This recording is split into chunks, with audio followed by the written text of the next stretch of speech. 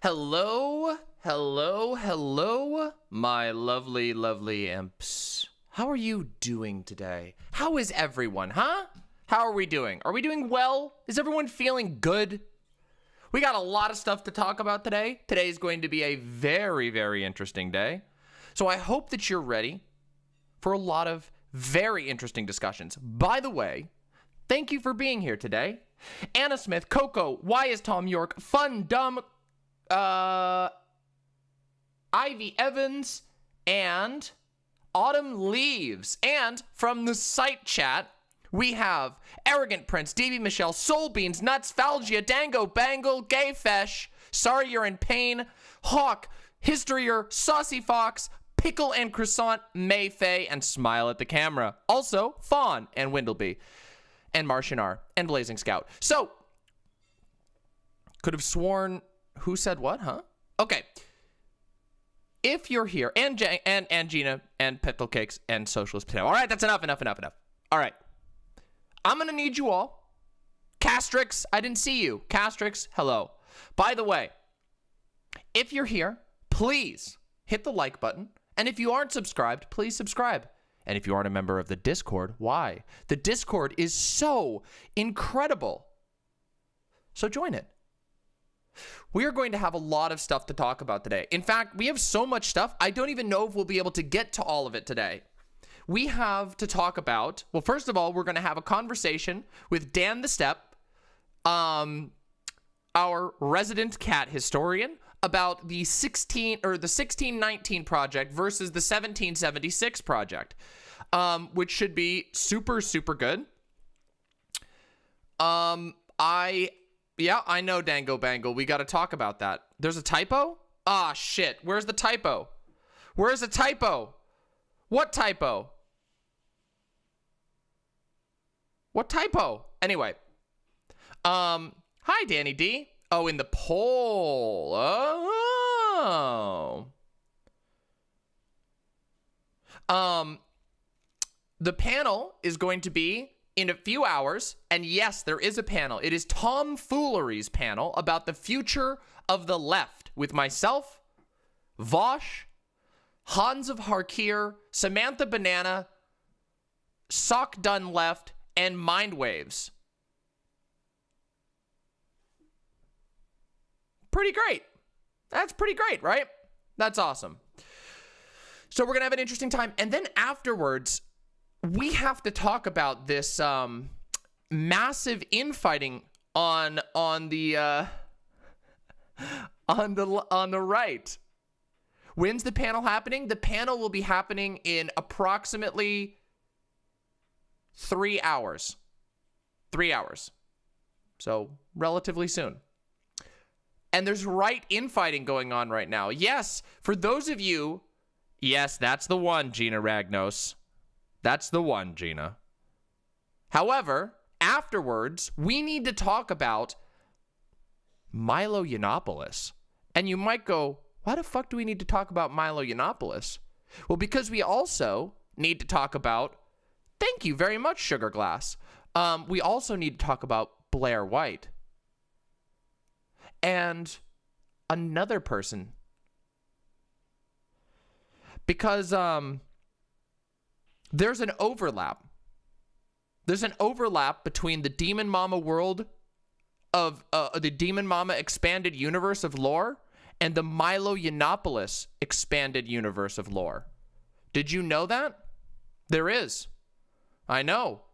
Michael Voris. That's right. The Vortex, the church militant guy, the guy who did Holy Mackerel. Well, the guy who's cult did Holy Mackerel, converted Milo from being gay. Yes, that Michael Voris, that ex-gay Michael Voris converted Milo Yiannopoulos from being gay. It was church militant. Yes, it was. Yes, I know. Yes, it was him.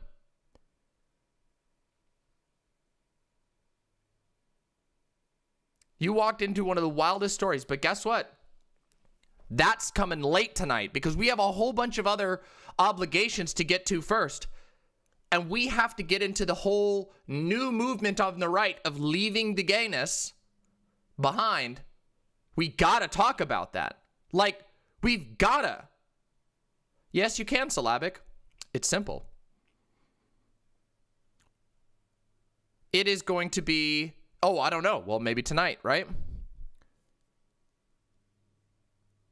The right is quickly, listen, remember how I told you, and I know I don't want to talk about this too much because we're going to talk about it tonight. But remember how I tell you, I've said this many, many times in the past, that the life of a token, the life of somebody who hollows themselves out to win love from the right is a hollow, painful, and pathetic existence that ultimately leads to you perpetually being choked further and further and further. And we're seeing that now. The, how do we say it? The rope is tightening around the necks of the right-wing gay people and trans people. And I mean that literally, because the right doesn't like them. The rope is tightening because the right is tightening it.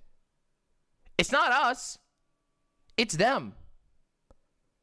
The right is currently in the process of the inevitable process, or sorry, wait a second, I doubled that word up. The right is now going through the inevitable process of squeezing out their most degenerate members. It is an inevitable thing that always happens as right-wing, hateful, and prejudiced movements and ideologies proceed forward. Yep. It is a consolidation of power, Kyle. Yep. Well, this happened before, right? Look at how Germany went, right? I know we always go to Germany, but they're like the most clear-cut example of how right-wing movements go. And it wasn't just Germany. It's every single right-wing movement. Eventually, they have to stop putting on the mask and pretending that they are willing to work with gay people or Jewish people or leftists. Well, I shouldn't say leftists. I should say socialists. Or black people. Or Asian people. Or anybody. Prediction on when our country will be taken over by fascists? Bad news. Bad news. There's a lot of them in power right now. Oh, boy. So we have a lot to talk about today, don't we? We're going to chill out and talk a little bit for about 30 minutes before we have our conversation with Dan about, of course, these competing history projects and the flaws in each of them and the way that they're going about them. Has anyone here heard about the 1619 project or the 1776 project? Has anybody here? Let's see. Let me just do a quick vote, real quick.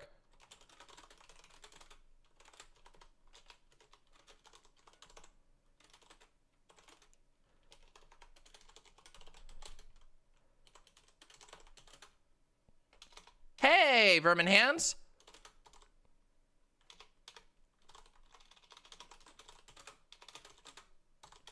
There we go. Go ahead and give us the info. Okay, so you've heard of them. Excellent. Welcome everyone. Come on in, get comfy. It's going to be a really great show. It's going to be a friggin' amazing show. And by the way, again, one last time, because we have a whole bunch of viewers now, please hit the like button. Liking the stream is totally free. And if you haven't subscribed, that is also free. Subscribing and ringing the bell. And super, super helps me out in the algorithm, which is, unfortunately, because of YouTube, my living. So smack that like button if you're here. It helps a lot and means the world to me. So thank you. Thank you very much. So so we've seen a lot of people have heard of these things. Let me explain what each of them is, okay? Because this is what we're going to be talking about with Dan in just a few minutes. Dan is a historian who is a part of our community and has offered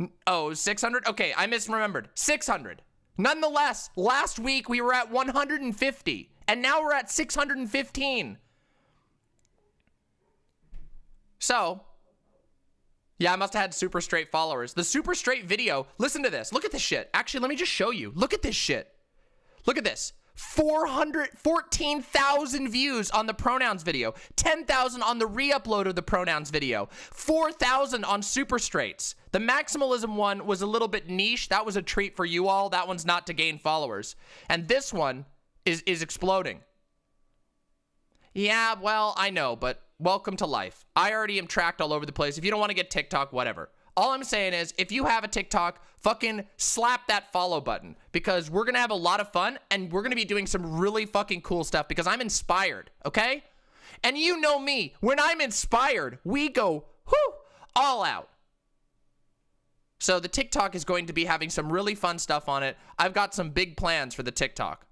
So, yeah. Well, that is possible. I don't know anything yet about the algorithm of TikTok. Apparently, it's particularly difficult to parse the algorithm of TikTok, but I'm gonna try and figure it out. Yeah, I've heard it's like really, really arcane. They make it really hard to figure out, which is okay. We'll figure it out in time. I'm very good with algorithmic stuff. Yeah. I know, and we're almost at 7K on YouTube. We have been having a lot of growth. That's really, really exciting to me. And with that growth, I promise you, there's going to be some amazing stuff. You all saw the last stream, right? Yes, I am going to be, Devious Chillster. Yes, I will be. Yes, we will be covering that. Yes, we will. Later. Visible scars, really? That sounds like hearsay, but if you have evidence of that, Dango Bango, I'd love to see it. I don't have any visible scars. Yet. It's okay, Ziggy. You haven't missed anything. We're just winding up. We're just getting into the fun stuff. We're getting comfy. We're talking about everything. I hate to do this again, but there's a lot more viewers. We have 185 concurrent viewers right now, but only 102 likes. So if y'all could slap the like button, I'll stop annoying you. I'll stop annoying you as soon as I get those likes. I really will. I promise. I will. Yeah, I will. I'll stop annoying you. TikTok. Oh, this is from The Intercept. Oh, shit. Okay, well, this might be relevant for us to read real quick. Let's take a look at this article that was just sent to me from The Intercept. I generally trust The Intercept. TikTok told moderators to suppress posts by ugly people and the poor to attract new users. What? Am I ugly and poor? I am ugly and poor. Am I left-handed? No. I have to flip my screen because it looks really fucking weird if I don't. I am poor. But am I ugly? Disabled? What the fuck? I didn't say, I don't know if I'm ugly. I don't know. I can't, it's hard for me to judge that shit. The makers of TikTok, the Chinese video sharing app with hundreds of millions of users, instructed moderators to suppress posts created by users deemed too ugly, poor, or disabled for the platform, according to internal documents obtained by The Intercept. These same documents show moderators were also told to censor political speech in TikTok live streams, punishing those who harmed national honor or broadcast streams about state organs such as police with bans from the platform. What the fuck? Okay, everyone. From now on, I have to upgrade my TikTok. We have to win. So what I'm going to do is I'm going to suck my gut in. And I'll hide my hands like this. Hi, everyone. Wait, hold on. Hold on. How do I... Hi, everybody. Oh, shit. I can't do it. Ah, fuck. Shit. God damn it. This is going to be impossible. All right. I'm going to need a professional... What's it called? Airbrusher? That makes me look like a stick. How skinny is too skinny? Just hire an influencer? I could hire a lookalike.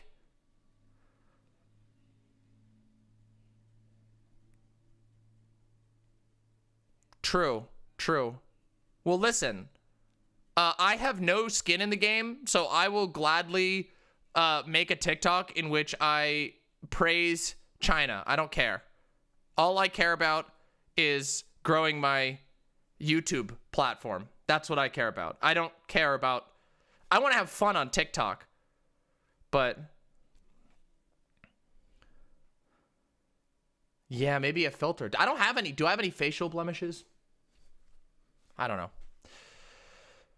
Wow, that's so fucked. Now they're going to call me a tanky? Guess what? They already do, so who cares? You want to know? You want to know? Ready, everyone? Are you ready for a hot take? Listen, I've been prepping for a tanky hot take. Do you all want my tanky hot take? You ready? You ready for the only auth take you're ever going to hear from me? Are you ready? And yes, this is hyperbolic, very spicy. But I think it's funny anyway, so get ready. Ready? I think that if we treated Bitcoin idiocy as we do schizophrenia or any other severe mental illness, like a debilitating mental illness, the world would be a better place. Like, if we considered Bitcoin idiocy as a mental illness, a debilitating mental illness, the world would literally be better. I'm sorry, but think about it. Wait, hold on. I know some people are going to be like, it is literally melting the planet. These people are burning the planet down with their obsession with a fantasy currency, with gambling on a fantasy currency. There are people with way too much money. It is no different than a gambling addiction. It is no different than a gambling addiction. There's no difference. Tell me how there's a difference. Please tell me, somebody. I know all currencies are fantasy, but they have a purpose. Bitcoin has no purpose. It is seemingly designed to not only fuck the computer parts market, but also to fuck the environment. Have you seen some of this shit? Have you seen some of this fucking shit? Wait, Bitcoin is stupid. I wasn't talking about... Wait. Also, by the way, hold on a second, Pickle and Croissant. Pickle and Croissant. Yes, I have heard of the NFT bullshit. Pickle and Croissant. I just want you to know that what was I going to say? Ethereum, they never wanted it to be a traded currency. Ethereum was meant to be, it was literally, go read, there's a letter from the creators of Ethereum that says, don't fucking use this as a stupid currency to trade around on the internet and make money. Literally. Let me show you something. Let me show you something that will make you mad. Are you ready? Oh yeah, here's an article from the BBC, by the way. Here's an article from the BBC. Bitcoin consumes more electricity than Argentina. What? The fuck? Bitcoin miners consume more than entire nations. And it's worse because Tesla is investing in Bitcoin. And look at this. Ready? Look at this. Here you go. Take a look at this. Watch what this is. Okay, ready? Watch. I want you to witness this, okay? This is like a little bit loud. Hold on, let me turn it down. Watch this. You're about to be really mad. Watch this.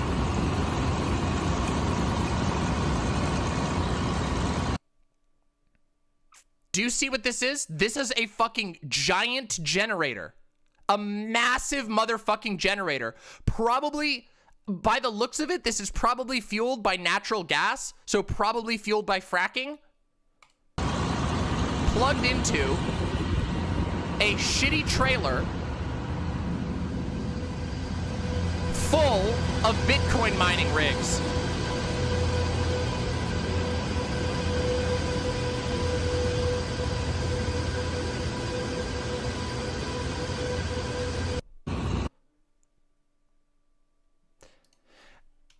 Now, for those of you who don't know, there are a couple of ways that this is fucking other markets as well. Because basically every time there's a new GPU, all of the Bitcoin idiots buy out that GPU. Actually, it does, International T-Bone.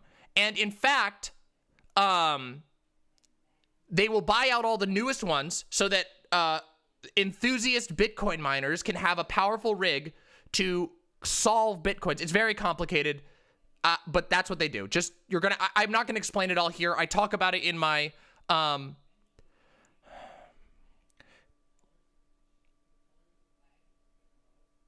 pickle and croissant. I know for a fact that you're not correct on that. Now,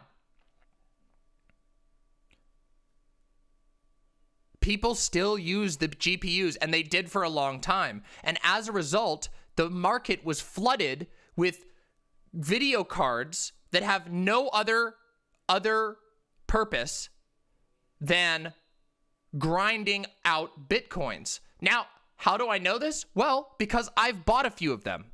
As it turns out, there are a whole bunch of shit tier GPUs that are designed, they'll have one port, like one HDMI, not two, nothing. A6. I don't actually remember what that stands for. Isn't that a shoe? I don't fucking remember what the difference is. Anyway, the problem is, it doesn't matter. The fact of the matter, listen, they're idiots. They're Bitcoin idiots, okay? I've known a million of these people. I've known personally a million of these people. It doesn't matter which version they use. First of all, the stupidest idiots will go and buy a whole bunch of GPUs and melt their brains. This has literally happened all the time, okay? Even if they're wrong, even if GPUs aren't the ideal way, and I know they're not the ideal way. I know there are specialized tools for it now, but the market was created for a bunch of shitty GPUs, and the secondhand market is loaded with these secondhand GPUs now that are shit, and people will try to sell them as a video card for consumers to use. And they'll buy them, and then they'll be bad for gaming. They'll be bad for video production. So there's all kinds of shit tier video cards laying around in warehouses going completely to waste because they were designed specifically for Bitcoin. I was not a Bitcoin miner. When Bitcoin first came out a million years ago, I ran my laptop at night to mine Bitcoin, and I got a couple of pieces of a Bitcoin that I ended up exchanging for like $300 at some point, which I used to finance a trip, which was the best use of that money ever. $300.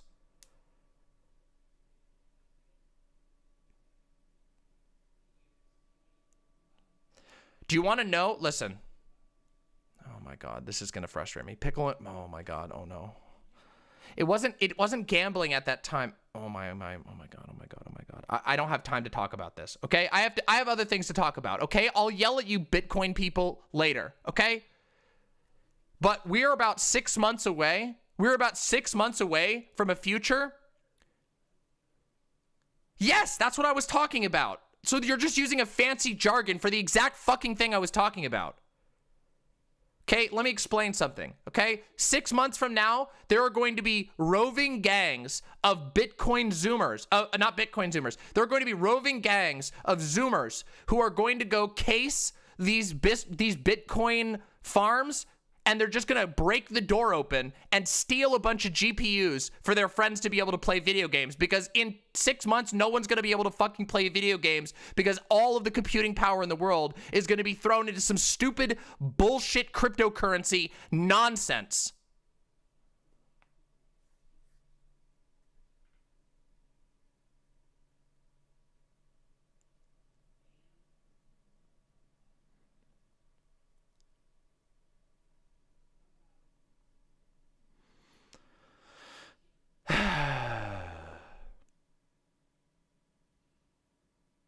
Wasn't that great, Polly Tacos?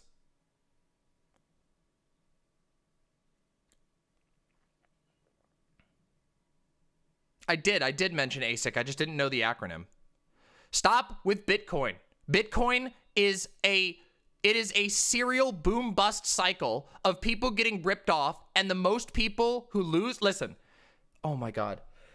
people who start, listen, here's what happens. Here's the cycle of Bitcoin, and then I have to go and talk about the other thing, okay? This is the cycle of Bitcoin. Somebody in their early 20s gets a job at a big tech firm like Microsoft or whatever, and they start making $300,000 a year, and they go, oh, holy shit, I make a lot of money now. And so they take their first year of money and they invest in in financing some stupid Bitcoin get-rich-quick scheme in their backyard or in their house, and their relatives are like, please stop, please, you're spending all the money. And they're like, I don't care, I'm gonna be rich. And then they live like an animal, even though they're making $300,000 a year because they've financed a Bitcoin thing. And then they run the entire thing, they run it, they burn down the planet, and they end up not breaking even, and then their mental health declines and their life falls apart. There you have it. That is the story of every Bitcoin idiot on the planet. Congratulations. That is every Bitcoin idiot on the planet. I just told you the disease. It is a disease. I'm sorry. No, it's every Bitcoin idiot. No, I'm not speaking. Well, okay, I'm speaking from partial experience with somebody I knew, not myself, because I'm sorry, but I'm not the type of person who falls for a Bitcoin scheme. Okay? Sorry. I don't fall for a Bitcoin scheme. I just don't. The people who made the money are people who fucking rip everybody off. That's the people who do it. You want to know who made the money off of Bitcoin? The dude who stole everyone's millions of Bitcoins from Magic the Gathering online exchange. That's who did it. Thieves. Literal thieves. They're the ones who make money off of this shit. Not you, not the Bitcoin idiots. It's them. It's the thieves. They're the ones who do it. I'm telling you. I promise. Don't fucking worry about Bitcoin. If you want a quick way to make some money, you can get a job. Well, not right now, but I'm serious. And that's right. A lefty is advocating for you to get a job over Bitcoin bullshit. Unless you're going to go become a Bitcoin bandit, which I do not advocate because that's a crime. Don't do crimes. But unless you're a bandit, you would be better off getting a job at literally anywhere else. You would make more money than you would trying to do Bitcoin bullshit. I'm serious. And you'd be saving the planet. Just saying. Okay, let's talk. We gotta get Dan in here. All right, it's time to talk about real stuff. It's time for real content. You got me mad. It's time to talk. I'm sorry. I'm running late.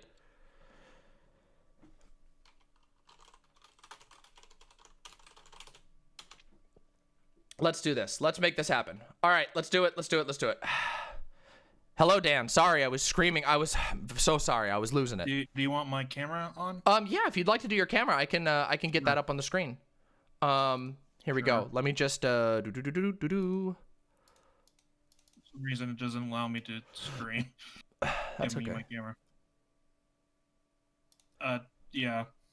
I completely understand your harsh criticism of the Bitcoin, as I am personally affected by the GPU market. Yeah, the GPU market isn't only because of Bitcoin, to be fair, but it absolutely impacted it. There's no way that it didn't. I'm sorry, I don't buy it when Bitcoin people tell me that's not the case. Not only did GPU prices skyrocket, but I literally know lots of people I've known people who tried to make money from scalping Bitcoin idiots for GPUs.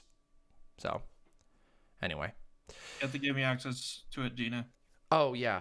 Here, I gotta give you the creative, here, let me give it to you. Content creator. Yeah. Bam, there you go. You should do it. Cool. There you go. You should be able to now. Hello, hello, hello. What's up? Hey, how's it going? Good to see you. Good to see you. I've been really looking forward to this for a while. Me too. As we're gonna. Oops. Here we go. And pronouns are they, them, right? Am I correct? Okay, that's what I thought. Here we go. Alrighty. I'm very excited to talk about this. I did quite a bit of reading on this in preparation for our discussion. Not nearly as much as you, which is why I'm having you on. But yeah, it's a topic that has been it was a hot topic a couple months ago, but it's still very relevant now, and a lot of the because, history is a sort of it's an academic field, so everything is a little bit, takes a little bit of time to work stuff through. Everybody's kind of, it takes a little bit of time for academic fields to start discussing some of the things that blow up on the news scale.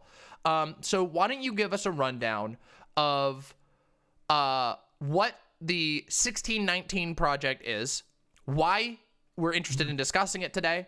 I gave, people a basic rundown, but from your perspective, and then also what the 1776 Project is and why we're going to talk about that. Yeah. I would like to give a little introduction. Absolutely, please do. My name is Dan the Step, or the Cat Historian. I go by that name as I do study history as my scholarly pursuits. My specialty is specifically in 1800s United States and early medieval period in Europe. So, but I do want to talk about. But let's talk about the 1619 Project. The 1619 Project is basically a written piece in the New York Times by Nicole Hannah Jones, who basically tries to redefine how the United States was created through the first slaves who showed up to what she says the first slaves showed up to America in 1619 in South, I believe is in around the United States. And the response to this project was it's called the 1776 Project, which was created by Donald Trump, and he basically did it as a commission and brought in a bunch of pseudo historians. A lot of think tank people. Yeah. Yep. I do have to get this first, I do have criticisms of both projects, but way more of the 1776 Project. Yeah. I do believe the 1619 Project is definitely a well done piece that talks about it, but I just think it's over miscontextualized and I think it's incorrect in some areas. That's fair. Yeah, the 1776 Project is a joke, as I understand it. Now, I've read quite a bit about the 1776 Project. I've also listened to that. You sent me a really great podcast by the Cynical Historian, whose content is based as hell. What's up? Yeah, he's a good friend of mine. We worked together before. That's super awesome. And we should talk with him sometime. That'd be really cool. Yeah. He's you have to reach out to him. He normally doesn't do like these commentary stuff. Yeah. But yeah, so he did a video that was basically going through and reading the entire document, and even from my lay perspective, I can tell that there is so much fluff in the 1776 Project that it really can't pass any sort of not only nonpartisan lens, but it won't hold up to scrutiny under scholarly analysis. It is propaganda, plain and it is basically a fluff piece that basically tries to justify their conservatism back in those times. Yeah, which is they don't even understand that conservatism wasn't really a thing till maybe more around the 1800s by Edward Burke, who was alive around this time, don't get me wrong, but it wasn't really developed to a full sense much later. Yeah. And there was a lot of, as I understand it, it sort of leans heavily on some already heavily criticized orthodox history, or what's called, yeah, like orthodox, what's it called? I'm missing the word now. Orthodox historian, or traditional, traditionalist historians, where there's a lot of focus on sort of the great men, the shakers and movers, and it also seems the 1776 project seems to be very, very loose in which eras it's actually talking about. For example, it hops between 1776 and the Declaration of Independence and the Civil War very frequently, almost interchangeably, which these are hugely different periods. Yeah, they also did a lot of these claims about certain accounts of people like John C. Calhoun is like I was doing identity politics in the 1800s, which doesn't make a goddamn sense of what they're trying to get at to their place to help get those cherry nuts. Like, oh, I know that word, Yeah. or yeah, There's or a lot like of the John. modern buzzwords inserted in. Yeah, it's like he's a progressive liberal. In this time, it's Terms which mean next to nothing in the not, context. They yeah, literally mean nothing. They don't it's a lot apply. more simple. It's much like you go to say classical. I mentioned to you like classical libertarian is much different now than what it is back then. Right, of course. These were very, I mean, the ideologies that we understand in our daily parlance didn't exist. They hadn't even been, illustrated. Now, there may be some historical through lines, like, for example, liberalism is a very broad ideological movement that has had relevance at different times. But a modern liberal and a 1850s French liberal would be totally different people with totally different views on the world. Yeah. Yeah, like it's it goes by like we always talk about like a socialist in the European definition to the American one, to then different kinds of ways of how people describe what their ideology is it always changes. That's what history is. It always adapts to the current climate of that time, and different words mean different ways. Like we haven't used the term liberal much differently until like Rush Limbaugh started turning into a buzzword Right.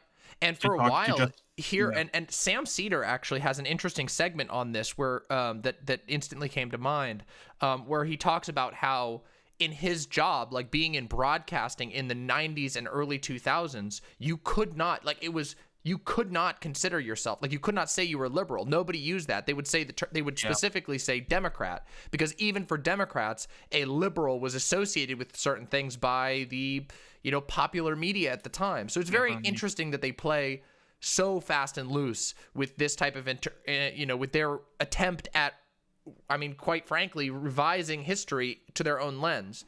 And as we know, I'm glad you brought up that like history is always contextual to the time of the people who are doing the studying, right? Like it is impossible for us, like living in this age, to look into the past and not see not unintentionally or intentionally notice similarities between our own time and that time, even if those similarities might actually be very different.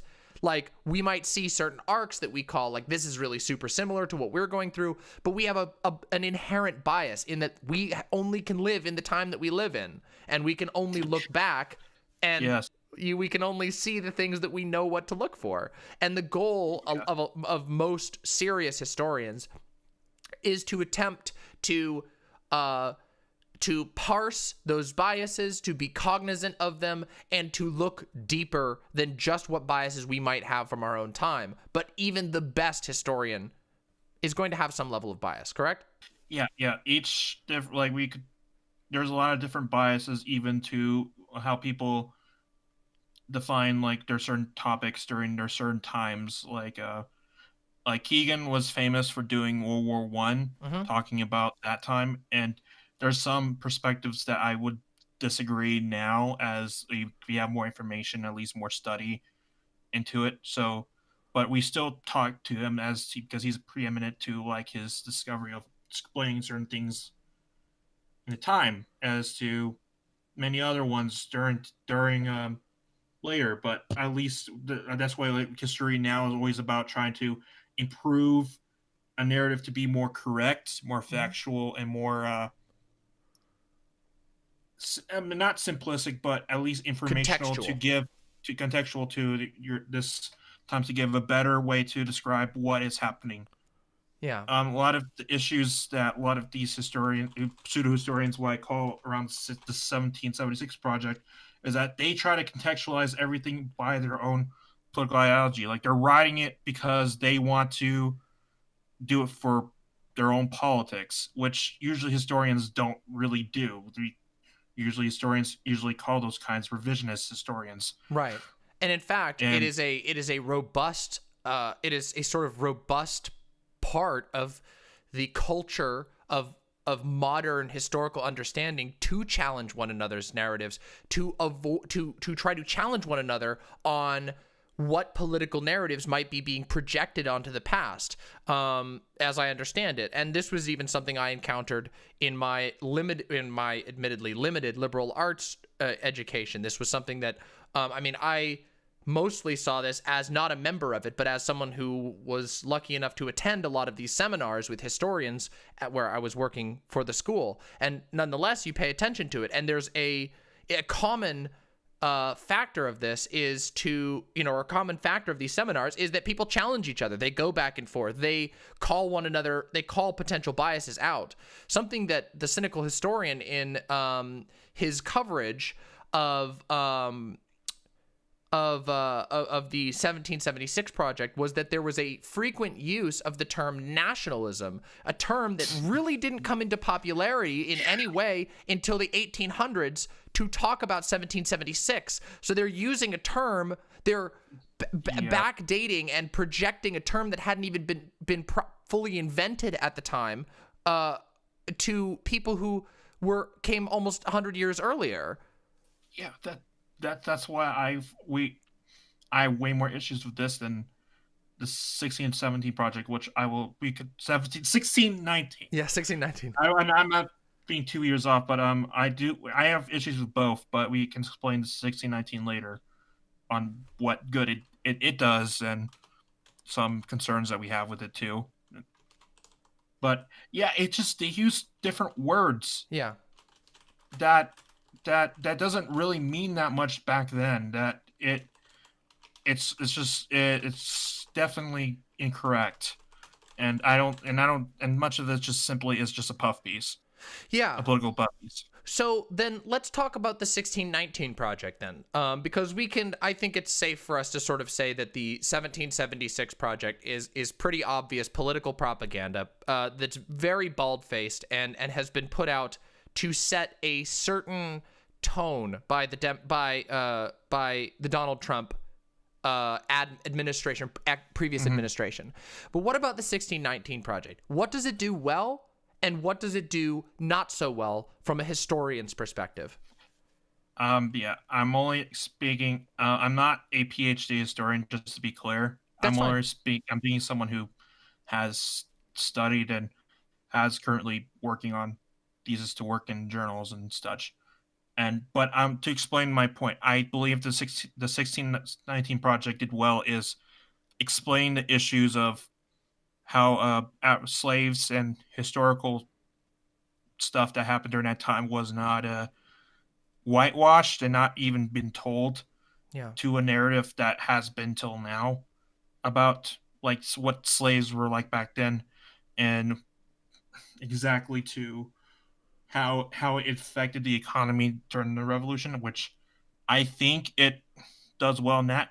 I think it's wrong, incorrect on certain things, like made claims like saying that the slavery was the reason that the American Revolution happened, which is, I believe, incorrect. It maybe was one of the reasons in one of the states, but if they give a reason, they would have put it on their Declaration of Independence. Right. They would have, like, as I say, there's a major difference when you specifically state your main issue with the Declaration of Independence was about taxes and representation, than to the Civil War, where they specifically say the reason we're succeeding is because of slaves. Right. And you would expect that and this is interestingly in my research for this, even in favorable pieces towards the 1619 project, this was one of the criticisms that came up quite frequently, was this sort of broad claim that the revolution was over slavery, when there doesn't really seem to be the evidence that that was the case at all. I get their issue. Why they want to say that is because they did put the two I believe 2/5. I'm not a constitutional expert, but he was like a two out of fifth for each black Oh, the three African fifths American slave. compromise. Yes. Yeah, 3/5 cause for the Constitution. Hmm. It was the only reason why it's there is because a guy named Charles Pinckney, who represented South Carolina, was so adamant that he needs to have it there in order to represent his South Carolina, which was specifically a very heavily slave plantation as an economy.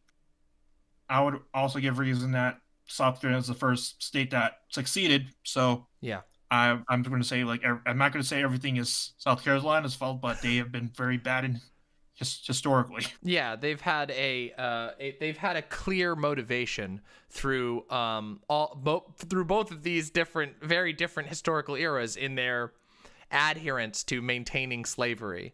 Yeah, Um, it yeah, yes, I do not disagree. And I want to be clear to those who are African Americans listening to chat. I'm not discounting slavery. I think it was definitely an issue during this time. They even were for talking sure. about it. That's why it was brought up and brought to that. But I don't think that normally that this kind of thought is over justifying saying this is the single reason why this war happened. I just think it's just incorrect. Yeah. And I I think also that's fair. I think it's important for to be able to recognize when a project does good work in a certain aspect and where it might go, it might misstep. And I do think that there are some big risks in making very broad historical claims like what X very complicated event was about. However, yes. and I think it is also fair to say that like while slavery was on the minds of many at the time, obviously there were tons and tons of people in the colonies that were making money off of slavery. It wasn't necessarily the primary motivation behind the revolution, but that doesn't mean that it wasn't historically relevant. And that sort of nuance is really important when we're discussing history. Yeah, Yeah, I do think that mentioning the teaching people that African Americans were started being sold uncommonly around 1619 should be taught in schools. yes, I am not denying that. It should be noted that in the South colonies around like Georgia and South Carolina, they heavily were relying on it. yeah, I do think that even the use of certain perspectives at 1619, I don't think it's even the right year for it because they've been having the first time they ever had slaves in North America, like ever in North America, was said to be happened in 1526 with the Spanish when yeah. they tried to do a colony in what is modern day Georgetown, or at Hmm. least near there, and they had a slave rebellion there, and that around the same time they called it San Miguel de Galeape, Wow. and this was not, and much of it this is like a cringe case because technically they did not make the colony, they tried to make the colony, but I would define this as yes, there were African American slaves in 1526 that were there. So I will technically say that would probably be the first time Yeah. happen into just going with 1619 because that's whenever during that time all the colonies already were established areas, and Yeah. I and much and a lot of it, and I assume just because a lot of it for I believe Nicole Hannah Jones were specifically talking about American Mhm. history, not Spanish Right. colonial history. This was also mentioned as one of the criticisms to it. Yeah, which is also So fair. I mean, I tend to think that American historical education is pretty lacking. I mean, like most American students never even learned that that some of the founding fathers held slaves themselves. Like definitely, that is avoided. There is a like American history, like the whitewashing of American history is so intense. Um, yeah, yeah, it's they never talked about like yeah George Washington owned slaves, and those slaves end up in the hands of the eventual trader Robert E. Lee yeah, because he was related to George Washington. Ironically, yeah, and that's it's not it's much of this is very not taught because of like, and the same thing for eventually this kind of narrative, like why people weren't taught this was caused by the lost cause narrative, Yeah. which was brought through historical thought by by one of the presidents I hate most, including cynical historian uh, Woodrow Wilson. Woodrow Was Wilson, yes. He's a historian Yeah. technically, but he's a bad one, and he was racist as fuck. Why don't you To be tell us about clear, that? Let's tell us about Woodrow Wilson and why people should distrust his history. okay, I think Woodrow Wilson is the worst president than the United States ever had. Wow. I sorry that's a big claim. No, that's a big claim, but let's hear it. Yeah, I'm it's a big interested. claim. My reason is that he has done more to like he done more in the style of like American policy. Like we have the term called Wilsonian. Basically, it's like high logic, like America for like we put forth like this first start of like American police, like the United States has to be world police Mm-hmm. around the time of Wilson. He also had like he was also a big racist. He showed the like birth of a nation in the White House.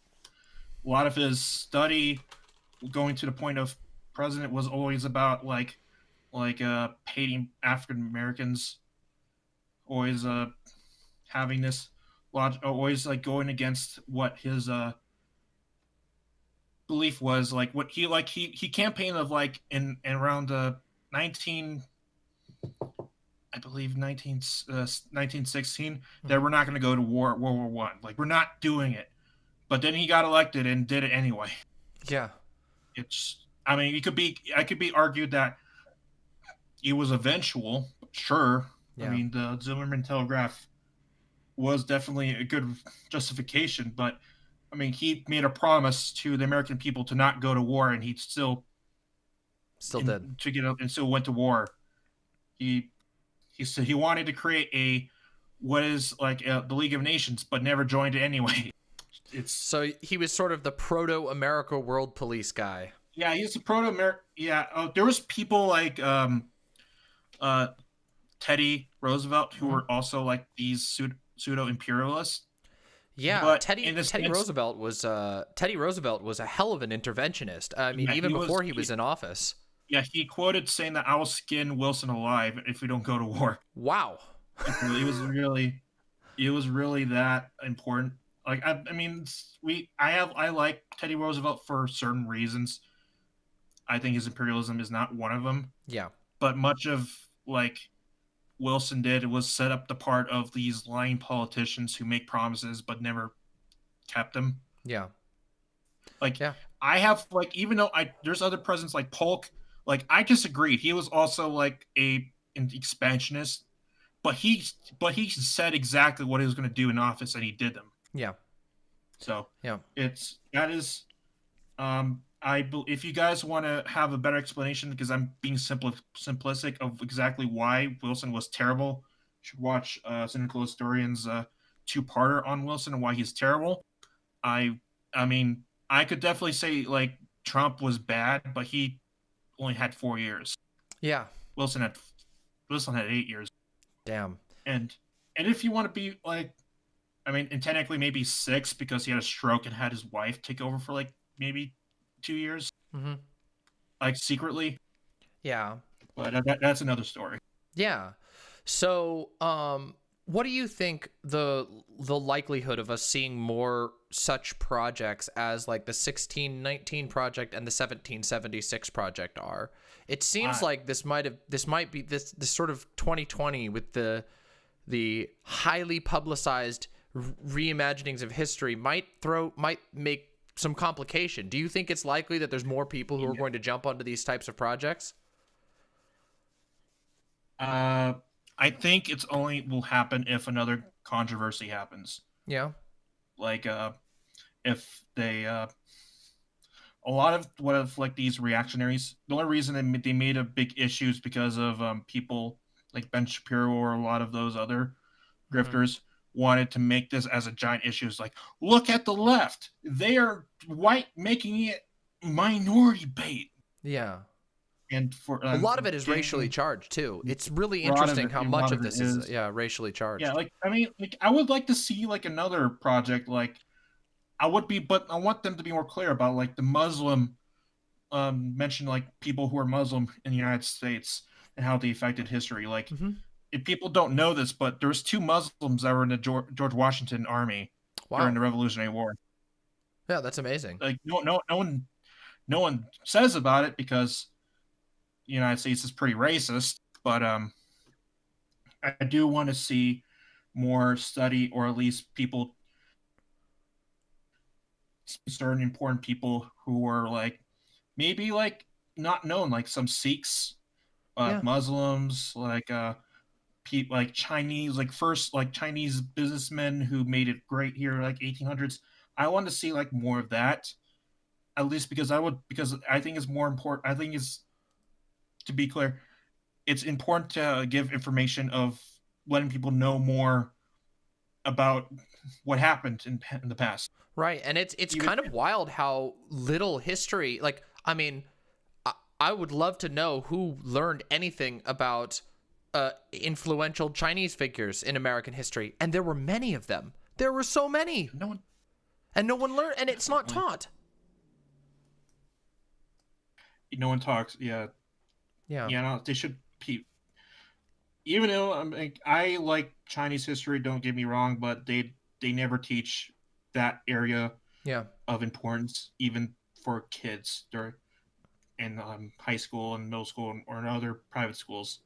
Like I do think children need to know at least other cultures to, so that they will not be like egocentric to their own country identity, which is part of the reason to why Trump did this, is that we need patriotic education, America first Yeah.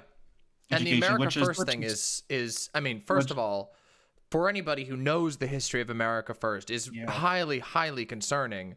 I mean, just for those who don't know, America First was the fascist sympathetic movement in America. It was a fascist movement in America, and we yeah, now have Donald Trump and many others on the right wing of America proudly proclaiming that they are the America First movement, and they are basically banking on people not knowing American history.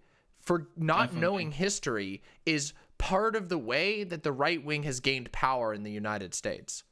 Yeah, ignorance is all about ignorance and educating them to taking out certain stuff to their narrative Yeah. is how they're able to. If you're able to convince them on one part, they could convince you on another. It's a lot of it is how these nationalists always try to do, and a lot of it to Trump was trying to do something similar to like how Mussolini did, like patriotic education. You need to know this in order to be a patriot Right. for the United States. It's wrong. Like we need to know our mistakes. We have to know what like the terrible things we did with the Native Americans.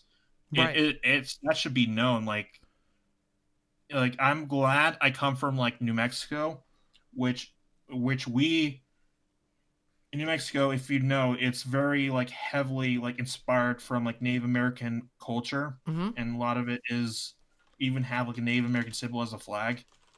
Yeah.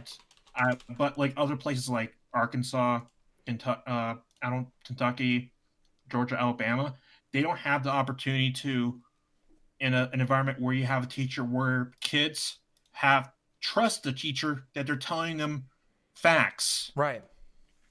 And now but then realizing now is that much of it was based off of like lies and contextual arguments that are made from other people that want to grow a narrative for since the 1800s or so. Yeah. And that there is I think it's important that we acknowledge the blatantly white supremacist through line that colors these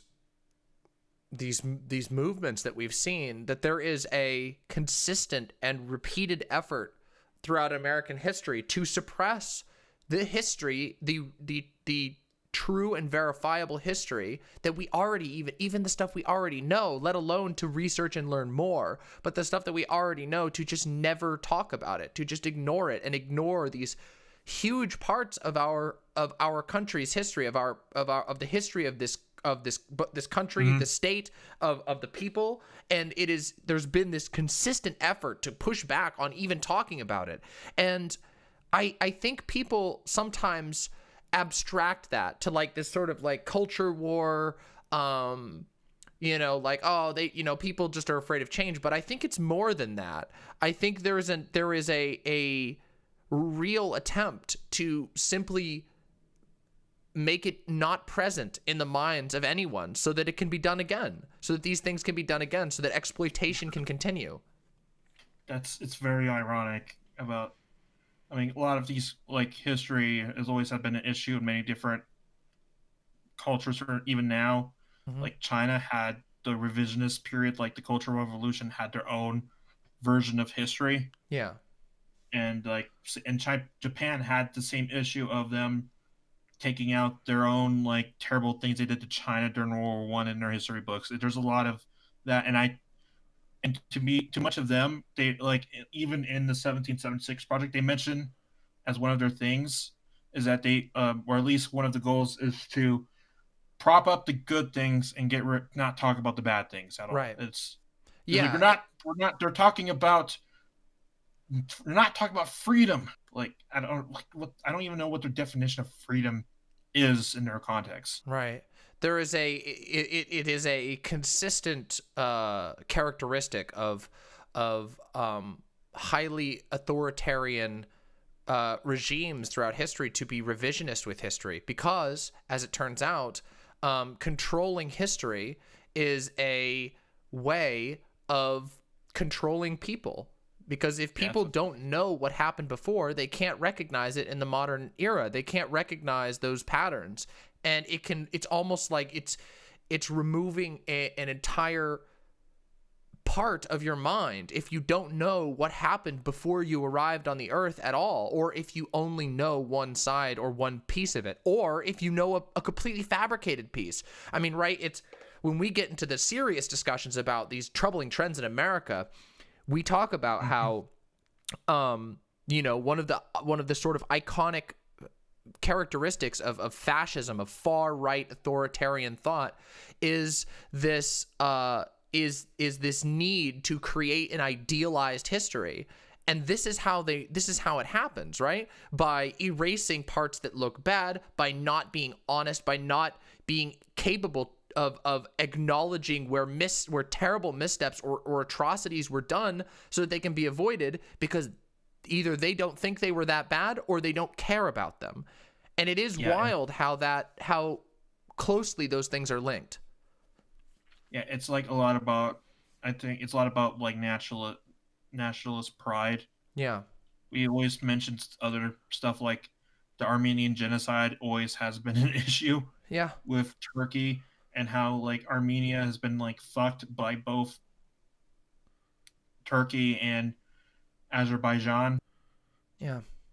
With a lot of their issues. And I'm not trying to make a point here. A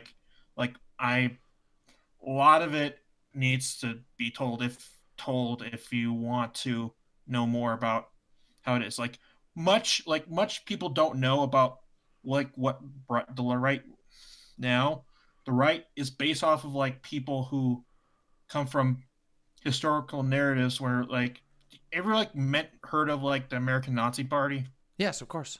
Yep. Yeah, and like people such as George Lincoln Rockwell, and much of their influences have came forth through certain, like even George Lincoln Rockwell. If you don't know, he's founder of the Nazi Party. You basically called him like, he was basically like a Jacob Wool grifter who tries to do all this crazy stuff during this a lot of publicity stunts. Yeah, like I think one of them was basically like he has his friend dressed up as like a gorilla, to make fun of black people. Wow. So yeah, a lot of shock racist humor.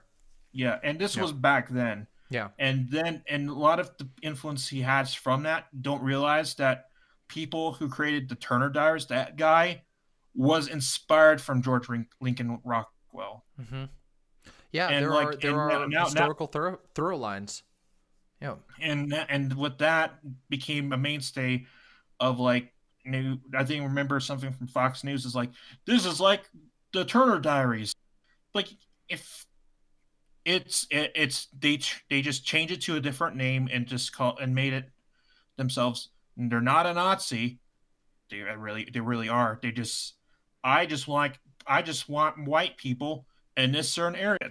This is what they have been trying to be doing for a while. And even if they call themselves Republicans, they have they know what happened. They just never talk about it. And Yeah. a lot of people should know more about these terrible people and where their ideas come from. Yeah, I mean, I think And that's one of the challenges, and right? that's Like, and even though like people as historians says you can't do that because you're not like your history is supposed to be like outside of it. It's like, yes, that's my bias. I take a stand for that. Like, yeah, I think Nazi is terrible. yeah, And yeah. And I mean, demonstrably dangerous. And I don't think there's anything yeah, necessarily wrong with pointing that out. Um, no one's taught Rockwell until college. That right. definitely Martini. Yeah.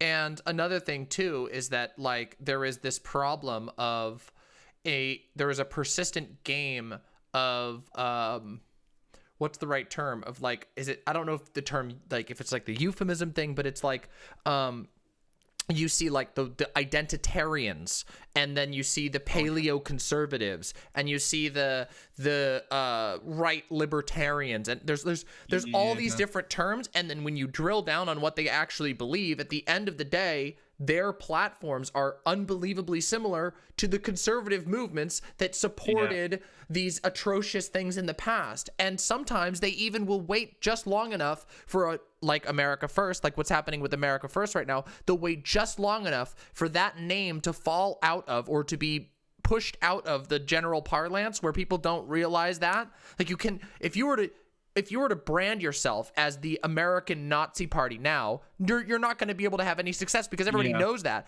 But if you take, America First, well, guess what? Schools aren't teaching about America First. So people don't know there was already a fascist America First movement in this country. People don't know that. And so they use this and they swap it out whenever it becomes inconvenient. And it's very frustrating to pin down, but also very effective at, proliferating their ideas. And sliding them under the radar of the general discourse. Yeah, they don't they have no idea about people like Coughlin, who was like, I would call the first kind of like big fascist radio host. Yeah, tell us about him. Coughlin, I know. I mean, was it? I think he was. I'm not sure he was like a Catholic. He's not a Catholic, but he just like a priest who did a lot of hate mongering on the radio. Father Coughlin, right? Coughlin. He wanted Alfie making more than visible in the social eye. I don't know. Yes, I think there is. I think I can talk to that. That's kind of my area. It's just he wanted Alpha, and like they hated FDR. Yeah.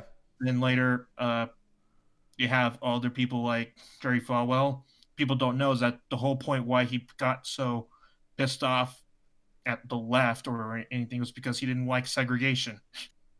Yeah. And now we have people like Charlie Kirk who got a doctorate, or at least they gave him a doctorate from their Liberty University. Yeah. The Liberty, I've talked about this on stream before too, the Falwells. And, now, of course, Jerry Falwell Jr. has disgraced himself enough to be booted out of the organization. But the Falwells have had the ear of the presidency for a long time, long time. The Falwells have participated in prayer breakfasts, in these endless meetings with the White House as a sort of selected far right wing religious leader who goes and hobnobs with all of our politicians and drops ideas drops ideas right on the laps of these people. And their organizations like Liberty University, which it's unbelievable that we allow it to be called a university, is a specifically partisan organization that teaches people how to proliferate far-right ideas. These are quite literally universities that are built to indoctrinate, and they're very open about that. And they're just taken as normal here. Yeah, definitely. There's like Bob Jones is also another one. I mean, hell, the cult that I came from operates multiple colleges. They have multiple Bible colleges that are designed to train people up to go and carry out the church's will in various ways. And it is very concerning that these things are so rampant in our country, and they're partnered with things like, we see these big revisionist projects that try to change the historical education of the country to be more limited, to be more selective, to be more favorable to the ideas that they themselves espouse. Yeah, and we also have other figures like Phyllis Schlafly. Do you remember her? No, I don't actually. Oh, you don't know about Phyllis Schlafly? Oh God, think of Candace Owens, but she was all about like women needs to be at home and housewives. Yes. I do recall this person. She destroyed the Equal Rights Amendment. Wow. Single-handedly, because she basically was like that token woman who was well educated. She was a valedictorian. Yeah. And then turned back on everyone because she wanted to be the token person for a movement that never really was that many people of like women being traditional housewives. Yeah. John Oliver did some deep dive of her. She's worse than what John did. Yeah. And a lot of this also came in the end of I believe it's I don't remember forgot that society's name. I'll get to that later. Yeah. But it's just a lot of this has been going up forever. Yeah. And a lot of it is just bad education. People don't know about that. If people knew about where these ideas came from, they would never support them, and they would not be relevant today. Right. Well, I mean, and part of the way that these things are laundered into the public eye is through organizations like the Heritage Foundation, which are these think tanks that are sort of, they're involved in a lot, but they don't get a lot of PR because they're basically these sort of stuffy, pseudo-academic think tanks that churn out papers of varying level of veracity and factuality, often totally just opinion, and then they sort of launder them as fact, and then those get bumped up and used and referenced by politicians as citations, and then they slowly make their way into becoming policy. And we spend a lot of people just never see these things because that's what they're designed to do. They're designed to be essentially quiet ways of laundering horrible ideas from the past into modern policy to maintain or to maintain a status quo, or to reclaim a gone status quo that was worse for a lot of people, but good for some people at the top. Yeah, I found out the name. The John Birch Society is probably the worst. Because they're like Hydra, but for conservatives. Yeah. Like if you're familiar with the John Birch Society? I am familiar with the John Birch Society. Yep. Yeah. To explain the John Birch Society is basically made by a guy named like John Welch, the candy maker guy. Like the jelly guy. Yeah, the Welch. Yeah. Yeah. And much of it was basically their own like secret society where they want to stop communism. Yeah. And they're trying to get these secretly get their books in. And now there's many of these super conservatives come from that society. Or at least claim from it because they're that old. Yeah. And people back then were talking about how they were so crazy, but now they're mainstream. Yeah. And but people don't realize that a lot of this came from her. We got Phyllis Schlafly from them. Yeah. We got a lot of others. I believe Ron Paul, and not Ron. Rand Paul, his son. Rand Paul's father. Both of them were part Rand of Paul. Yep. it. A lot of it part of it now. But we don't want to like. I don't know if like a lot of leftists will just call it like make their own conspiracies as like all of these Republicans are ran by a secret society called the John Birch Society. Well, I mean, and they're going to destroy it. Yeah, it doesn't even have to be a conspiracy. It's just this is how things happen, right? Yeah. Like this is how these sorts of networking groups is how power disseminates, how people meet one another and they consolidate their ideas. And some organizations are worse than others. I mean, we all know, everybody knows about the Koch brothers and how much they're and again, this is part of the problem with such obscene concentrations of wealth, is that an individual like or a small group of individuals like the Koch brothers can take that immense wealth and just run with it, and they can put together these groups that just train and prop up politicians, that prop up teachers, that prop up projects, that and it's frustrating and terrifying the way that it works, especially when we're talking about stakes of this level. And it is true that a lot of it comes down to firmly pre-McCarthy even anti-communist movements that are they are genuinely, they see communism as an evil that must be defeated, often by in the name of some sort of religious pretense. So it's but they don't realize that they're daddies, they're money daddies.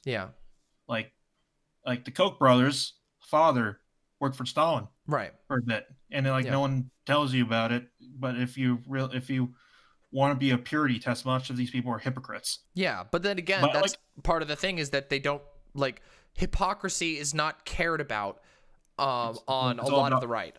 It's all about power. It is. Yes. That's usually now the issue with the left now, is that a lot of people are period testing certain idea, like your beliefs, and if you have one thing wrong, you are an enemy. I mean, I do have problems with purity testing, which actually we're going to talk a little bit about that a bit later tonight. Definitely. That's going to be an interesting discussion I'm going to have a little bit later, because we have a lot of content to get through today. It's concerning to me. I guess this is one of the things that people who don't want history to repeat, or the worst parts of history to repeat itself, should be concerned about. We have to recognize that the right doesn't care about this sort of idea of hypocrisy. That isn't part of their ideological value system. You're not going to get anywhere by just pointing out that they're hypocritical. They know, and they don't really care. They're much more interested in basically controlling what information is taught and what information isn't taught. And if they could, I mean, if a lot of these groups like the Heritage Foundation could immediately erase Native American history out of our textbooks completely and out of the public mind entirely, I have no doubt that they would, because they have nothing. They personally have nothing to lose from it. Ironically, I think one of the people in that who wrote the 1776 project was from the Heritage Foundation. That doesn't surprise me. I think if I recall correctly, a number of them were. The Heritage Foundation is I want to do a whole thing on the Heritage Foundation at some point, which is in the pile of many projects that I'm working on for the channel. But it's something I think would be very valuable. I remember seeing, and this is wild, but I went to I think it was in West Virginia. I was renting a vehicle for a move, and the person had Trump stuff plastered all over the place. And they also had a certificate of membership to the Heritage Foundation framed on the wall. And if you'll believe it, the Trump stuff was less concerning to me than the certificate of membership to the Heritage Foundation, because I'm like, oh, this person is actually giving money and helping fund a machine that is attempting to rewrite American history and rewrite American public life. Yeah. So, Mike, that's why I'm like an activist, and I'm willing to talk to you and a lot of other leftists. Is that like, even though like I'm not a tanky, like I'm probably a little bit more conservative than you as being a social democrat, which but my interest is that like I want to tell the truth about what happened, and if the fascists win, I'll be killed or forced to make propaganda pieces about how George Washington is the ultimate man. Yeah. Ultimate man, and perfect, never wrong. And yeah, I don't know if you were watching my content at the time, but do you remember when, or perhaps you might recall it just from that, but we watched Donald Trump's July 4th speech, at the time on my channel, and it was that is literally how they talked about George Washington. He talked about him as a towering giant of American freedom. Like, it's this, they're not a human anymore. They're treated like a god or an idol. If anyone knew who studied George Washington, you would hate that. Yeah. He's a figure who prefers to be subtle and never wanted power in the first place. Right. Like, Cincinnatus was like his heroic figure. Cincinnatus is like a Roman, like a general who basically became a dictator a little bit because of a war. A war. It was a war with I believe the Gauls. Yeah. It was barbarians, and willing let it go to go back to his farm and become a regular guy. Yeah. It's a lot of it was him. It's like, I don't want it, but people want me to be in control, so I'll do it for the sake of the country. That's what he was. He's not this man who has this towering figure. He's soft spoken, right? Like Lincoln. Yeah. And it's wild how much in the current in the current moment, over the last few months, the conservative movement in America has become fixated on trying to claim Lincoln like as their own, not just, and it's very weird because it's not just that like, oh, Lincoln was a Republican technically, but it's also that they're trying to like act as though he would sign off on everything that they're doing, that this is like, yes, we are carrying forward the will of Lincoln. It is really a very strange period we live in. Lincoln is probably would be terrified about what his party has become. I can imagine that. It's just very, I mean, it's concerning. If people talk about Lincoln, like Lincoln was not perfect. Same as George Washington started the 7 Years' War accidentally, and like he fucked that up. Like, I'm sorry for making people angry at. And it's the 70. It's the French and Indian War, as basically what it is. Yeah. And he's not a perfect person. He's not a great general either. Right. And it's not a same as like Lincoln. Like, I could talk about like the things that Lincoln was like. He was a conspiracy theorist, like Alex Jones. People don't talk about that. The guy was probably not mentally well being in office. Right.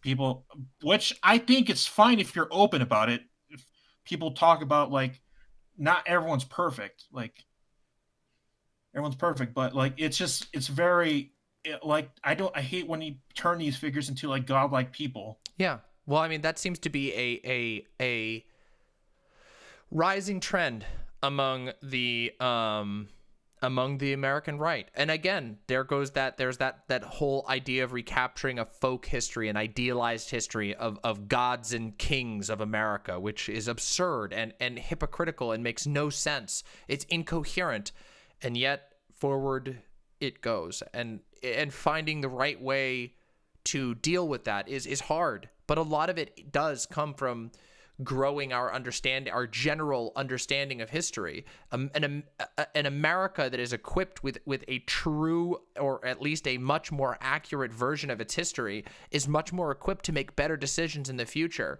But that is threatening to those who currently hold a lot of power and a lot of dictatorial power. Okay.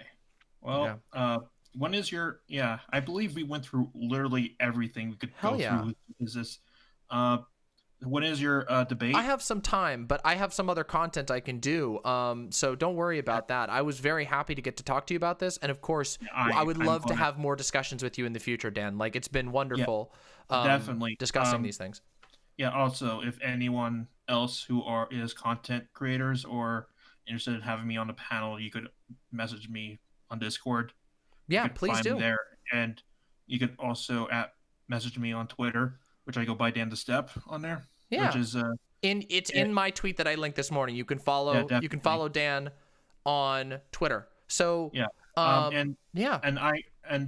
if anyone has any concerns about the way I have presented the information, I could definitely try to answer those, because I understand that my biggest concern coming to this is making a miscontextual quote, or at least something that would get people angry at me for the wrong reasons.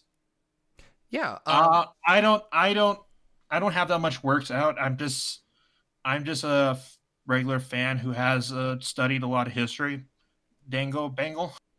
Well, maybe you'll have more stuff in the future. Maybe not. Either way, yeah, maybe Twitter. Maybe like if I could get that 370 GPU instead of those Bitcoin miners, I could at least then finally start doing some streaming then. But well, you might be in for a treat, because apparently there's a Bitcoin miner who wants to argue with me. So we'll maybe do that before the panel. I tell him, like, I want my 370. I've been waiting for 2 months. Like I have like been waiting for it to get it on, like, buy one from Best Buy for like months, because all these miners keeps buying them, even though that I want to do it because of a regular. It's like, yes, everyone wants a 380, but we can't because they keep buying them off. Yeah, I understand your frustration, because I'm angry about this, because I'm personally affected. Yeah. Well, Dan, thank you so much for coming on. It was a wonderful conversation, and I'm really glad we got to talk about it all. And I hope you have a great day. Thank you. Bye for now.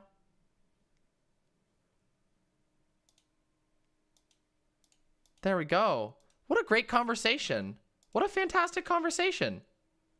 That was amazing and really good. Real quick, I'm going to go grab a drink because I'm really thirsty. And then, person who wanted to debate me, where are you? If you want to debate me about fucking Bitcoin or whatever stupid shit, you said you wanted to argue with me, so get in the waiting room on my Discord server. And if there's any mods who can help them, we'll talk. We'll talk, because we got a little bit of time before the panel, and I want to talk about it. Always much love to you. Let me go grab the drink. You all work it out. I'll be right back.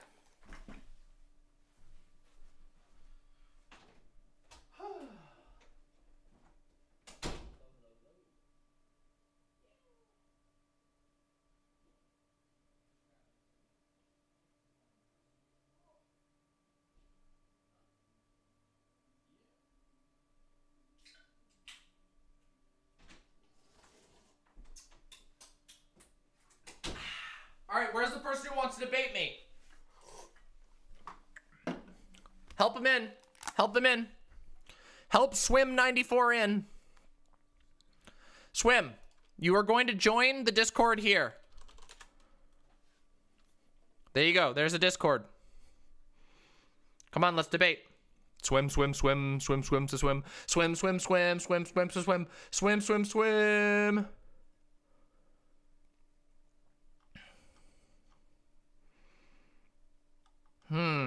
When does this happen again? 9:15, so that's 6:15. We got a bit of time. Let's do it. You're waiting for the GTX 6900?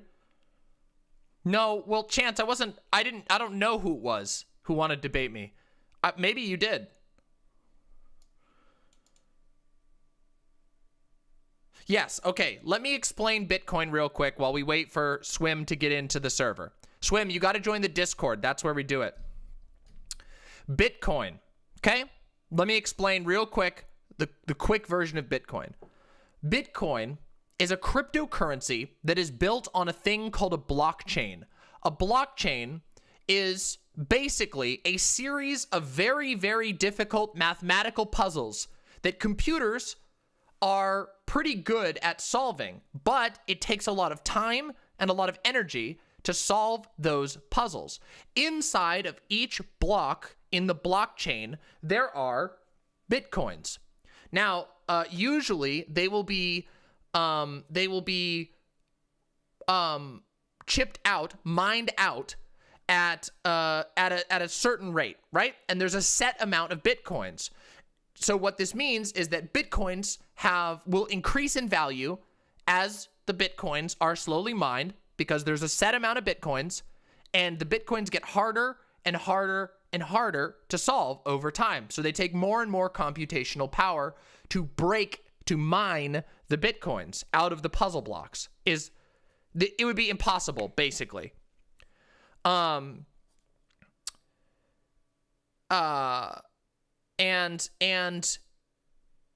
yes, they get harder because there's more people mining them, and yes, it gets exactly, but you get what I'm saying. So what you need in order to mine Bitcoins quickly is very powerful computers. So what people will do is set up massive computer arrays that will just be devoted to solving these difficult mathematical puzzles on the blockchain to release the Bitcoins into a Bitcoin wallet. Bitcoins can be anonymously, pseudo-anonymously traded. They can be securely traded back and forth. And yes, there's a huge initial wealth gap. Yes. Well, yes, that happens too. Banter Thief. That happens too. And so basically the idea is to create an independent currency that has a set mathematical value and can be used, for trading, for buying and selling, for all kinds of stuff. The goal is to create a cryptocurrency. It's called crypto because it's encrypted. It's in the blockchain. Yes. Hello, Banter Thief. Welcome. Where is Swim? Swim, get in the Discord, please. Okay. All right, okay. Sure. Okay. Swim. Hello, Banter Thief. Welcome. Where is Swim? Hello, Swim. Get in the Discord, please. You need to mute the stream. Okay. All right, okay. Sure. Okay. Mute stream. Hello, Banter Thief. Welcome. Where is Swim? Swim. Get in the Discord. Mute the stream.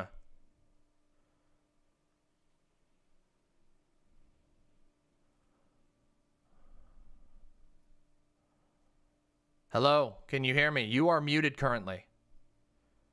You are currently muted. Hello. Hello. Okay, have you muted stream? I think. Okay. All right. So, Swim, what is your name and what are your pronouns?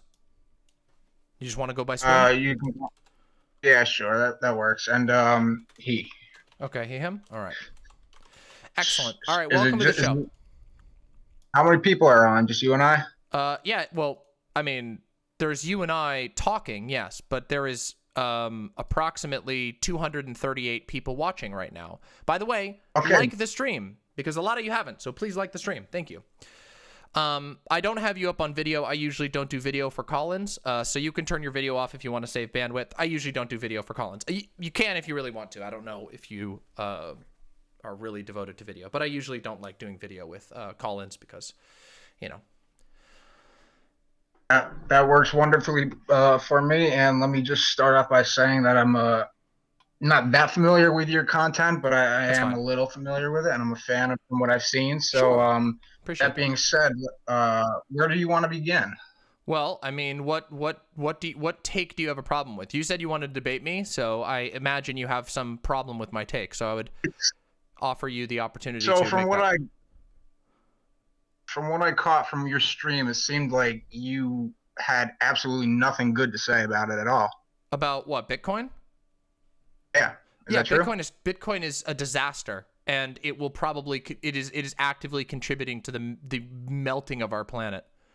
And Okay, so let's start. the sooner that people stop using Bitcoin, the sooner we can actually do better things with that computational power. Okay, so let's start from the basics, I guess. Sure. Goodness. Are you Bless you. familiar? Thank you. Are you familiar with the goals of Bitcoin, the community? Yeah, vaguely. They want to make a independent. Like, Yeah, they want to make an independent currency that can actually function, that isn't controlled by a single state or whatever. right, but beyond that, like I would say, like the utopian, like get fully automated luxury space, gay Bitcoin communism, Yeah. version of the Good luck with utopian that. vision. Everybody's got a sales pitch.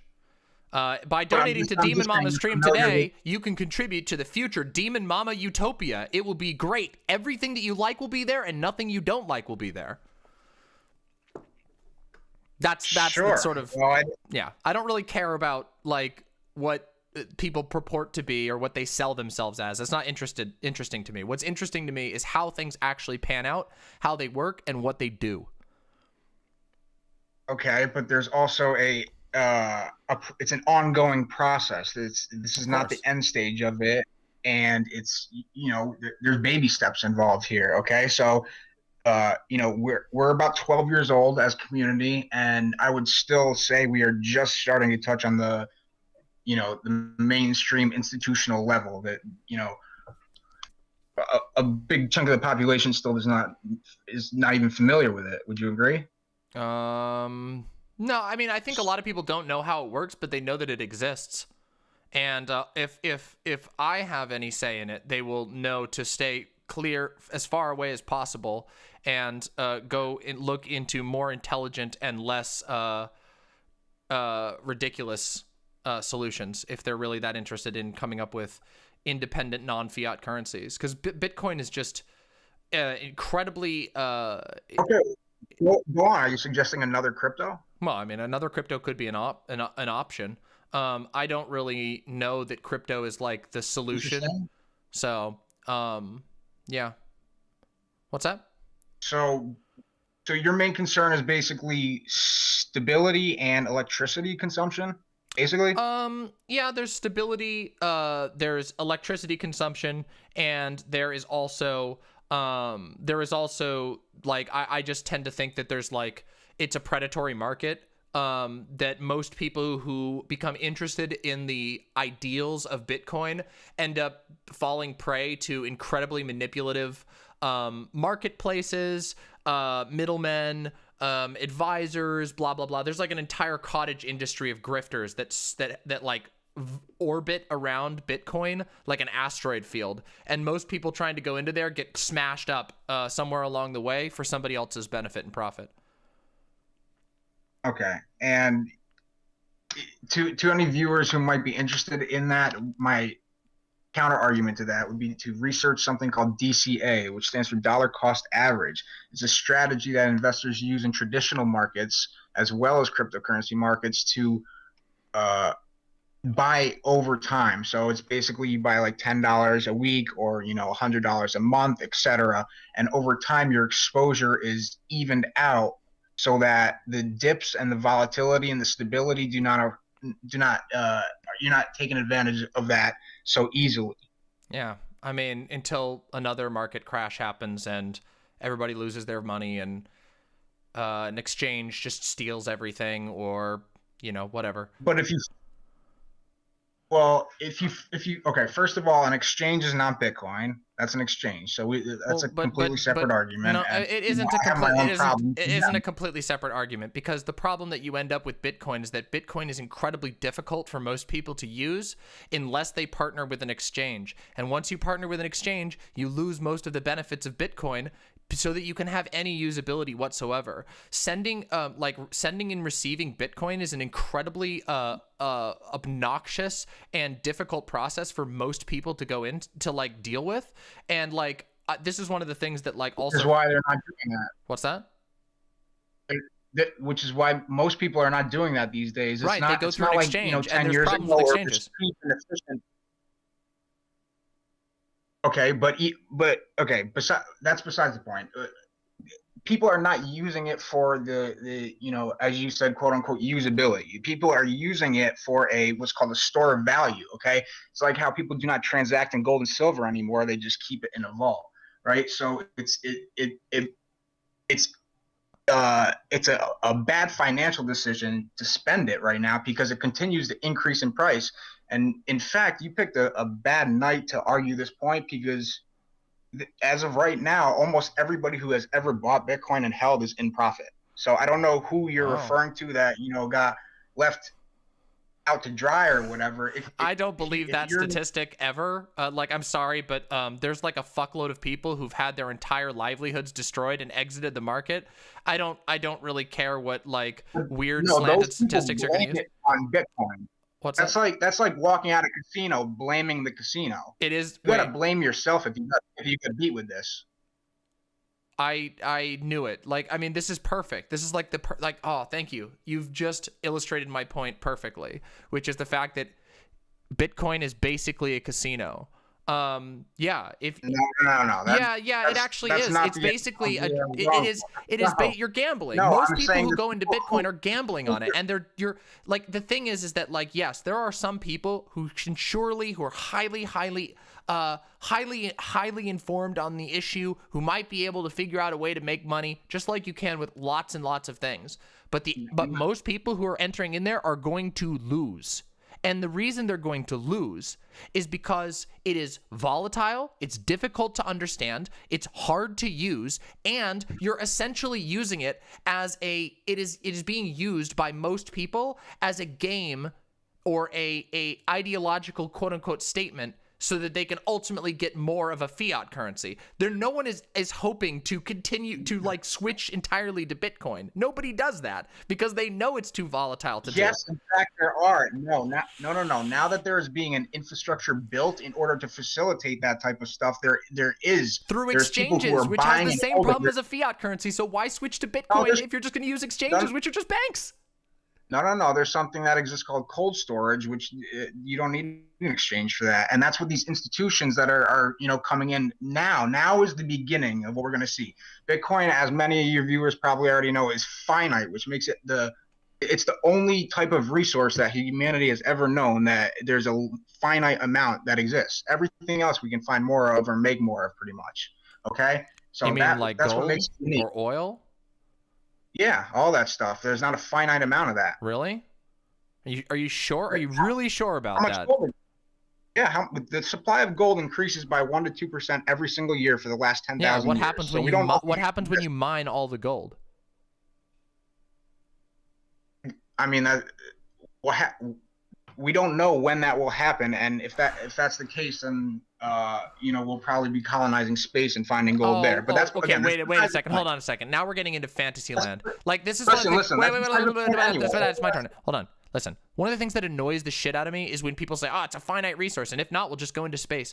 I don't think people understand how unbelievably difficult, like, the idea of space mining or space colonization is. Like, it is equally unbelievable to the idea of mining all the planet's gold. No, it really isn't. That's absurd. We're killing our planet with mining. Listen, this is a tangent that's not going to help the argument. Can we move on? I don't know. I think it's really relevant when you say that, like, oh, Bitcoin is the only non-finite resource, and that's why it's okay for us to use the quote-unquote infinite resource of gold or oil. Like, that's like a huge problem. My point My point in saying that is that people are buying not in order to game the system anymore. Maybe when the markets were more volatile, you were correct. Definitely in the earlier days, you were 100% right. And people could get hurt if they weren't smart and did their research and, People who did do their research got owned too. And listen, I'm advocating people. This is the thing. This is just like no offense, but this type of shit is what makes me think that like a lot of Bitcoin people are like rationalizing what is basically like a gambling addiction, because it sounds the same as people who talk about like trying to win money at a casino. It's like, oh, if you know how to play blackjack, oh, you're gonna win. But in reality, there's an incredibly small amount of people who actually can win that money, and there's still an incredible amount of fluctuation, and usually the only people who can possibly do that or pull off these situations are people who already have an incredible amount of money that they can distribute over a long period of time, which means that Bitcoin is functionally useless to the average person. No, the strategy I described a few minutes ago, it's called DCA. It's a strategy that traditional investors have been using for as long as markets have existed. It stands for dollar cost average. That sounds really simple then. Shouldn't lots of people be making tons and tons of money off of Bitcoin? And shouldn't we already be like pretty far onto our way to gay space luxury communism? Yes, and that's what. Very good. That's why I'm advocating that to your audience. I think it's going to be important in the immediate and the long distance future for. So all we need to do right now is buy into your snake oil scheme, and we'll get into heaven free, right? No. I'm not suggesting to, spend the rent money or sell your car or anything like that. If you have, I mean, that seems like it's leaving out a massive amount of people from this so-called luxury gay space communism if you can't actually do it in a meaningful way. It doesn't just like I highly doubt that like this. Go ahead. I couldn't hear you. It takes a lot of people. It takes a lot of people to accomplish a big task. I mean, so does it? Does it not take a lot of people to like to succeed at what's it called? Like Lumi, what's it called? The LuLaRoe, or Amway, or any of those multi-level marketing things. You need a whole bunch of people to buy in on it. And Mary Kay, Herbalife, those things. Like, is this not you're basically pitching the same thing, right? Yeah, because you can always make more, designer bags. They're not finite. Yeah, but do you understand why, like, MLMs are like disgustingly exploitative, and like that's the argument that I'm making about Bitcoin, is that it's basically duping tons and tons of people. They use ideological arguments to convince people that this is the magic currency that's going to fix the entire world, and tons of people buy into it, and a handful of people actually make all the money. And then in the meantime, the planet is boiling because Bitcoin miners use more energy than like 15 nations combined for their stupid idiot currency that doesn't do anything for anyone. All right, where do I start? I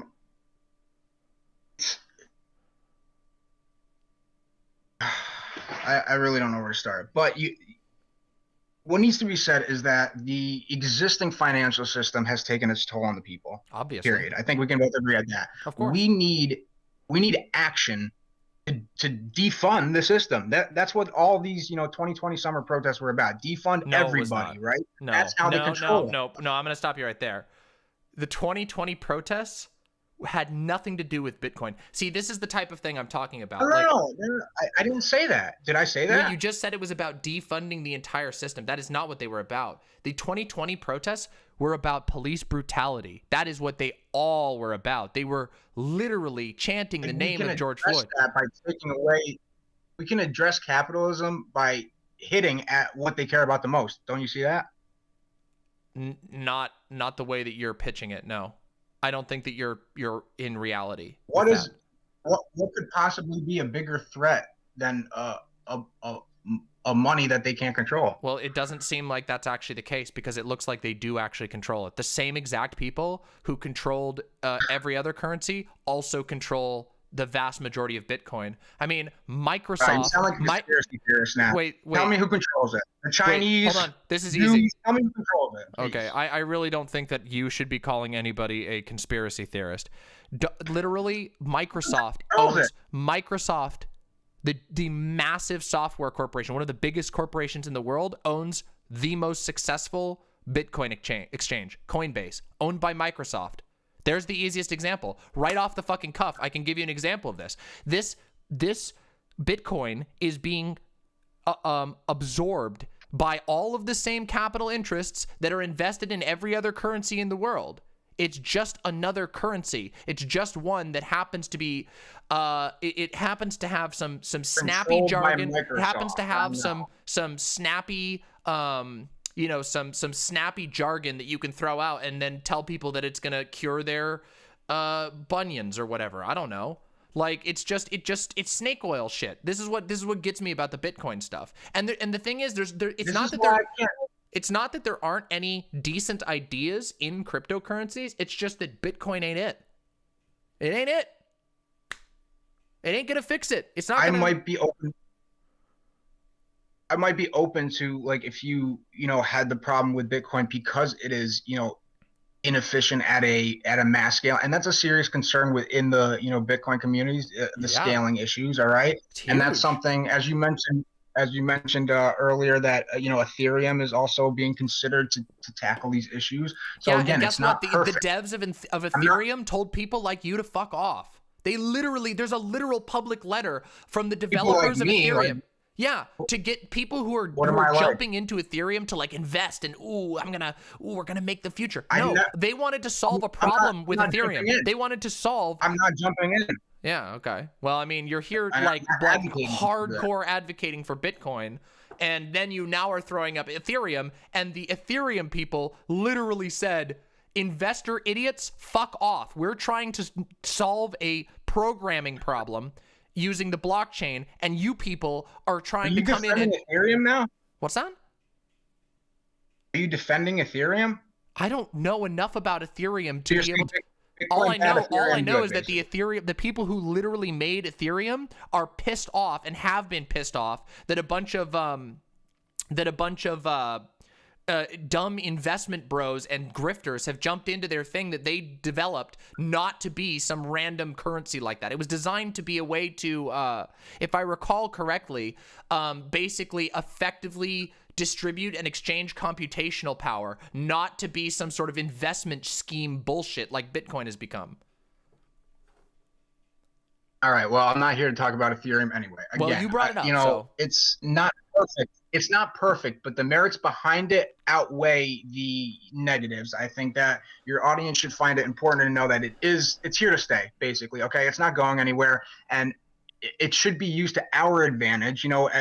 As much as we disagree on this topic, there's a lot with you. I do agree. I'm sure your audience and I agree on much, but Sure. It's here to stay, and it should be taken advantage of by the right people. So I hope your audience, But nobody, words. I promise you, there's nobody in my audience is the quote unquote right people. There might be somebody in my audience. And let me tell you, if you're in the audience and you're thinking of investing in Bitcoin, please DM me instead. Because I bet that if you invested $100,000 in me instead of Bitcoin, I could get you returns, because I'm making a TV show. I'm making something cool. I'm not trying to sell you some magical internet coin that will you'll be able to someday in the future turn into a future society utopian bullshit. But that's the thing. That's the problem. No one in my audience that I know of has the budget necessary to go into Bitcoin, which is why when you don't need a budget. What budget are you speaking of? I'm not saying sell your house, sell your car, quit your job. Nobody is saying that. No reasonable person is saying that. Yeah, but that's what it often ends up on. A lot of people put a lot of time and effort. I can't help you if you ignore my advice. I can help you if you want to sit down and have a serious discussion. Or you could spend your time doing something more productive and stop people could stop obsessing over a fantasy currency that has massive, massive problems that are literally threatening our environment. Like, even if you're, they said all this about the light bulb. Even if same arguments about the electricity, same arguments about email. I heard it all. How old are you? I'm a You heard- millennial. If you must A know, millennial? that's Okay, so you heard from who arguments about the light bulb? it's gonna. All your arguments they're ridiculous. They're debunked already. How is that debunked? Bitcoin is here to stay. Wait, it's I'm not. It's sorry, not a it is scheme. not- It's not a scam. It is not It's debunked to here state stay. that People are using it every you day. yourself It's you all- yourself admitted that Bitcoin has a massive scaling problem, and that's only going to get worse as more Yes, people I get said into it's it. not perfect. Absolutely. Wait, that's not I completely that's not agree. just It's not perfect. If you can't scale your currency without boiling the planet alive, that's a massive problem. Massive, especially when Okay. we're on a really short timeline for being able to reverse climate change. It's like where are you going to spend the Bitcoin when like half the world is flooded? Like what the fuck? Okay. You're picking on. No, You're these picking are on huge problems with for Bitcoin. climate change right now. Are you serious? What? Bitcoin's been around for 10 years. Yeah, and look Bitcoin at how is much not damage the it's cause already of done in 10 climate years. What happens when it's been 15 Oh, years? It's only making the problem please. worse. Really? That's your argument? That's one of all the them. damage we've Yep. seen in the last 10 years is from Bitcoin. Okay. let's No, move that on. is literally not what I said, but I see that you have nothing else, so. You don't think every other form of money takes its toll on the environment? Oh, absolutely. This has a chance to destroy all of that excess waste. No? Using a little bit of what if we could use the power of Argentina's electricity to end all that excess waste? If that was possible, that'd be great, but I don't believe that that's ever been proposed. Or do most of the people who are involved in this care about it? Mostly what they want to do is they want to ride until the next bust, and then they'll sell out, and a whole bunch of people will be stuck with the bag, and a bunch of people will become increasingly. Who's selling? Wait a minute. I mean, Who's come selling? on. You. Oh my God, this is so ridiculous. Do you think that the people who've made the most money off of Bitcoin just never sell their Bitcoin? They know that they can't use Bitcoin at their local store. They know that that's never going to happen. This is the thing. The people who are winning for Bitcoin, you're the dupe. I'm sorry, but you're the one who's buying into this ideology that the people who are winning are selling. They drive up the value. They drive up the value of Bitcoin. They drive up. Excuse me.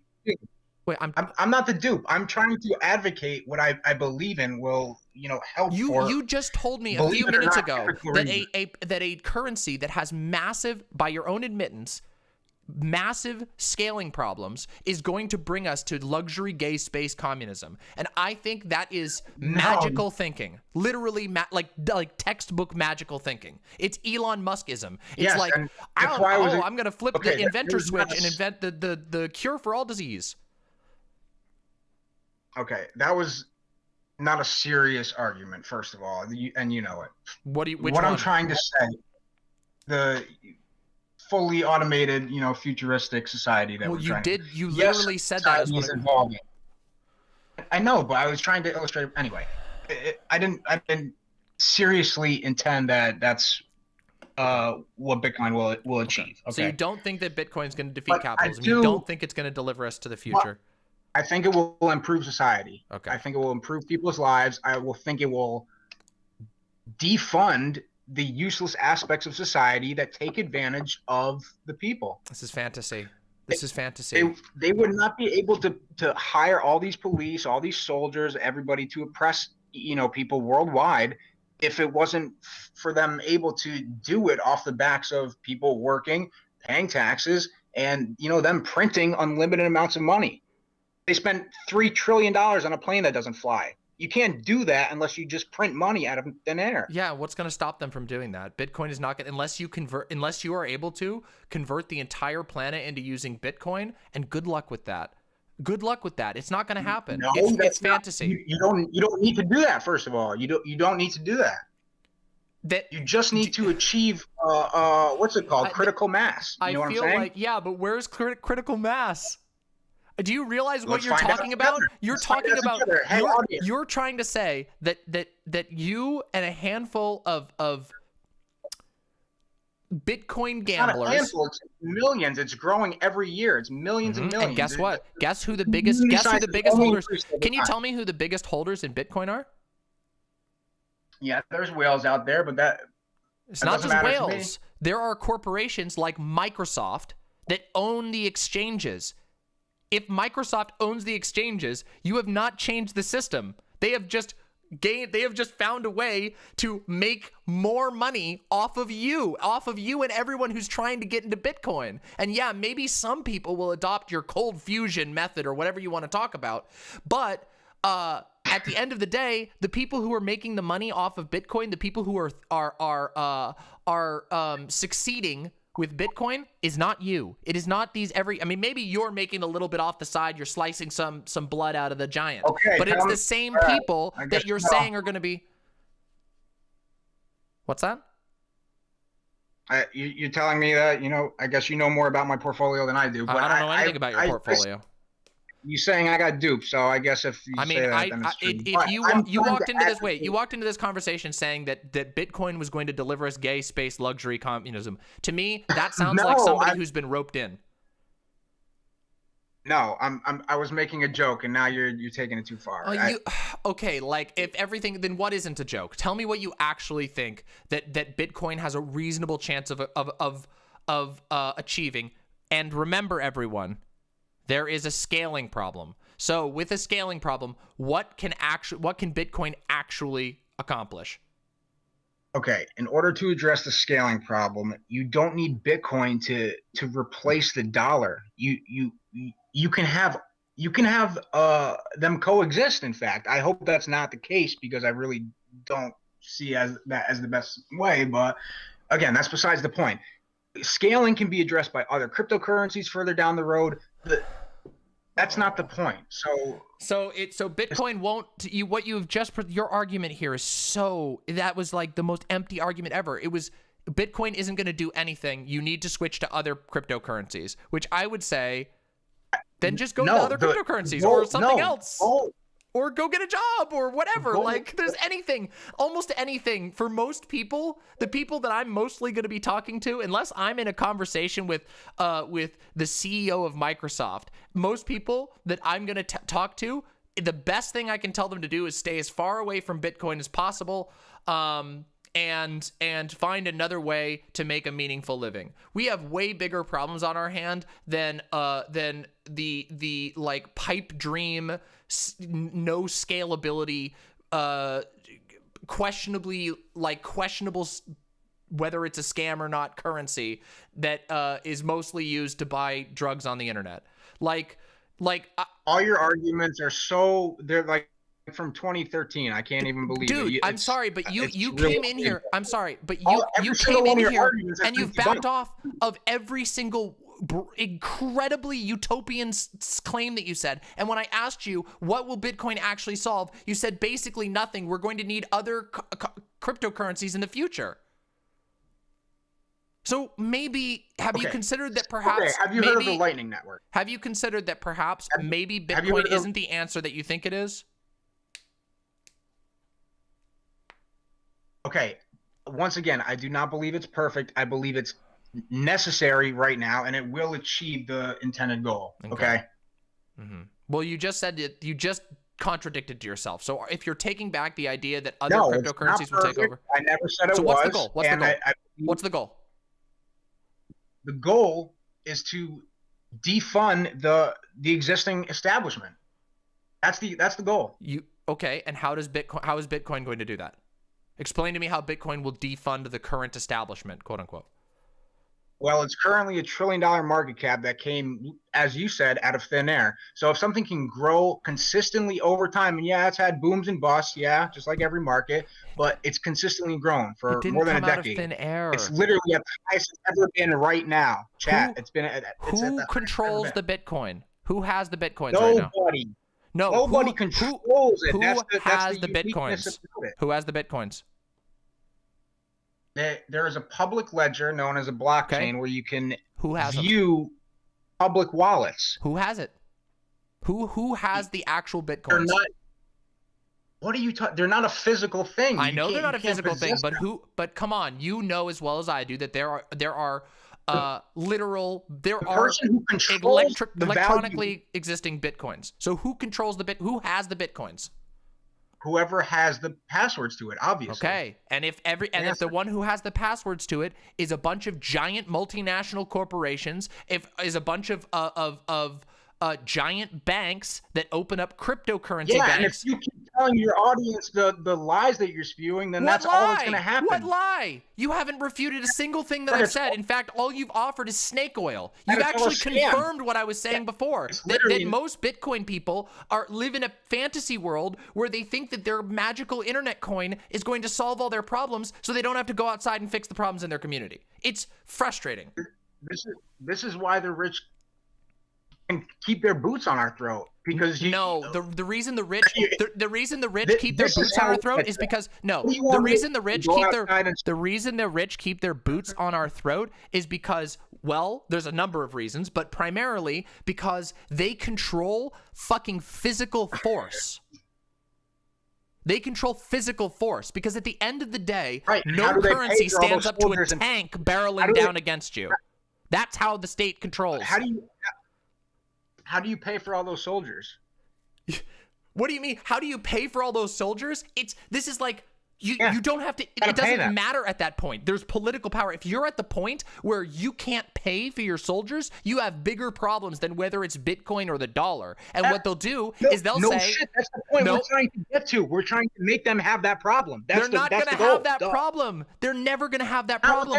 Because wait, let me ask you this.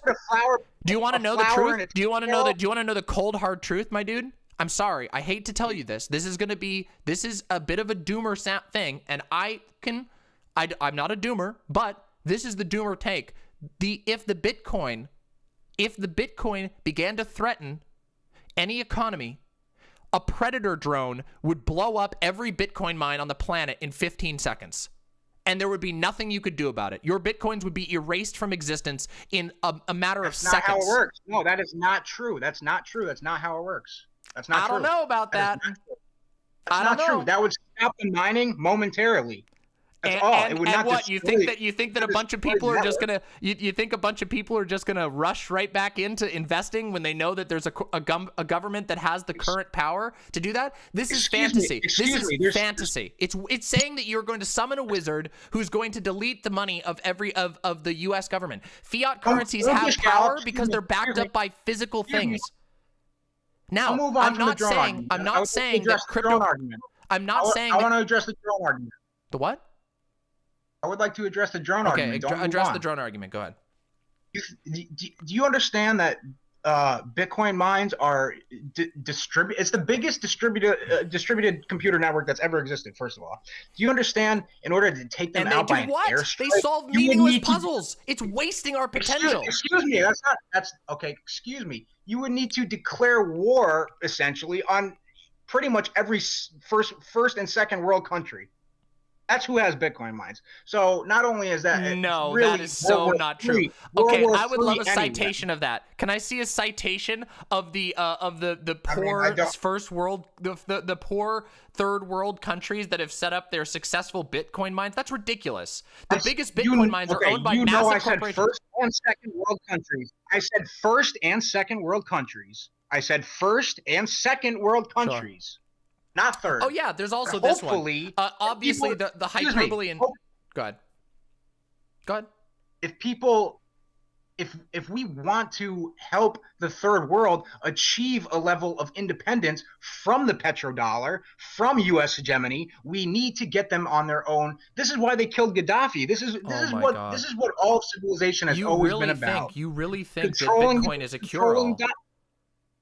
No, I don't. I really don't. It's not perfect. Let me reiterate that, please. Yeah, but here's the thing. It is you say every time we talk about this, you say Bitcoin isn't perfect, and then you say, but it's going to solve the problem of imperialism. It's going to solve the problem of capitalism. This is magical thinking. It is not going to do that. That lead to that. No, it will not. It has not. It is not doing that. I'm sorry, it's not doing that. Let me ask you this. Let's say that the United States banned Bitcoin, okay? Let's say they skip the predator drones and they just ban the trading of Bitcoin. Who the fuck is going to keep using Bitcoin on threat of being imprisoned? Who? You don't need to use it. Okay. Now your Yeah, magical 'cause currency has no value. Nobody can trade it. It can't buy anything. No, that It's is just not true. It stupid has numbers value that everywhere don't actually outside the exist country. physically. It has value everywhere that accepts it. Yeah, and what if Everywhere nobody accepts it because your country has made it illegal? Because one country makes it illegal, it devalues it everywhere. That completely defeats the purpose of Bitcoin. You have no idea why it was invented in the first place. If you think that will, oh my God, because Bitcoin itself may be able to continue despite being outlawed by a specific country, it loses its value because in that country you can no longer trade it for anything. You can no longer, it just becomes that's why marijuana has no value, right? That's why marijuana doesn't exist. I know. That's why marijuana has zero value. No, are you serious? People smoke marijuana. You can't smoke Bitcoin. That is the dumbest shit I've ever heard. And also, people live and die over marijuana because. Oh my God, this is actually. You can smuggle $1 billion across the border. You are literally like. This is what I talk about. How does that sound for value? I'm sorry, what? You saying you can smoke? You can't do anything, but you can smoke pot. You can smuggle as much value worth of pot. No, hold on a second. Wait. Don't try to rush past this. Marijuana, cannabis is fucking valuable because people want it for its intrinsic value. People want the drug to smoke the drug, to get the high. Bitcoin is, not only is it not a physical thing, it literally doesn't have any value outside of the people who are willing to accept it. And if a country that you're supposedly going to, if a country, that's the entire value. No, it isn't. Everything has value. People are willing to accept it. Okay. Everything has value because other people are willing to accept it. Yes, but other people are willing to accept different things for different reasons. And what you are advocating, while you are advocating, the Bitcoin community is rivaling the marijuana community. Everyone, here's what I'm going to recommend. If you follow Swim 94's financial advice, I'm gonna recommend that instead of investing in Bitcoin, you invest in Robux, because Robux are much less likely to be outlawed in the future, and they're much more likely to have continued value because there will always be children wanting to buy new Roblox skins, but there will not always be people trying to trade in a magical wizard currency that was invented by people who never thought about the scalability that's currently melting our planet. Go invest in the Robux community instead of the Bitcoin shit. This is fantasy. And this is what irritates me about Bitcoin people, because it's like they've invented their own Bitcoin related ideology that drives me nuts, because it's like you don't actually know how it's going to solve any of these problems. You've just taken it for granted that it will. But it's never been tested. It's been an incredibly volatile market. It's not scalable. And most people can't get in to use it. And most people don't want to get in to use it. Is that why the community has consistently grown for the last 12 years? The community has consistently grown based on hype. The same way that Wall Street Bets has consistently grown. You think it's all hype, and that's the opposite of consistency. That's not. Hype is the opposite of consistency. You're talking about people who are buying into a community.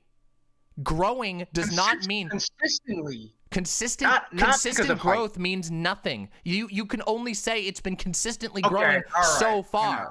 That's all you can say. That's like being like, I mean, Pokemon cards were consistently growing until they weren't, and now they're back again. But Pokemon cards at least have something physical that you can trade and haven't been and aren't purporting to be able to overthrow global capitalism, which would make them a threat, which would mean that the capital interests would take action on that. I mean, you don't deny that, like, major governments have engaged in, like, literal regime change, have literally waged bloody war over resources in the past, right? Of course. So you don't deny that. You acknowledge that, right? I acknowledge that warfare is mainly due to resources? Well, that like major countries like the United States have waged war, have done regime change in the name of securing strategic positions, in the name of securing economic resources, in the name of strategic resources, that these things have happened, okay? Obviously, right? So then what makes you think that a coin like Bitcoin is going to be able to ever touch a country or a system that has been willing to kill millions of people over a lesser resource? that you claim. When we've literally killed people over oil, we've killed people over water, lots of people, and you think that the Bitcoin miners are just going to keep, like, what? They're just going to be immune to it?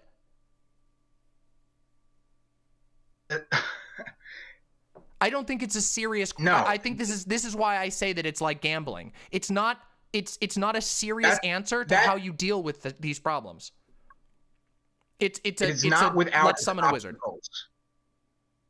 It's not without its obstacles. It's a pipe dream. Okay, is what you're saying. You're saying that you've been sold on the idea that Bitcoin is a one-size-fits-all solution, that it's the silver bullet that will fix every issue. My God. How many times do I need to repeat myself? It is not perfect. It is not. I'm not saying it's perfect, but you keep advocating that it is the key to fixing all these societal problems, and I don't believe that. I think that's the sales pitch that tries to get other people to invest in Bitcoin to try and convince them that it's going to do something, and it's a dead end. Excuse me. First of all, I am in the minority of the Bitcoin community, and most people don't give a shit about any of that. I believe it will. That's not the main driver. But don't you think that's kind of a problem then? If most people are in it just to cynically make money and they'll ditch out the moment that they get the opportunity to because they don't want to feel threatened? That goes to my argument. That shows that the moment that it becomes any more difficult than it currently is, you're going to start dropping like flies.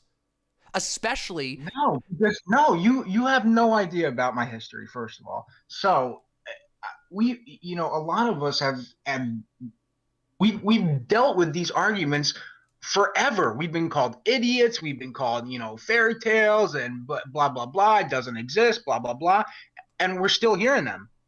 That should tell the audience something. And we still come back. We take the punches and we come back. You've made it an identity. You've made it an identity. This is what worries me. You're investing. Listen. This is silly. It's changed my life for the better, and I wanted to. Okay, that's great. But please, disconnect yourself from the ideology of Bitcoin. You are operating in a market full of cutthroat people who will ditch out of that market the moment that they aren't making money anymore. And you're trying to do this for some sort of ideological reason. It is not. If you only put in, $5, $10, then you don't have that much to lose. I just want people on the left to gain exposure. I would rather the people on the left to go look at things that will actually have a chance at fixing this problem. That actually will have a chance of fixing the problems that we're engaging with. And Bitcoin ain't it. Bitcoin is at best a novelty. And it could be a useful novelty for some people. And if you've made money off of it, that's great for you. But please, check the survivorship bias and recognize that Bitcoin is not the solution that you've been trying to sell it as this entire conversation. Not yet. It can be. Well, so will be the new Demon Mama snake oil. Yeah. So, listen. Listen. Rome Any wasn't burnt last in a day, memes? okay? What's that? When Rome collapsed, it was due to its economy and its military. Okay. Rome. What does Rome have to do? Because that was one of the last great empires to fall, and we're witnessing probably the current collapse of this empire. That is over very time. Reductive view of history. Overnight. That's a very reductive view of history. Well, forgive me. The point I'm trying to illustrate is that economics lead to the collapse of empires almost without fail. They overspend themselves, they overextend their militaries, they overpolice their citizens. Time and again this happens, and it leads to revolution, regime change, or different economic systems. It happens. It's history, and I believe we're experiencing that now. And I don't want anybody to get hurt. I think some of your points are very debunked already. Well, you didn't debunk them here, so I guess the Bitcoin community has got to work on debunking them a little harder, because you didn't really debunk anything. I guess we'll see. Maybe we can have an updated debate when Bitcoin doubles from where it is now. Oh, totally. Yeah. Let me know. Get back to me. I'll be waiting with bated breath for when you finally make contact with the space wizard and have brought us the Bitcoin fueled Dyson sphere around the sun. And while you're at it, we can pour ourselves a nice glass of Demon Mama brand snake oil, and we can share it together and be cured of all of our diseases and illnesses. My last meme here is just please take a small drop of cynicism when it comes to Bitcoin. It's not gonna solve every societal problem, and I do agree there is some room for cryptocurrencies, but this is fantasy magical thinking, and I don't think it's a healthy way to approach it. All right, thanks for coming on, and hopefully we'll talk again in the future once the Bitcoin revolution happens. Okay? Very good. Goodbye. Bye for now. Well, that was interesting. All right, Chance on Air, let's talk. Let's talk, Chance on Air. Come on, Chance on Air. Let's get you in here. We got time, right? Yeah, we got time. We still got plenty of time. That was fun. Thanks for the subs, by the way. Thank you, Piftle Cakes. And thank you also... Jesus, I missed some things. Sorry, hold on 1 second, Chance. Let me just, real quick... I gotta thank these donors. Piftle Cakes, thank you so very much. And I believe we had from one from YouTube. Nope, none from YouTube. But thank you nonetheless. Okay, excellent. Let's Thank you, YouTube. Yeah, thank you to YouTube. YouTube's wonderful. We love YouTube chat. I love YouTube. It's great, except for their really repressive algorithm. It's kind of not fun. True. What are your pronouns, Chance on Air? They them. They them. Alrighty. Well, welcome right, to the show. You can just call me Chance, by the way. All right, Chance. Thank you for coming on. Sure. How are you going to own me on Bitcoin? Well, can I first introduce myself? Sure, please do. Okay, so I'm a Portland area content creator. I'm part of a radio collective for the largest community radio station in Portland. I'm a leftist. Don't worry. I'm not some sneaky crypto fash like that guy was. Crypto in multiple parts. But I'm pissed. I'm also branching out and trying to consolidate my media presence more. Okay. But I also I'm 19 years old. I work in food service, so very different intersecting things right now. Okay, cool. I mean, sounds like you got a bright future ahead of you, despite all of the nonsense going on in this part of the world. For sure, yeah. I actually just had an advising session earlier today with an academic counselor for Portland State University, so I'm going to be going there this fall. Hey, congrats. Congrats. Keep learning. So, every single day. So, and also, I do want to say, you have really inspired me to create more content. I really do enjoy your content. Oh, thank you. And it's really made me want to start producing more and sort of make the world a better place. Hey, cool. Well, I don't know if I've succeeded at making the world that much of a better place, but I've probably made some people laugh, and that might be worth it. So that's worth it, yeah. So what I want to say about crypto. So that guy misrepresented a lot of the points. Okay. And what I mean is he gets the idea of crypto, but also I'm a little nervous. My voice is a little shaky. Sorry. Don't worry. He gets You're the doing idea great. of crypto, but he doesn't really have good arguments for it. He is. I do agree. A lot of people who are invested in crypto really are those people who are going through snake oil. They've been pulled on by that. Yeah. But there are a lot of really important changes that have happened to it. And I can list a few of those right now. So first of all, right now, I'm looking at fiatmarketcap.com, which shows the market cap of different currencies. So generally that's the value times the actual amount of the currency. And right now it looks like Bitcoin is the 14th largest currency in the world, right above the Russian ruble, 2 points above the Mexican peso. It's 14th out of 100 something. Okay. So it has a very large market cap at this point. Right. And another big part of it. So it's a large currency relatively. It's not no doubts about that. Small. Yeah. Another thing about it is it's decentralized. That's a theme. I know you've mentioned that. He mentioned that. the big part about it is that no one person can control it unless there were more than 51% of Bitcoins being held by one entity. Mm-hmm. Then the market would still work with the market forces of supply and demand, because that's really where the value comes from. It's a reserve currency based off supply demand, as opposed to a fiat like the US dollar, which is just magical money that has value because the US has lots of guns.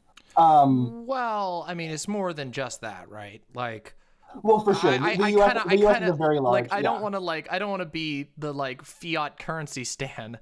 Like, obviously, I'm an anarchist, but like, or well, Yeah. I have anarchist leanings. I shouldn't say that I'm an anarchist. I Same barely here, read yes. anything, but I have, but the idea though that like it's just, I mean, it is, the guns are a huge part of it, but it's like there's guns, there's production, there is a large amount of people who are willing to accept it. Like, there's a lot that goes into it. Labor market. Yes, Yeah, absolutely, and also especially the with OPEC and how the U.S. dollar is basically the gold standard for trading oil at this point globally. That sort of gives the U.S. dollar a proxy reserve status. In a way, it's not pegged to the currency, but since you can only really trade the U.S. dollar, it's kind of reserve might not be the best word, but it gives it more backing than just pure fiat. Right. So a big draw to cryptocurrency, and this is a draw that I have as an anarchist also, or anarchist leaning, is that it can't be controlled by someone. And actually, someone in chat corrected me. It was, I forget who it was, Pickled Croissant mentioned that it's not 51% of the currency, it's 51% of the mining power. Right. So with the mining, by the way, the mining isn't just digging to find the currency. The mining is also to guarantee that the transaction is legit. Right. So there's a transaction fee when you trade it. That fee goes to whatever miner mines that block, and then they also get newly minted cryptocurrency as a reward. That gives incentive to it. And that essentially builds consensus around it, because if you don't have a central authority like a bank or a government, it makes it so it allows the entire network to all agree on the same thing. Right. Yeah, it has internal verifications. It is a very complicated process. But there's a couple of issues that I see fundamentally with cryptocurrency, because here's the thing. I find the way that these systems are designed to be super, super interesting. I find them technologically interesting, but there's a couple of huge glaring issues that I see with a lot of cryptocurrencies. One of those is the use and adoption problem. It is one thing to come up with a really cool idea with all kinds of cool jargon and ideas and technical ways that it's folding out. But if you can't get people to actually adopt it and use it, that's a massive problem. A shorthand example of this is like Google Plus. Google Plus had every reason to succeed over Facebook. It was really good. But it just didn't work. People just didn't adopt it. Even though it had lots of really cool features, it looked really nice. It had way less ads. It was much less bogged down by spam. And it plugged into your other Google solutions very easily. People didn't adopt it. It just didn't happen. And this is a thing that I think that like Bitcoin folks don't really get, which is like, there's a good chance that people just aren't going to actually adopt the currency that you want them to adopt. You can't just like, it's very difficult to pull that off, especially when we're talking about the entrenched businesses that are currently and constantly doing business on pre-existing fiat currencies, and making a change would be massive to them. It could mean existentially different. With the massive, capital giants that own most of the money in whatever currency you want. I mean, that's a feature of currency. Whoever has the most capital can own whatever, really whatever they want. We are seeing a lot of these large giants transferring over to crypto right now. And I do think that mostly is because they want to get that sort of reserve value, because it's the way it gets minted. It's only really going to increase in value until it gets to a certain point. Right. But there have been real world uses of Bitcoin genuinely making the world a better place. One big one is in China. So recently, the People's Republic of China, and I'm not a fan of China, don't worry. Right. They made it so you can only withdraw a certain amount of yuan every month, I believe. It gets to around about $15,000 a year, or $15,500 a year you can only withdraw. And that effectively leads to a control of what currency you can and can't spend. And the idea of Bitcoin and cryptocurrency is to have this decentralized status of it, which has stopped the censorship of a lot of people in China, and it has significantly helped them. Another example is in El Salvador. I have a Forbes article here. If you want me to link it to you. Yeah, sure. If you want to DM it to me, that's fine. I can do that. So it talks about I just DM'd it to you. It talks about how in El Salvador, a village in El Salvador, they had practically, I guess you could call it an angel investor, come in, and he basically found, a hard drive that had a shit ton of Bitcoin on it, and he was one of those, I guess, true believers of Bitcoin, and he helped this village incorporate Bitcoin, and he gave them the Bitcoin that was in it. Oh God. And in this place though, and the reason I think that's a good thing is because a lot of people in less developed communities don't have the ability or infrastructure to be able to have conventional bank accounts to hold fiat currency. For example, a lot of people in Africa, also a lot of Saharan and sub-Saharan African countries don't have the infrastructure to have universal bank accounts. Right. But with the increase of the internet and the Starlink satellites, which are ostensibly a good thing, I mean, there's definitely drawbacks to that too.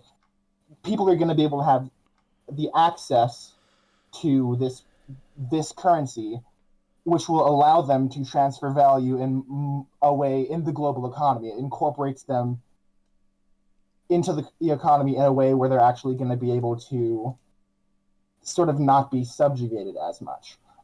In this specific example, there's a quote from someone who actually left this town in El Salvador. It's amazing what's happening here. We're preparing kids for the future. We never had that opportunity. It makes them believe that there's a future in El Salvador. This is a man who left to live in Italy for several years and then came back due to this. And it really is inspiring, at least poorer communities and less developed communities, to be able to sort of have the infrastructure. But that's not really sustainable. And I don't mean to try and rain on the inspirational thing, but it's not really sustainable to rely on angel investors starting up towns all over the world with Bitcoin economies. This is maybe it worked out for this one town where somebody was literally willing to just dump a bunch of money in to get it all started. But it also feels like there might be some pretty significant risks to that, right? This is one town in one country. There are millions of towns in hundreds of countries, and I do agree. And it'll be it's near impossible to imagine that kind of thing. And what happens if Bitcoin does crash? This town is fucked again. That value is going to be gone. Exactly. Yeah. And that definitely is one of the big issues. And I don't have all the answers to it. I'm just trying to give sort of a more nuanced position than that last guy could. Well, yeah. And I mean, again, my position is not that there's no value in Bitcoin. It's just that for 99% of all people who start thinking about Bitcoin, you would be better just putting your energy towards something else. Something that has intrinsic value. You can buy. It does definitely become a snake oil scheme for a large portion of people. Yeah, I mean, with $10, you can go and buy seeds to grow plants that have an intrinsic value. You could sell those flowers and make money off of them, or whatever. There's a lot of stuff that you could do with that money that you're instead putting into this sort of highly speculative marketplace that has scalability problems. And the scalability is another big issue because no, Fawn, I do mean intrinsic, because like objective value is not really a thing. What I mean intrinsic is that like the item itself is valuable because of something that it provides. So for example, a piece of fruit is valuable to somebody because you can eat it and not die. Weed is valuable to somebody because you can get high off of it, and people like getting high. So there's an intrinsic value to that thing that doesn't come from speculation whatsoever.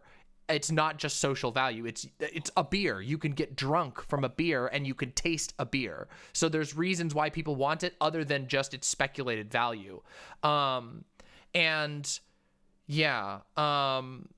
so, yeah, it's like that's what I was making. Sorry, I didn't mean to go off. I just wanted to make sure that was clear. Oh, for sure. But with regard to the scalability problem is that like there's like a double issue. It's like a double pointed issue, which is that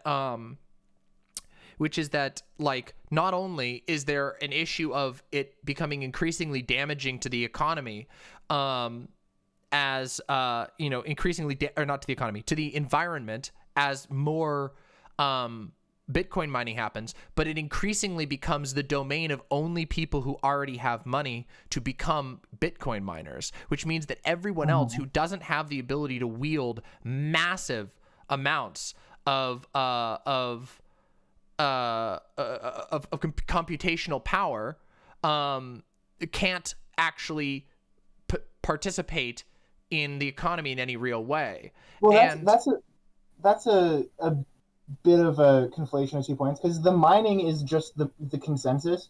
You can participate in the trade. Well, of course you can trade it, but how do you get them in the first place if you don't already have the money? You need to either have the money to buy into the you need to have the fiat currency to buy the Bitcoin. You're not gonna, I mean, unless you find somebody who's paying wages in Bitcoin, which I've never found anybody. I remember there's this one guy when like Bitcoin started becoming a big thing that got all his paychecks in Bitcoin, but since then I've not really heard much of it. I mean, cool. I mean, I would accept Bitcoin because but I'm not a true believer. I'm cynically accepting Bitcoin because I know that I can sell it for a lot of money, and that's the other thing too, which is that like I recognize that proof of stake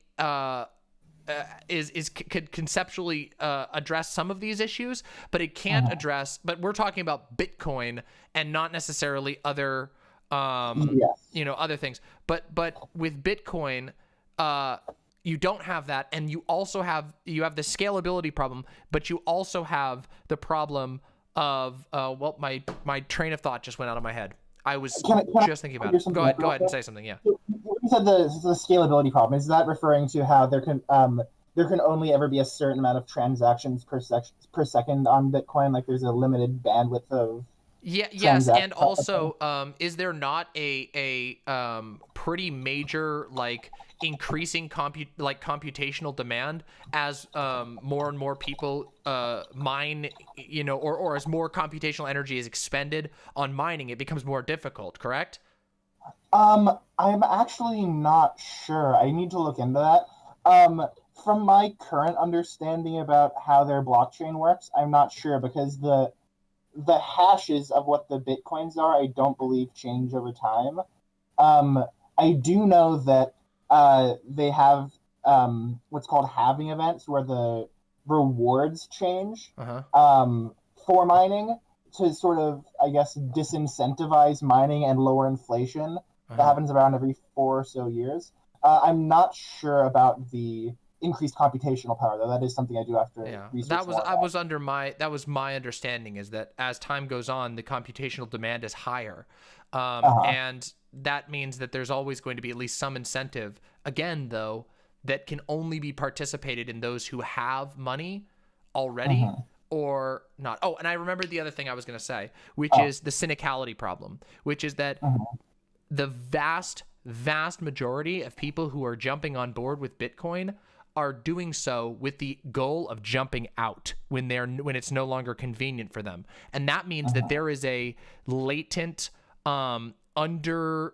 underlying volatility that could strike at any moment. There's a panic, and it would be, and as we've seen, there have been mass panics in the past, which can fuck a lot of people. And that means that of course, while there are circumstances where fiat currencies explode obviously. We know that that's happened in the past. It's usually the result of something huge and societal, like a war or a enormous investment explosion or some huge societal event that causes that. That's not necessarily the case with Bitcoin, right? It could just be that one day Microsoft decides, no, we're good. We're going to cash in for this money, this Bitcoin that we've been... That destroy the market. Yeah, what's that? That would effectively really screw over the market. Yeah, it would, and there would be nothing anybody could do about it. And the fact that power, a power to make the market as vulnerable as it is so big. And because they would just functionally be exiting the market to go back to a fiat currency, that is highly volatile. And that means that people are really reluctant to make the switch over to this. The people who are making the switch, nobody's making the switch over to Bitcoin. Nobody operates entirely on Bitcoin. But the people who are getting into it are people who are so powerful already that they would have the ability to make the market happen in certain ways. And I feel like that is a massive problem because nobody wants to stake everything on that type of volatility. And so these are my big problems with Bitcoin, and also the fact that every single time I talk to somebody about Bitcoin, you can't have a serious conversation about Bitcoin. You have to have a conversation about internet wizardry. Yeah, internet wizardry, magical space, communism. Also, it's really interesting. Most of the people who are really into crypto and emotionally invested are also the big Elon Musk stans. Of course they are. Yeah, they're really like interested. Yeah, it's. I wonder what the connection is there. Yeah. No, but yeah, they're definitely. I definitely do agree with what you're saying about how there are some very big intrinsic issues to a Bitcoin structured. Well, also, really another quick thing, too, that I wanted to touch on, too, on the same idea is,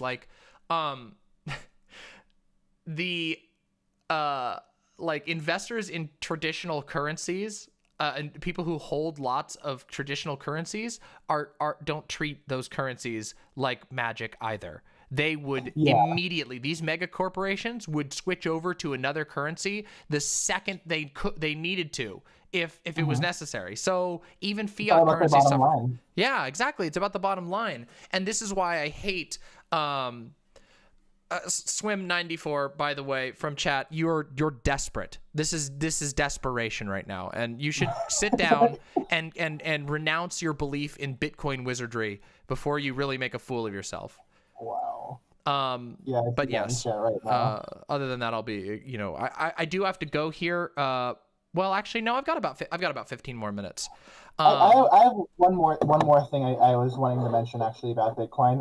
Sure. And it's not like, it's more so perspective than like changing minds. It's just to give a better perspective. So it was about that the Bitcoin consumes more electricity than Argentina. And that's again about the mining for chat. It's about the mining. It takes lots and lots of electricity because you're constantly running your graphics card 24/7. So it consumes more electricity than Argentina, and it effectively would, give the same amount of carbon emissions as a small country like Argentina. And carbon emissions are bad. They're really bad. Right. I wanted to look into the actual carbon emission rates because I was curious about how much that would actually be. Because, I mean, either way, a currency that uses as much electricity and emits as much carbon as even a small country is a lot that needs to be changed. It's really questionable. But I looked at it. So Argentina, and that's the highest estimate. I've heard Hungary, New Zealand, but Argentina is the highest one on that list so far. Is the 76th of the 188 countries in carbon emissions, and produces only 0.57% of global emissions, compared to China's 29, and the U.S. is 17%. Right. It's not like Bitcoin is Bitcoin mining single-handedly, the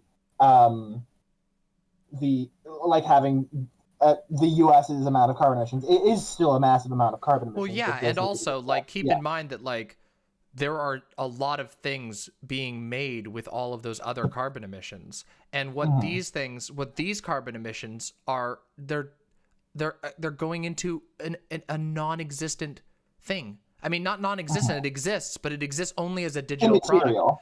What's that? Yeah, it's immaterial. And also, the rigs that are set up for Bitcoining are not like super easily repurposable. Like, what else are they going to do? Like, are you going to turn it into a rendering farm? Well, we already have rendering farms. Like they're not usually designed for that. So there's just a lot of waste. And we're talking just under 1% of carbon emissions of, or yeah, 0.75% or 0.75%.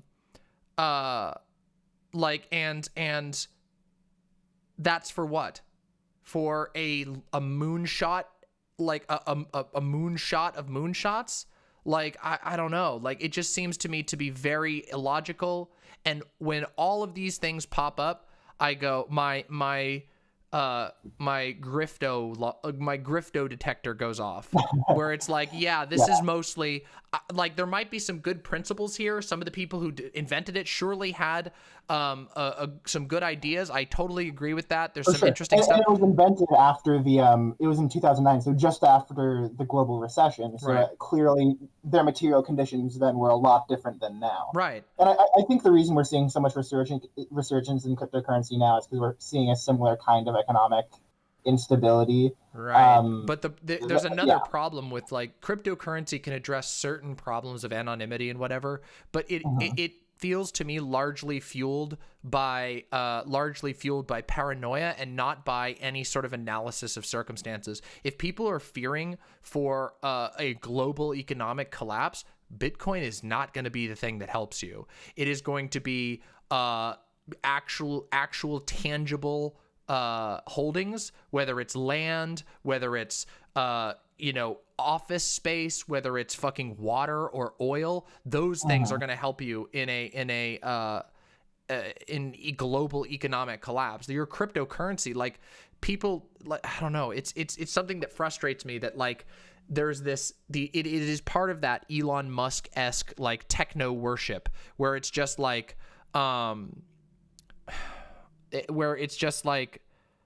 people are like, if and I do believe there are high risks of economic issues right now, but that to me, that would mean that why the hell would I want to put my tangible resources into an intangible moonshot solution that might not even be anybody to exchange it to. The infrastructure doesn't even exist yet. Like, if I end up with a bunch of Bitcoin, and I don't want to sell it, I want to keep using it because, selling it might become a problem, or there might not be a fiat currency that's good. Well, how am I going to get a cheeseburger? How am I going to go fucking get a house so that I can live in this economic collapse? It's just... And I think that's a big problem with, like, the adoption point of it. Yeah. I have seen massive increases in adoption in my area. I live just outside the Portland metropolitan area, and I've seen it. In Beaverton, for example, if you know what that is, there are shops that have Bitcoin signs. Hey, we buy, sell, and use Bitcoin. There's Bitcoin ATMs. It's not like I can go to Walmart and buy whatever. I can't go to the Subway inside a Walmart. It's a novelty. It's fun, but at the end of the day, those people will take down their signs if it becomes inconvenient to them. It definitely has to do with the convenience, and for them, I do feel it's more so a novelty as opposed to actually accommodating an important need.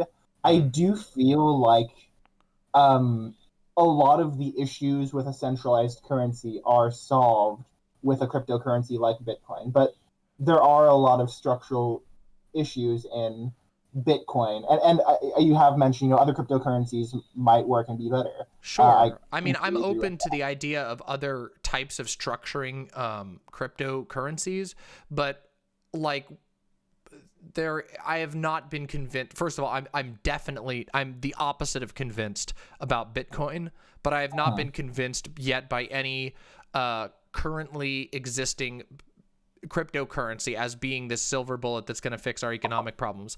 I think that, like, the economic problems we're facing are multi they have multiple sources. I couldn't think of the word, but they have Yeah. multiple sources, and those sources are like predominantly social, and you don't fix that with like introducing a Mario coins or whatever. Yeah, changing the means of the exchange of value as opposed to the way of creating the value, the labor relations we have right now. That's really one of the biggest issues in our hierarchies right now, is the way labor relations are structured as opposed to the way currency is. And I definitely do feel a lot of people want Bitcoin to be a catch-all because they want the situation to be easily solved by one thing that a hidden guy made. But it definitely really is multifaceted. I really do agree with that. Yeah. Yeah, and I mean also there's like I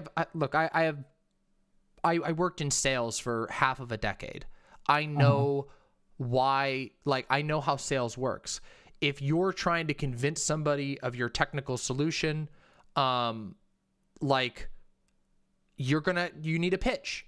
And the pitch is that, hey, this is the thing it's gonna change it all. You're gonna become rich. You're gonna be in the future, instead of being Mad Max, you're gonna be Immortan Joe. You'll get to control the water because you'll have the Bitcoins. And it's just like, okay, like this is the same sales tactics that are ultimately used to sell SUVs to paranoid suburbanites. Yeah. And it's just like please, just let's talk about the actual functionality of it, if it's actually good. For sure. Yeah. I definitely agree with that. Yeah. I don't want to keep you too long because I know your panel soon. I'll be watching that. Okay. I really do appreciate you having me on Of here. course, it was been great really nice talking with you. to I'm glad that we could have I mean, I feel like you've given me some more stuff to chew on as well, and informed me more about the subject. It's like, so I appreciate that a lot. Yeah. So and if you ever want to talk again, I'm willing to. I mean, I'm trying to get my own radio show. I'm part of a collective show, but I'm trying to get my own show started by summer. I mean, if I have any slots on there, if you want to be on there, I'm willing. You know it. I'll be right there. You know it. I'd gladly help you fucking generate some hype for a radio show and get my voice out on the airwaves of America. Hell yeah. Hell yeah. Again, it's the biggest community radio station in Oregon. So, that sounds awesome. Now that's if you guys want speaking my language. See me online, hell yeah. If you guys want to see me online, I'm Chance on the air on Twitter. You can see everything there. I'll get going now. And if you learned one thing from this conversation today, rest in peace, Google Plus. True. All right, thank you, Chance. Bye-bye. See you for now. Pickle and croissant. Pickle and croissant. Pickle. You got a few minutes? Pickle and croissant. There are two. Hello. There are two mamas. Okay, so the coolest thing, him. Okay, thank you. But the coolest thing that I like about cryptocurrency, right, is that it's a really interesting like tool for kind of anonymous, decentralized, like kind of anarchy stuff, right? Yeah. So yeah, it's anarchy stuff. Yeah, I'd say that. That's a good academic term for it. And so one of the coolest things that kind of powers that is proof of stake. And so proof of stake. Okay, so you have proof of work, right? Where you get to decide what blocks in the blockchain are correct by saying, okay, I'm going to run however many computations, and that's like a vote. Like when you run a computation, you're voting that block is correct. So with proof of stake, the vote moves to how much currency you actually have. So like if you had, 1 Ethereum, you could say, I'm going to stake my 1 Ethereum to vote and say that this block is correct. And so there's two advantages to this, right? Well, actually there's three, I guess. Yes. The first advantage is that it lowers the barrier to entry because you have a like ton lower like cost to entry because it's just an arbitrary thing. You don't have to buy this like $1,000 machine to get your vote. You just have to have some currency, right? Number two is that it prevents 51% attacks, which are when you have more than 51% of the hashing power, because the only way in a proof of stake system is having more than 51% of the currency. You have to steal and if you were to make currency. Well, the thing is, if you make the currency invalid, then it's worth nothing. You know, if you steal everyone's currency, it's worth nothing. So like, there's You've no reason shot to do yourself in the foot. Yeah. Yeah, It's more yeah, stable. exactly. Okay. Yeah. Cool. And then finally, the like third advantage of proof of stake is that it's less carbon emissions, because rather than running a bunch of machines that just like sit there and crunch numbers just so you can like say, okay, this is cool, you literally just say, okay, this is cool, and that's it. There's no like giant server farm, huge oil rig, like there's nothing. Right. It's just it was my understanding that like Ethereum, for example, was designed to be like a private, not a private, but a secure and you know, relatively anonymous currency to be, as I understand it, and this is a couple years back that I was reading up on Ethereum and I was into like learning all this stuff, but that it was basically designed to allow projects like open source projects to exchange some representative of computational value and you know, help you know, produce internal economies for different open source projects that could be independent of the fluctuations of other currencies. And maybe I'm wrong about that. No, that's definitely one of the main like purposes of Ethereum. And I believe those are called DApps, which is like decentralized app. And another thing that Ethereum is used for, which is like kind of its other purpose aside from trading, which, you know, obviously they didn't want that to happen, but it did. Yeah, of course it did. Is smart contracts, which are basically like, I guess you could kind of say they're like mini cryptocurrencies inside of Ethereum, but they can show like an ownership of something. So like a physical asset, or like one of the examples they have on their website is like you could bet on football and you could write your own cryptocurrency that whatever football team wins, it automatically has value based on that. So like basically things to tie to the real world to just hold value. Yeah.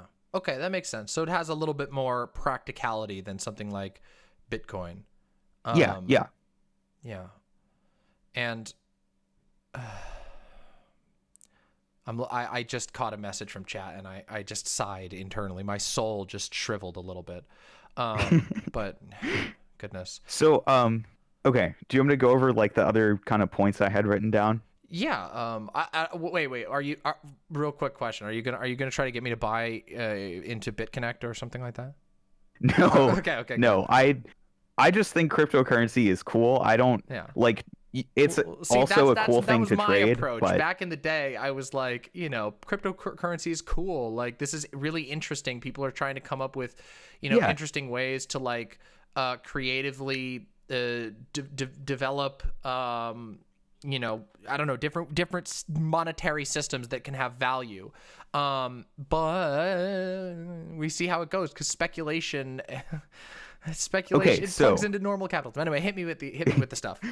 Some of the useful things about cryptocurrency.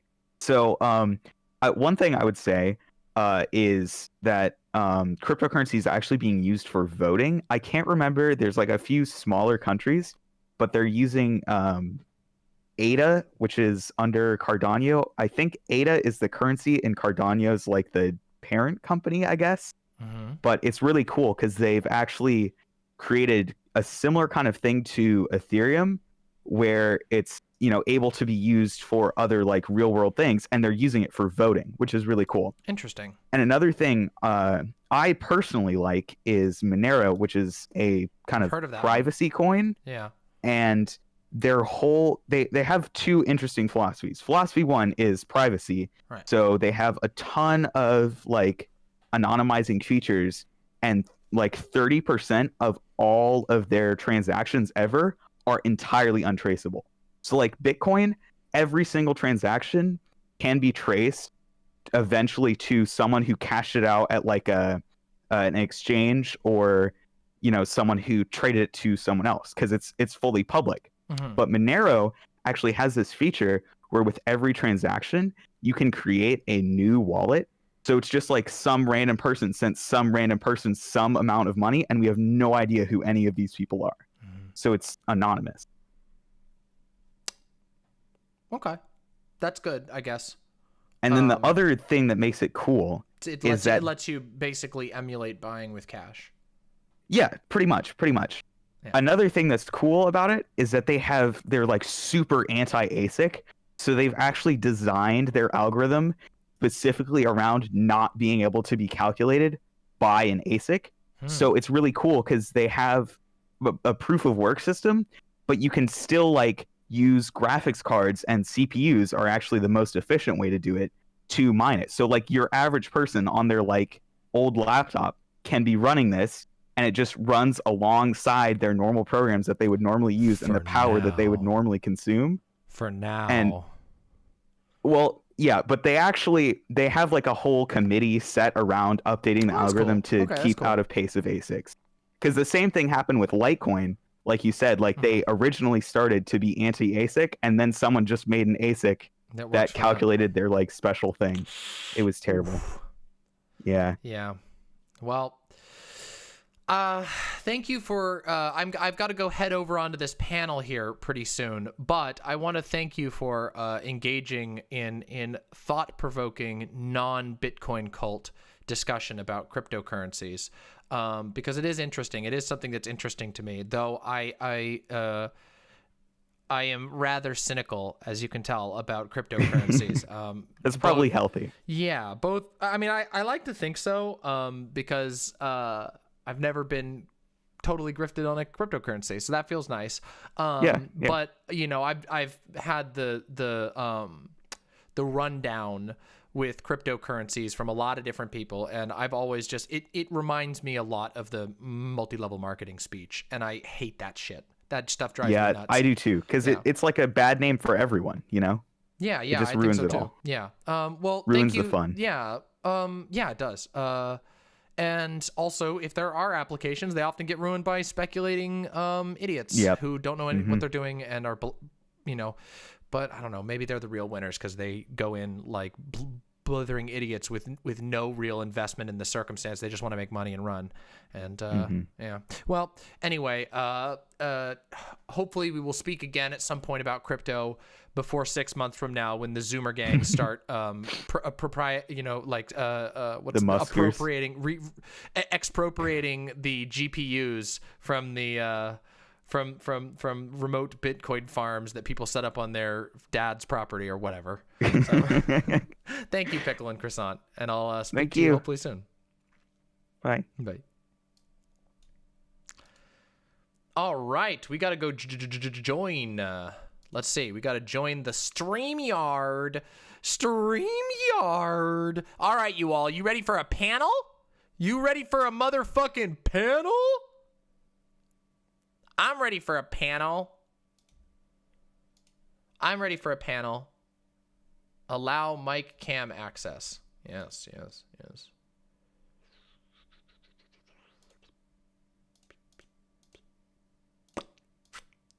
Aha! Ha, ha!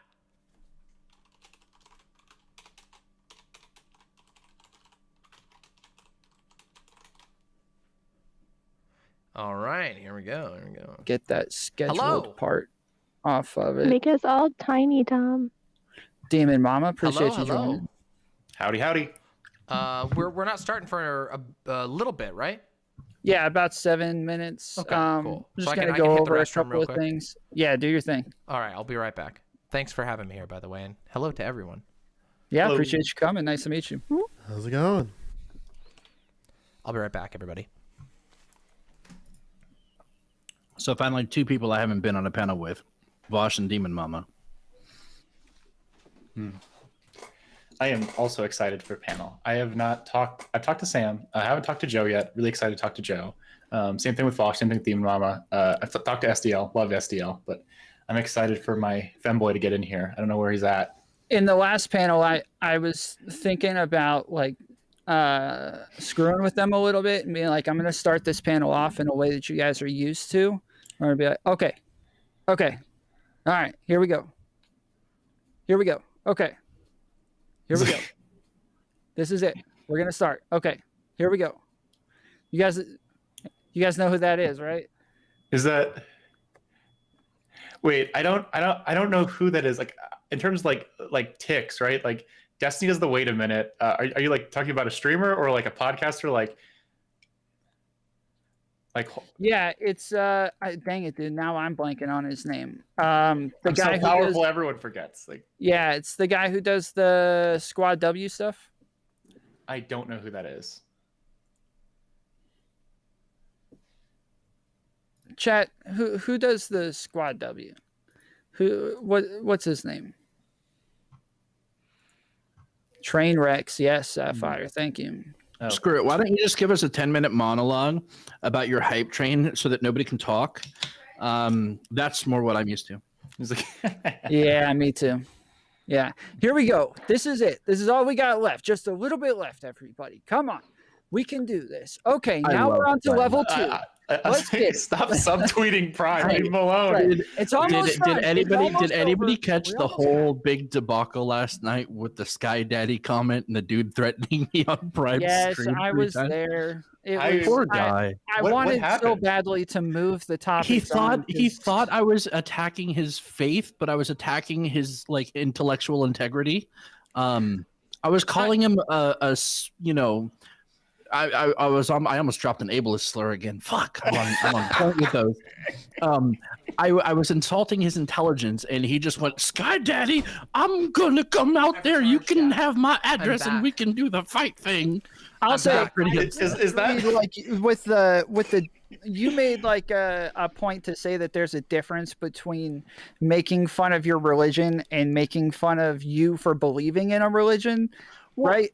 I was trying to point out because he said like, I'm not crazy. You're insulting my ability to own my firearms, but that was given to me not by the government, not by any law, but by God. And I'm like, right. So Sky Daddy wrote the law that said you can have your guns, and then instantly it turned into, oh my God, come fight me. I'll live in Alabama. This is this is a lefty panel. It's like for the most part between you and that guy, and then it's just turned into fighting words. And I'm just sitting there going like, this is the easiest fucking troll I've had in a long time. Yeah, that was the name of my stream, was Fighting Words. That's I haven't gotten around to watching that yet. I was gonna watch it on the drive to work tomorrow. It's kind of like 90% of it is Prime like pumping up the hype train, and that's about it. Vosh is supposed to be on here, yeah. And then dude's like, hold on, let me use you as an example, Vosh right? is You're supposed to be here, trans, but he's not here yet. and then Prime's like, you don't want to do that. Prime's like, use me as an example. Don't do that. Yeah, I didn't really talk like the whole time, so Hans froze. Okay, there we go. Oh no, you're moving. Yeah, I got bored of the conversation and went and watched porn on Twitter. Demon Mama, can I get some words just for a mic Absolutely. check? Hello. That sounds great. Thank you. Thank you. No, thank you. Holy shit, what was that? Anyway. Also, Demon Mama, hi. I've never been on a panel with you, but I'm excited now. Hello. Thank you. I'm excited to be on this panel too. I've been looking forward to it. There's actually quite a few of you all I haven't been on a panel with, which is exciting. So very exciting. Nice to meet you. Yeah, nice to meet you as well. We try to mix it up and get some bigger creators and some smaller creators on the panels together to make sure we have conversations that we're not rehashing over and over. Yes. Well, Twitch is a bit notorious for that issue, but I guess that's online politics in general, right? Yeah. Yeah. Got a lot of topics. Well, I mean, we're gonna have to talk about these issues until they fucking change. So yeah, I mean, it's like you'll never run out of things to talk about. I mean, like no one ever will. I'm so excited. You'd be surprised. There's been some pretty dreadful periods. I've been on Twitch for a while now, and there's been some pretty dreadful content droughts in the past, and it's painful to witness those things. I was gonna ask, like, I haven't really done any React videos, but I just wonder, where do y'all find all like the crazy like right wing people like to dunk on and laugh at? 4chan. 4chan. Because I've been using Omegle lately. Like I'll go through and like debate somebody for a while, and that's if they risky. do well. Yeah, I've been doing it on stream too. Like I'll pull them up, I'll take them down, I'll ask them if it's okay if my stream watches. If they say yes, then I pull them back up. If they say no, then I assume they're not going to want to go on to a panel anyways, and I just move on to the next person. I don't know. Like for me, for somebody that like is kind of in like the right wing still a little bit, like they're pretty like out there about it. Like I find right wing nut jobs just scrolling through my Twitter feed. The right wingers avoid me like the plague. I'll say that much. They're scared. They're quaking. Now, I do get one from time to time, but getting them to come actually debate me is, they love to shoot from the comments. They don't like to come show up though. They never put up, but it's all right. Someday they will. I usually only find Republicans or like right-leaning people when they sub to my, OnlyFriends or pay me to fuck their wife in front of them. Well, hey, that's pretty much the only time I ever see them. That's fair. We've had a few really real good debates on my channel, but yeah, as far as React stuff, now that's the easy stuff. You just gotta get a feel for who's the ones that are most likely to put out the most cringe content that you can react to while still talking about things that are meaningful. There's a couple of go-tos, but occasionally I do find a treat, a rare, undiscovered, or lesser known channel that you get the sort of first taste of, which is always fun. But nice. Yeah. What's the most fun, like a smaller right-leaning creator that you found to dunk on recently? Oh, let's see. Recently, well, okay, a classic. This isn't like newer, but a classic one is always Lord of Patriarchy. Like classic, smaller right-wing channel that's still been around and been memed around that people know, but a lot of people don't know. He runs a cooking channel, and it's very interesting. We'll put it that way. Is the cooking better or worse than the politics? I don't think it's possible to be worse than the politics, but if it was, the cooking would be. Like Isn't men in the kitchen anti-patriarchy? Well, listen, it's man food, okay? Let's just put it that way. Okay. He's a bread scientist. The best one I have to have found is the Church Militant. They are the best one. I totally forgot about them. In fact, some of you may have heard already that Milo Yiannopoulos is no longer gay. I don't know if you've heard this news. I saw that today. Yeah. Oh my god. And guess what? I had the inside scoop on that because I have been covering for some time. In fact, I can show you. Give me just 1 second. I'll show you something really cool. Hold on one second real quick. Let me just Vosh is in the middle of a monologue. I don't know what he's So doing. you might see this fish hat that I'm wearing at the moment, and I'll explain in a second. But this fish hat really needs to be seen to be believed, and it'll make sense in just a second. So I'll remove the fish hat now, and I'll explain. So good. A couple of months ago, I discovered a extremist Christian channel known as Faith Militant, or Church Militant, sorry. And through them, on their website, they have a bunch of shows that they run, one of which is like a skit comedy show called Holy Mackerel. And that is actually the same mask that they use for that skit show. Not the literal same one, but the same one. And we bought it because we had so much fun with Holy Mackerel. The pitch of the show is if you eat meat on Friday, the Holy Mackerel will appear and originally slap the food out of your hand, but later he moves on to more drastic things like shooting people with lasers or dispatching a security team. It's ridiculous. It's very ridiculous and funny. And we discovered this through the Church Militant. But the Church Militant is, and this is how it's all going to tie back around, I promise. The Church Militant, the leader of that cult, is a guy named Michael Voris. Michael Voris is the one who convinced Milo Yiannopoulos to renounce his gaydom, and is himself an ex-gay.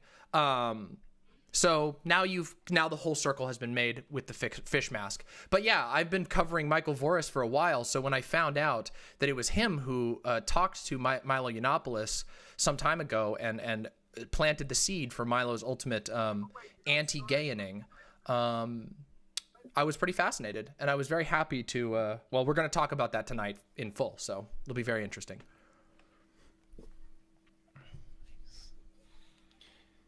That's the long answer for the funniest right-wing channel. Welcome. That's wild. Whoa.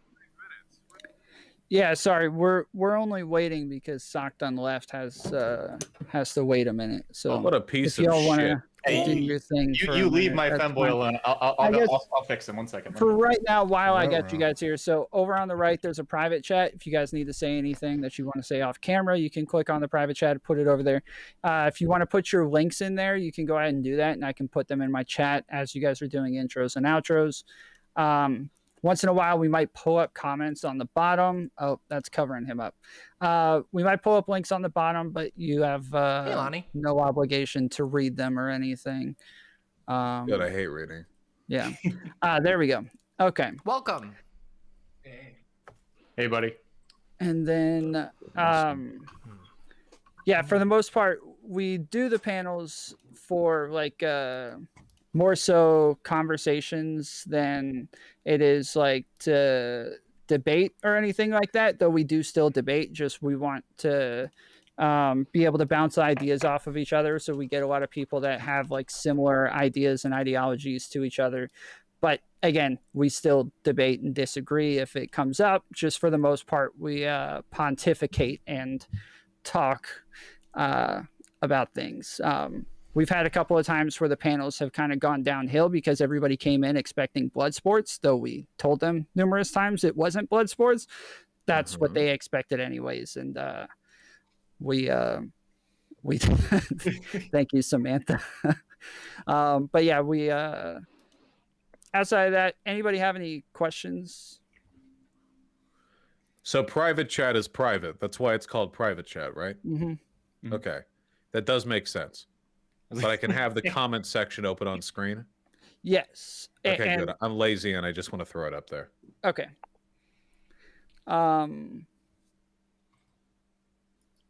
Let's see.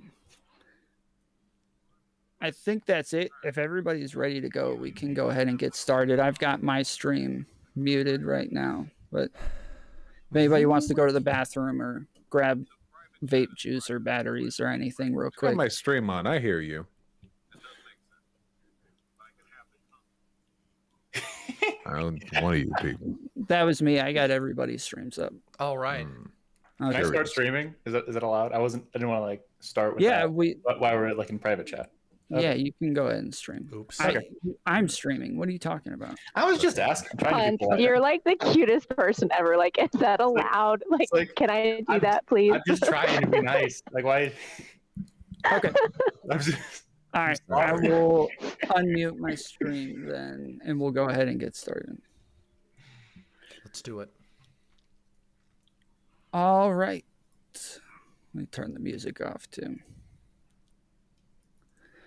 All right, appreciate everybody joining us. This is the Twitch Politics panel every night at 9:15 Eastern Time here on Tomfoolery. We stream live on Facebook, YouTube, and Twitch. Today we have I want people to know it's my stream. Awesome co-host K Fellows. But thank you. Samantha Banana, Demon Mama, Joe Lewis, Hans of Harkir, Vosh, and Sock Done Left. This is our leftist panel today. We've had a bunch of other panels. We had an all right-wing panel last week. We had a all lib panel with like Destiny and Denims and Dylan and all of them. And now this is our leftist panel that we're doing today. So we'll start off by going around and letting everybody introduce themselves. Don't freak out when it zooms in on you, because that's supposed to happen. Everybody didn't leave. But yeah, we will start with K Fellows. Yeah, I've done this like 5 million times, and every time it zooms in on me, I like still get like super awkward. But hey guys, I'm K Fellows. I am a politics and pro-life activist. I occasionally upload to a YouTube channel. I'm not enough to call myself a YouTuber, but I'm excited to be here tonight. Gonna have a good conversation. Awesome, appreciate it. And then we'll go to Samantha Banana. I'm Samantha Banana. I stream sometime. I'm just out here doing politics and most likely making fun of people being slightly problematic, and everybody's favorite non-tanky communist. Awesome. Hans of Harkir. Hey everybody, I'm Hans. Hans Varkir. You can all call me Hans. I am a market socialist. I stream news and politics stuff, and I play Pokemon when I'm not dying from 70-hour work weeks. It's really good to be on the panel. I'm really excited to talk to everybody. So awesome. Joe Lewis. Yeah, what's going on? So I stream on Twitch. It's twitch.tv/Joe Lewis, the O being a 0. Glad to be here. Glad to see some convergence of faces I've seen on Twitter a lot. So should be fun conversations. Glad to be here. Awesome. Appreciate you joining us, Demon Mama. Yeah, hi. My name is Demon Mama. You can find me at demonmama.com. I am a YouTube political edutainer. I do a lot of streams. We talk about a lot of news. We talk a lot of current issues, and we do a lot of debates. We just got done having a pretty intense debate about Bitcoin. And after every panel, I always do a Q&A. So if you want to argue with me or you have questions for me, come on by after the panel and we can talk. I'm really happy to be here. So thank you for having me. Vosh. Hey there, my name is Vosh. I'm a professional Bloodborne live streamer. Broken many world records, and every once in a while I dabble in politics, and that's why I'm here. Happy to see you again, Thank you. And then Sock Done left. Hey, I'm Aiden. I do debates and memes. You can find me on YouTube, Socialism Done Left. I really like that collar. My man looking fine tonight. Thank you. Hans moved to the left, market socialist here. Hey, that was all you, man. You red pilled me like 4 months ago. It was nice. Nice. Okay, so we got our first two topics. Anybody in the chat who wants to suggest, we always do a third topic suggested by the chat at the end. If you want to suggest one, just put the words topic at the front, and my mods will copy them and send them to me, and then we'll do a straw poll towards the end. The first topic tonight is going to be about Twitch politics or online politics in general. For leftists, I guess I differentiate the left and leftists. I don't know if everybody else does that, but kind of. For people who are economically socialists and farther left from there, what do you think about the online discourse when it comes to leftists and the toxicity? What do you think about infighting when it comes to leftists? Are there problems there? Do you think it doesn't reflect on the left at all when somebody says something stupid? Or do you think it reflects poorly on you? Hans, since this was somewhat of your topic, I will let you start us off, and then anybody can jump in from there. Yeah, of course. Thanks. So I guess why I started this question is because there's been a lot of the panels that we've had, a lot of like panels that have happened on Twitch. Either they seem to be people fighting over nitpicking or like extremely, say, fringe issues. There's not a lot of, say, potential synthesis between like different ideals of like socialism, whether like you're an anarchist, whether you're like, you know, an ML, whether you're a market socialist. I wanted to know, like, from each of you, like, what do you feel the general discourse is going towards? Do you think it's positive? Do you think it's negative? What do you feel like your places in like potentially changing or like altering the discourse? Where do you want the discourse to go? I'm saying discourse a lot. It's becoming less of a word. That was just where I wanted to start because we're participating in the discourse. So I figured it'd be a good way to start with a meta-analysis. So go ahead and give your position on it. I personally got into this partially because I was really inspired by Vosh. Hi, also fanboying. You were like my favorite YouTuber in 2020. You're super cool. And I wanted to help correct misinformation. I wanted to help be a voice that could potentially be as left-leaning as possible while still giving heavy levels of charitability, especially to libs. I want to like bring libs to the left. I want to talk to people like Tom, who are what I would consider like solid conservative suckdems. And I think moving that discourse in American society generally to the left of where it is right now is my overarching goal beyond just making the world a better place. So that's kind of where I'm at right now. I'm small right now. I do debates with all sorts of stuff. I argue about foreign policy and economics. I have a bachelor's in public policy. That's kind of what I wanted to do after I left college, and I was inspired by some people like specifically on this panel. So that's where I feel like I am, and as I grow, I want to keep making this change like towards a more positive fact-based discourse and also a more left-leaning discourse.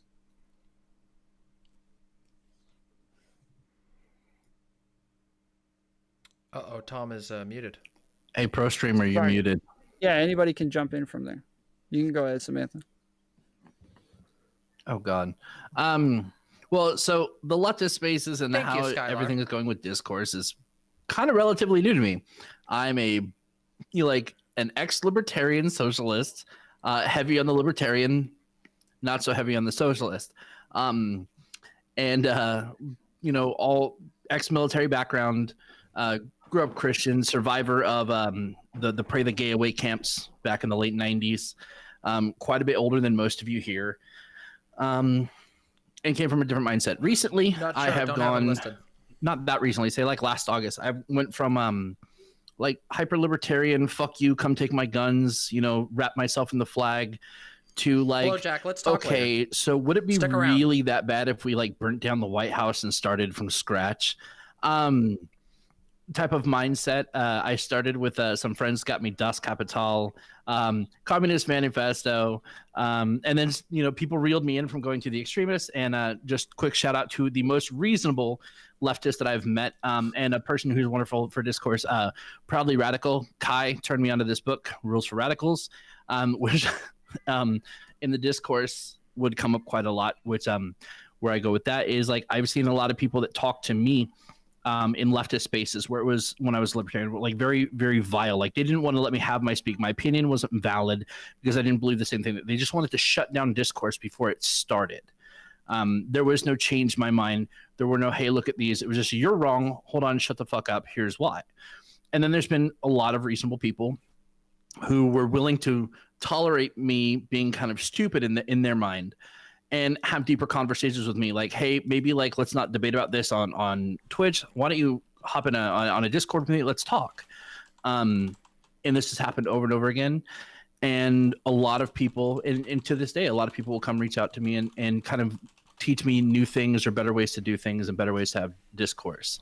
So sorry for rambling, but this is all still fresh in my mind with the discourse because of a lot of the great people that I've met recently who are able to have discourse without shutting me out because I believe differently. Yeah, Vosh.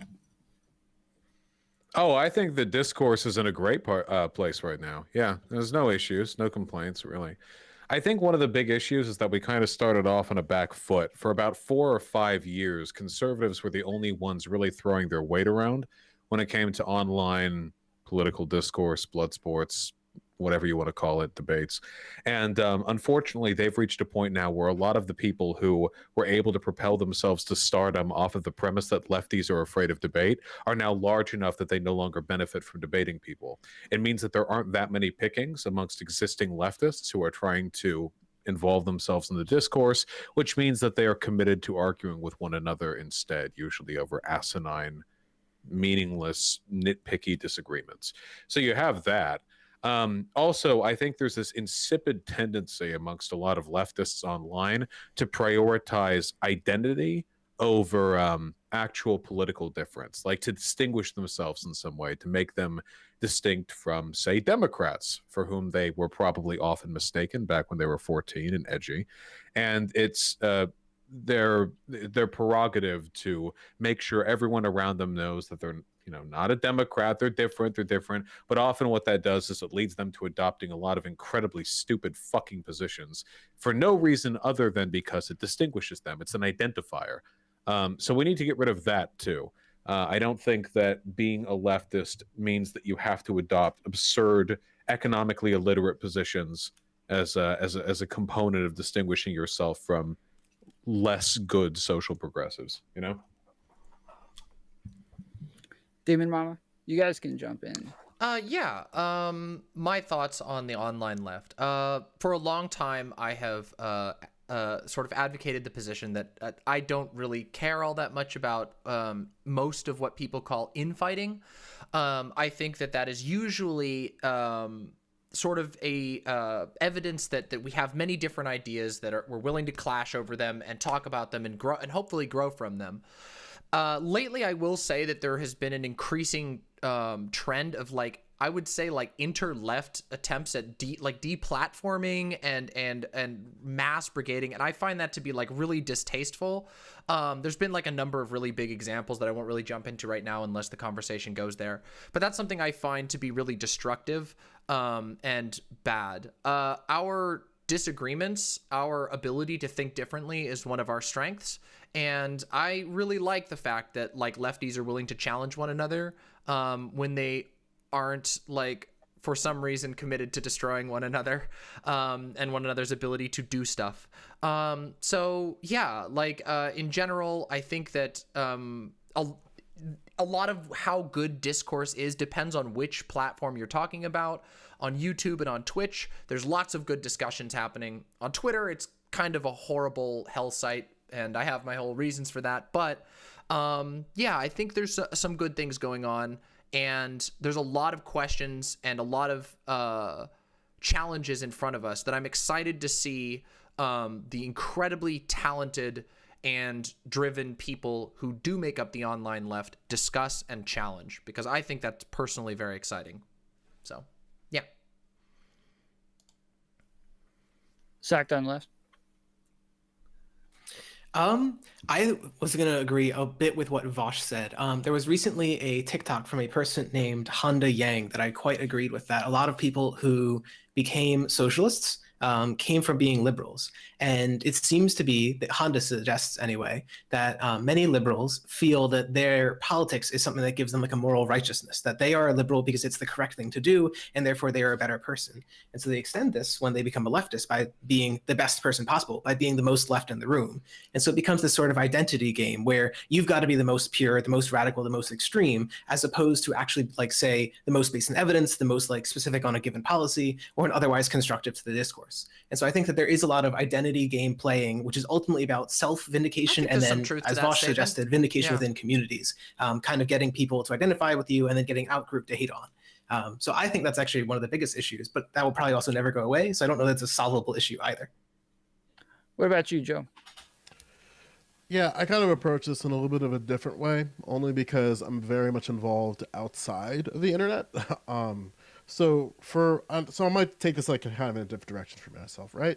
So for me, online involvement should lead to local action and involvement. So if I were to build a sort of politically activated community online, I would want that community to be collaborating not only at what we call like a national level, which would be like talking to me, people like within like a chat or something like that, but have local chapters and local just like involvement internally. So for example, if I were to create like a Joe Lewis party, right, it would be that like, okay, there's me, Joe Lewis, but then there's also like little chapters like Joe Lewis Party West Coast, Joe Lewis Party Northeast, and then collaborating not only at the local level, but then branching out to other chapters for assistance and stuff like that. So like a more driven sense of community.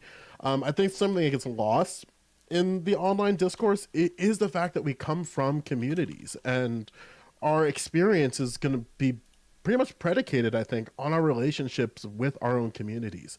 And something that I think everybody can maybe relate to at some level, especially how I started getting politically involved, it can get really lonely, where you think that like, am I the only person with these ideas out there in the wild? And then the internet shows you like there are people who like have the same, maybe similar relationships with these structures of power and all these type of things. But what I'm trying to do is to show people that, hey, there are people in your local communities that want to like, they're just looking for that person they want to dance with. And something that I think that we can try to do as people on the left is remind people that, hey, we're all part of our own communities. And I think the more involved we are with our own communities, understanding our local problems, and then branching out to a national thing, right? Like that's where kind of like where my goals line up. And yeah, like Twitter is a gulag, but at the same time, like if it wasn't for Twitter, I wouldn't find many people within my own community that thought similar to I was and looking for ways to help. So it's kind of like a double-edged sword. I guess the balancing act is like, I guess the question that I have, my guiding thought is, we do have our own trolls, yes. How do we get people to, that sounds so like matrixy, where it's like, how do we get people to understand that they are just one voice in their community and that voice has value, and then getting more people aligned with you and to push towards like getting more political power anywhere possible. So that's kind of where I'm at on it. So do you see any problem with like purity testing within the left, or like trying to say you're not a real leftist if you don't believe this, or you're not you're not even on the left, or you're not one of us, or something like that? I don't know if that's me, but I stopped giving a shit years ago. I'm in a township that has nonpartisan elections, so we're not even allowed to expose our political ideology when we run. The same thing happened in my other township before they changed that. So when I started getting politically involved, I didn't really have this idea of sort of like purity testing people. So when I navigated online, I noticed that like people kept trying to sort of like self-categorize me, right? Like I've heard things as from all sides of it, where it's like I'm a mask on tanky to a mask off black extremist to just a crypto black national. I've heard like all types of shit from that perspective. But in reality, it's like I think that people want to put hats on people just to get a general idea of where they stand, where I think something that we could try to do is just ask more questions about people's ideology and where they stand on things. I think that might be a better way of approaching those type of conversations. So then, like Joe, given that, do you feel like the best way is try to like individually activate people to encourage them to be active in the communities? This is like specifically like related to something that's happened like recently, like with the Destiny Omaha stuff, right? Like not getting like too much into that. But do you feel like there are potential barriers to say like having a large online creator or just online creators in general trying to organize things beyond to say like like almost like stochastically encourage people to be active inside their communities? Like, what do you feel like is the best way forward in that regard? Do you feel like we should try and do both? Like, do you feel like it's important to try and like focus on one or the other? What do you feel like would be most useful given like everything that's happened recently? I think knowing and maybe definitely for Socked on Left, right? Or I think something that Socked on Left, Vosh, Demon Mama, Samantha, yourself, so everybody here, right, is that we have to kind of like identify where our strengths are and like, okay, what are we strong at that we can contribute for within our communities, right? And something that could happen where if like SDL is just like, you know what, I'm really good at making YouTube videos and just pushing that socialism wagon, baby, then like maybe that's the thing that you do. Like, Thank you, Double H. There's like a lane for every type of political involvement that could transfer over into community involvement, but it's just kind of finding where that is, and that takes a while, right? Where it's because when you're first like, I'm just anecdote Andre over here, where it's like when I first started getting involved, I had no idea what my strengths were, and it took just like sort of trial and error of like, okay, well I really like this, so let me try doing this for a little bit. Okay, I really suck at that, even though I really like it, but let me try something else. And then like what I sort of fell into with my community is just getting the people to where they need to be. So my strength comes from galvanizing people. That might not be the best word, but getting people just like there. Because one thing that thankfully through my stuff in college and stuff like that, I'm really good at harassing people to go to events and getting people involved, right? So it's that like what happens sometimes is the first reach out happens where it's like, hey, I'd love for you to come to this thing that we're having. And maybe it's like, oh, I really like this movie, I'll go to this movie night. And it's like, sure. But maybe there's like another message for that movie night, like getting people to make sure that they're registered and stuff like that. Whatever. I think the next step from there is like the follow-up of like, hey, I saw you were there. I'm really thankful for you being there. I'm wondering like how you felt about the event. Like what are some things that we could have done better? And then like slowly getting them knowing that their voice matters within your community, and then just seeing where they're at. Like not everybody's going to want to be involved in the same level of like activism from one person to another. But I do think that the one step is just sort of looking within to figure out, okay, like where can I fit in my own community, and then where can I fit in the community at large, and then the community at large is being online. So I know many people who are one way online, and then like myself, for example, I'm a perennial Twitter shitter, but then like offline when people have conversations, they're like, oh, this is a totally different person. Now the problem comes when those two worlds converge, right? Where if you have a really active online presence and then your offline presence might be different, I think, and again, like maybe people might differ on this, I feel like as close as you can get those things to who you are, I think is better. But in reality, those are just two sides of us, right? Like we're all different people with different types of relationships with things. So maybe like those two sides are just part of who you are. But I think that maybe getting them closer to like a center might be a way to to help. I don't know. I'm rambling. I'm sorry about that. No, I think with what you were saying, Joe, with people's different strengths is kind of where another form of like, I don't know if this is a correct term for it. Like I said, new lefty kind of, the purity testing. So it's like people that want to be just active in their local community. Say like just doing stuff like the paperwork, getting elections going, getting local stuff, just being the person in the suit running around doing the bitch work with the paperwork. Right. And then you're going to have people like, oh, well, you're not out of the protest. You're not out here raising your voice. It's like, okay, you have different people that can do different things and different strengths. Like not everybody can, like a lot of people that can't go to protests, like, they don't want to like, maybe take their kids or maybe they have a job that they can't give up, especially like at a time like during COVID or something. There's a lot of things you have to consider, but maybe they are doing stuff elsewhere in the political sphere that is making a difference. Like you were saying with YouTube personalities, if you have charisma and you can talk in a way that people will listen, be it a left-leaning person or a right-leaning person, you are way more valuable than people are going to give you credit for. Because if you can get both sides to listen to you and get them moving left towards what you hold as values, a lot of people look at content creators and kind of start taking their beliefs more and more and more, a little bit over time.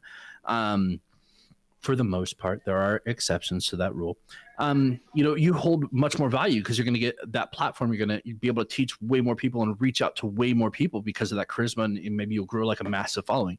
Then you have the people that their strength, they know the politics within the politics world. So they're able to get into like city hall type positions or events. They're able to get and like start reaching out at a local level, branching into the actual political world rather than just bitching about it on the internet. And then there's a, place and time where people do need to just bitch about it on the internet to like kind of get like a movement going. And then you have people that are really good at just, hey, marching, making signs, getting stuff organized, organizing people to move, organizing with that friend that works in City Hall doing the bitch work. And now you have a license to go do a protest or like a permit. And then you have the people in, say, other parts of organizing that are really good at stirring shit up or using counter-military tactics against the police to keep people safe. Like you have strengths and everybody should kind of like go, rather than attack someone for not doing more, be like, just recognize what they are doing and that is enough to help the movement. Yeah, to jump off that, I do think that there is I don't want to say it's like overstate it, like it's a huge problem, but I think that some people should think a bit harder about just how many people we really need to make a shift left on the, sort of national and local scale. We need a lot of people, and we need a lot of different types of people. If you look at how I always like to point out like conservative radio, which is something that when I was younger, like I grew up listening to conservative radio with my conservative parents. They had that on all the time. And there are just all manner of conservative talk shows that have been bankrolled, that have been encouraged, that are patronized by all these people. And they're of varying quality. There's, the really famous people, like you get the Rush Limbaugh, but then there's also like the local people of like middling repute.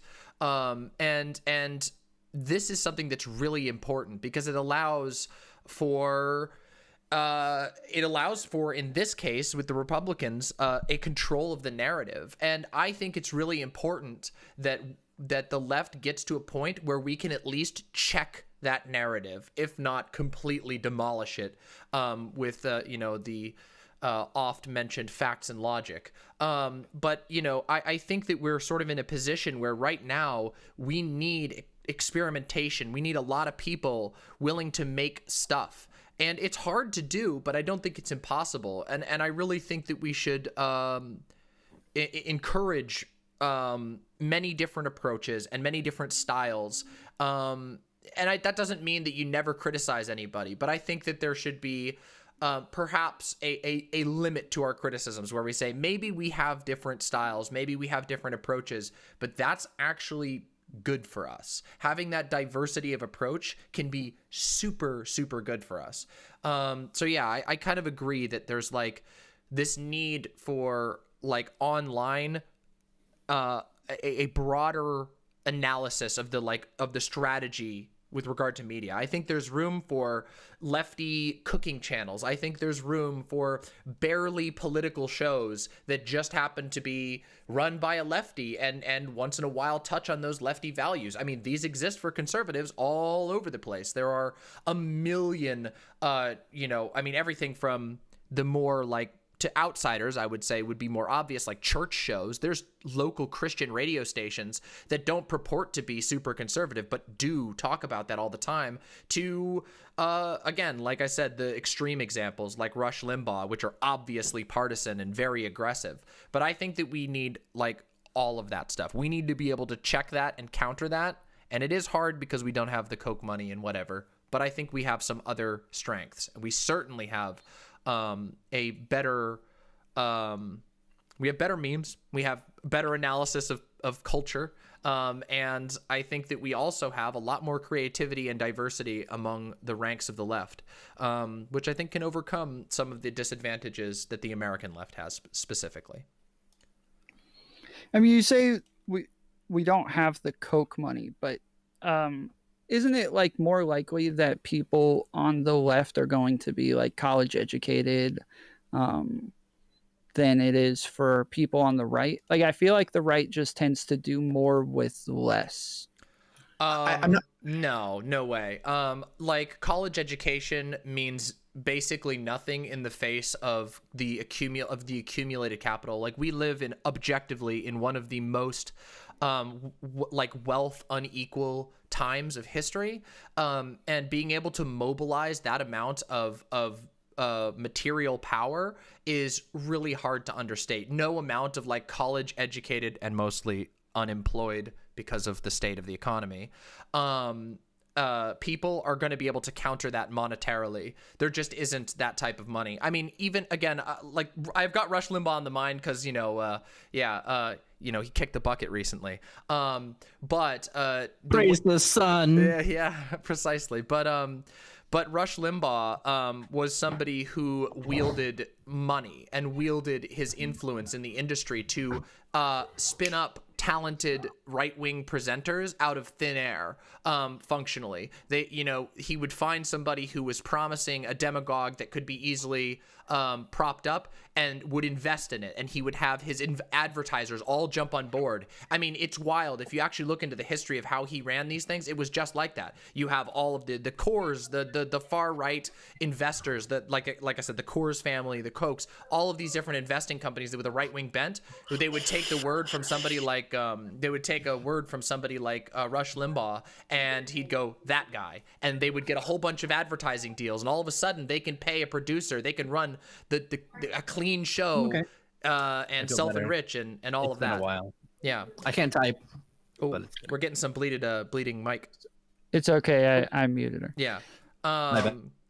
Yeah. So it's one of those things where I don't think that any amount of like college education, like college educated people make more money than the average person, but you have to remember that the people who are actually running like a lot of who actually have the deciding say in a lot of these like big media companies are people with more money than anybody you can imagine, and you can't really overcome that, especially when they're able to run at a loss, when you're able, if it's necessary, if they even have to. Obviously the Rushes will make lots of money, but other shows can run at a loss because they have angel investors who will keep pumping out that show for the ideological benefit, not necessarily just for the profit.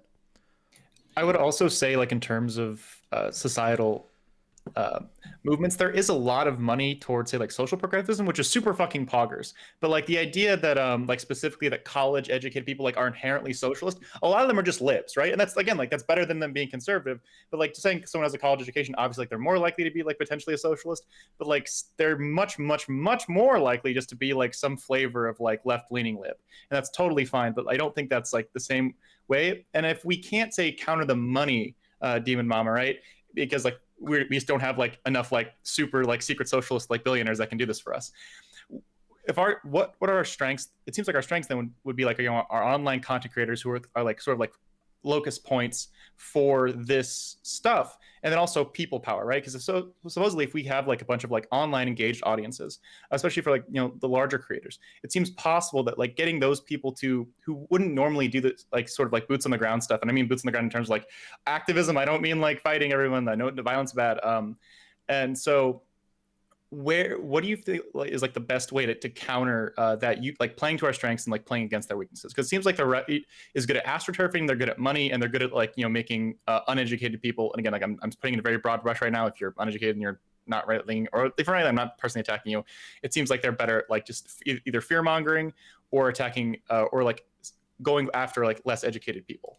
Or well, there are some advantages in that like I do think that a lot of the like right-wing talking points and stuff sort of appeal to a base fear or insecurity or whatever, and those are always, you know, that sort of emotional messaging is easier to broadcast. But I mean, also there is a severe problem, and I think that some of this is the failure of like what was considered the American left, which was mostly, like you said, liberals. You'll notice that like liberal news sources are always paywalled, and meanwhile you've got Rush Limbaugh blasting out for free to every radio station in the United States, zero cost. Anybody can get their old beat up car, doesn't matter if it's from the 60s, it's going to have a radio in it, and you can tune into some very entertaining right-wing radio. And like, we do have the people power, and I think we do have the truth on our side. Obviously, I believe that very much so, and I think that's demonstrable. I think we just need to get more creative as to how we interconnect and how we mutually empower one another, and the sort of networks that we build. I am of the belief that streaming is the new radio. There's so many parallels that I see, but one of those is that we can do stuff like have free shows that are viewer supported, and that's possible thanks to the internet, and it's possible thanks to networking with other people who are trying to build similar shows. And there's another advantage, which is unlike the era of the radio, where there's only a set number of radio waves that you can get on that are like controlled by the FCC, and there's a whole bunch of contracts. It's really messy. Basically anybody can spin up a YouTube channel, provided you have a certain bar of like, you need to have a mic and stuff like that, obviously, but that's a lot lower than needing to have a radio station that you can use to broadcast onto the radio. So we have that going for us as well, that if we make like confident and aggressive moves in this space, and we actually build lasting structures, we build I don't know what the exact solution is, but channel networks or partnerships or whatever that can become resilient, that is going to be amazing. And I believe it will actually counter some of the disadvantage that the left has in not having Koch brothers and Rupert Murdochs and whoever else. Yeah, I think you made a good point. When I said the right does more with less, it's not just with money, but I also think like rhetorically they do a lot. Ben Shapiro is like a Harvard grad, and he's like, I guess, trained to make really good arguments for really bad points, and he does this a lot and convinces a lot of people. Vosh, like, I think you do a lot with rhetoric as well. Like, do you think that the right, like, overall does better with rhetoric? And do you think there's we're children compared to them? Yeah, 100%. Your average leftist has absolutely no idea how to, or no interest in appealing to the average person. There's nothing there. There's zero. And that's the reason why there was a large contingent of the online left who broke away from people like AOC and Bernie Sanders. There's this obsession with aesthetizing theory, with aesthetizing the USSR, with aesthetizing China. And even beyond that, even if you go back, I'm not just talking about tankies, by the way. I mean, like, this is really, really common, this complete departure from anything even remotely resembling the interests of the average member of the working class. And then you get into these incredibly esoteric arguments. Right now, what we're dealing with, there was this big Twitter blow up the other day. I'm sure you all saw it, or at least some of you did. Some chick said she used to be a Nazi, but now she's not. Turns out that person's in my community. Great, good.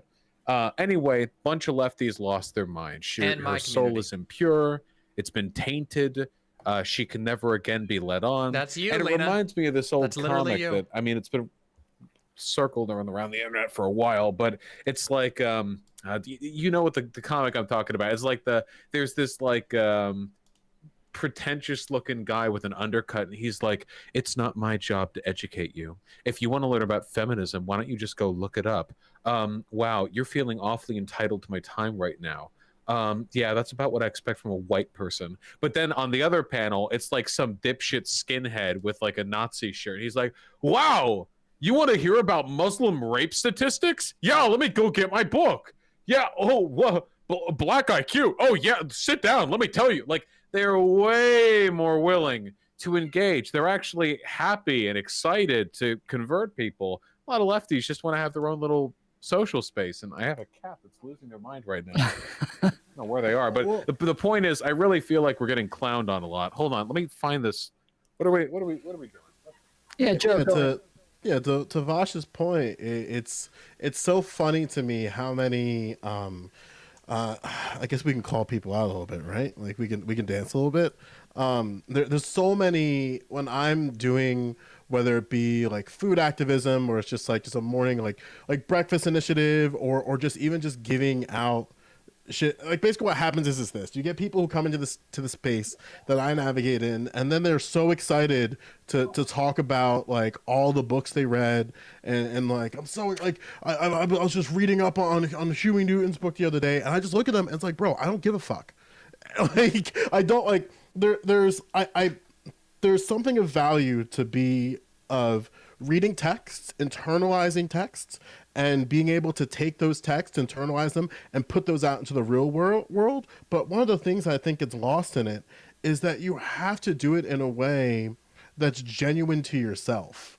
And I think sometimes what happens is, especially when you're kind of new to the party and studying and internalizing this information, is that you automatically default to just regurgitating how you consumed it in. And something that I think is incredibly important is like, okay, how do I explain these concepts, these things that I want people to get very like excited and passionate about in a way that's genuine to me? And I think sometimes what happens, because I've seen this in real time where people just like will invoke the words of just like whatever Marxist Leninist bullshit they read that day. And it's like, bro, I don't give a fuck about the footnotes that you did. Like, how would you describe these things? And definitely the right found a way to translate these things in a way that makes sense to the people that they're trying to not only politically activate but socially activate. And something that I think all people of the left should try to do to the best of their ability is own the things that they're reading, own the things that they're researching, and that level of ownership comes from being able to speak about these things in a way that not only makes sense to you but makes sense to the people that you're talking to, right? Like I don't give a like, because again, we had to understand that the rhetoric against our things is incredibly powerful. Like it doesn't matter how many books about race and the history of race I'll do, people will default to just some like white ass libs like Robin DiAngelo or even just like Twitter people like Kendi, and it's like there's more people who do these things, but the people who might be against your ideas don't give a fuck. Those are the people they're defaulting to. But if you're able to take those things that you've read and internalize and explain them in a way that's natural to you, then I think that's a way that we can definitely like help with this feedback loop that happens sometimes. Sock done left. I mean, I don't know how much more I can add. I think that everyone else has covered this pretty well. Well, I mean, I can pretty much like section out my audience. I've said this on here before, where like I stream on Facebook, YouTube, and Twitch, and my Facebook audience is by far the farthest right. Like YouTube's kind of in the middle. Twitch, I just got on Twitch a couple months ago. I had never heard somebody say, "It's not my job to explain things to you." I don't like. Is that not why we're online? Like, is that not why we're all streaming in the politics section? Like, is that not? If we're on here, what else is the point in doing this if it's not to convince people? Tom, it's not my job it's not my job to explain this to you. Okay. I mean, I think I can try and address that a little bit. Like, I think it's a friend group thing. They want a friend group. That's what they do. They go online, they stream, they make videos, but it's not to change people's minds. It's to find like-minded people that they can form a cute little social club with. The inclusion of people whose minds have been changed would only be a detriment to their social club because it would introduce unorthodoxy. I mean, well, I think real quick, fam. Like, I'm wondering, so because when it comes to like, I love your streams, but dog, terminology wise, I'm like, God damn it, I gotta fucking reread on shit. But I guess a question I have for you is that what are some ways that you think that people can do in terms of sort of owning the things that they read, and translating it into a way that makes sense for them? Like, where do you think someone could possibly start? I mean, if you want honest answers, it's mostly about how you study things. Wait, hold on. Demon Mama should go. Thank Than you. everyone else. I appreciate that. I will say, I have a couple of things I wanted to say on this. The first thing is that, like, I think there is I don't want to underplay that there are, like, the fact that there are some people who really say it's, like, not my job to teach you or whatever. I think some of this comes from, like, people who gain some level of standing on websites like Twitter or Instagram or whatever. And there is, like, as somebody who gets, like, a constant focus on my identity being trans, like, it happens all the time. People are always having things to say about it. It can be very frustrating, especially if, like, debating and politics isn't your primary thing. So I do have some level of sympathy to some people who are just like, it's not my job. But there comes a point where, like, we have to acknowledge that, like, we live in very strange political times, and some of us are going to have to choose to, like, answer those questions. And as somebody who I was raised in an extremist fundamentalist Christian cult, and that's a huge part of my background is, you know, finding my way out of something like that I had no choice in, that I was indoctrinated in, that it was my world view that was totally different than that of everyone outside of it. Like, there were things that were taken literally by my church that would make other people laugh, because it's like, what, you literally believe that there's angels and demons, like, wrestling with each other invisibly? And yes, they did literally believe that. And I think it's hard for a lot of people on the left to understand that level of indoctrination and recognize that it can be a long process for people to get away from that, to get out of that. And it can also be a very painful process. And usually that type of person had no choice in the world that they grew up in. In fact, that's kind of the point. I think that the left would gain a lot, and I've been hammering on this a lot on my streams. People who watch my streams have probably heard me say this a million times, but one of my big projects is I want people on the online left to start to understand how indoctrination works, specifically religious indoctrination, because it is very manipulative, it is very isolating, and it is designed to give you the illusion that you have nowhere else you can ever go, that you are on the precipice of apocalypse.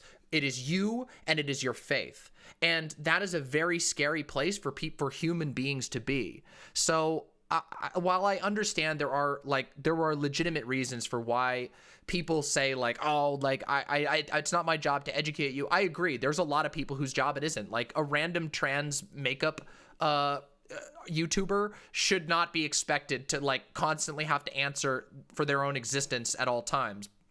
But at the same time, the people who are doing the advocacy, the people who are stepping out and doing that political thing, should be able to understand how the ideology they're fighting against works. And indoctrination is a huge part of most far-right ideologies. So what I would ask, this is primarily for Demon Mama and Bosch, is that I totally agree that it's super important to have, like, this safe space for people who do not like, should not have to, like, validate their existence every second, right? It seems like there's, like, a friction or a problem in like online spaces where the overlap between, say, like, the potential activist left people who are, like, trying to do this, like, to push for, like, different like changes, versus people who just want to be able to feel safe. Again, like, both those are equally valid. It's a circle because we all exist inside the same communities. And I'm not sure how, or even if it's possible for us to differentiate those circles in any side of the community. It's like, and say, like Vosh is the biggest person here, where it's like, there's no activist Vosh circle, and then, like, people hanging out in a safe political space, Vosh circle, right? So how do we like say almost like create like how do we deal with that distinction in a way that makes everybody either feel more at home or makes us more like potentially effective? If that makes sense. I'll take the hard stance on this one. Okay, first of all, there's no such thing as an online leftist community. There are hundreds and thousands of closely interwoven communities that nonetheless have distinct terminology, distinct preferences, ideas, personalities, what have you, et cetera, et cetera.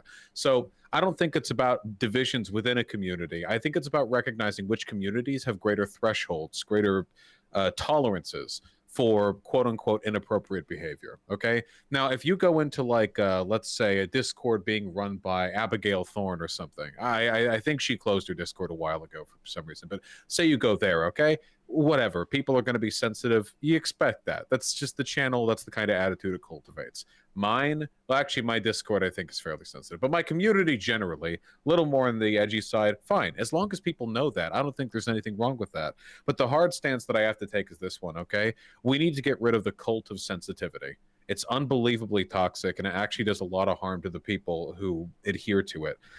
There are a lot of people who seem to have forgotten that there is a very big difference between harm and offense. And this sounds like a conservative talking point, but if you go online for 5 minutes, I think you'll find people who legitimately do conflate these ideas. A person who was very victimized by the conflation of these two ideas was ContraPoints. There were a lot of people who claimed that ContraPoints had hurt them, that harm was done. But usually what these were obfuscations of the actual discussion. They were excuses to bully her for perceived slights that if investigated really weren't much of anything at all.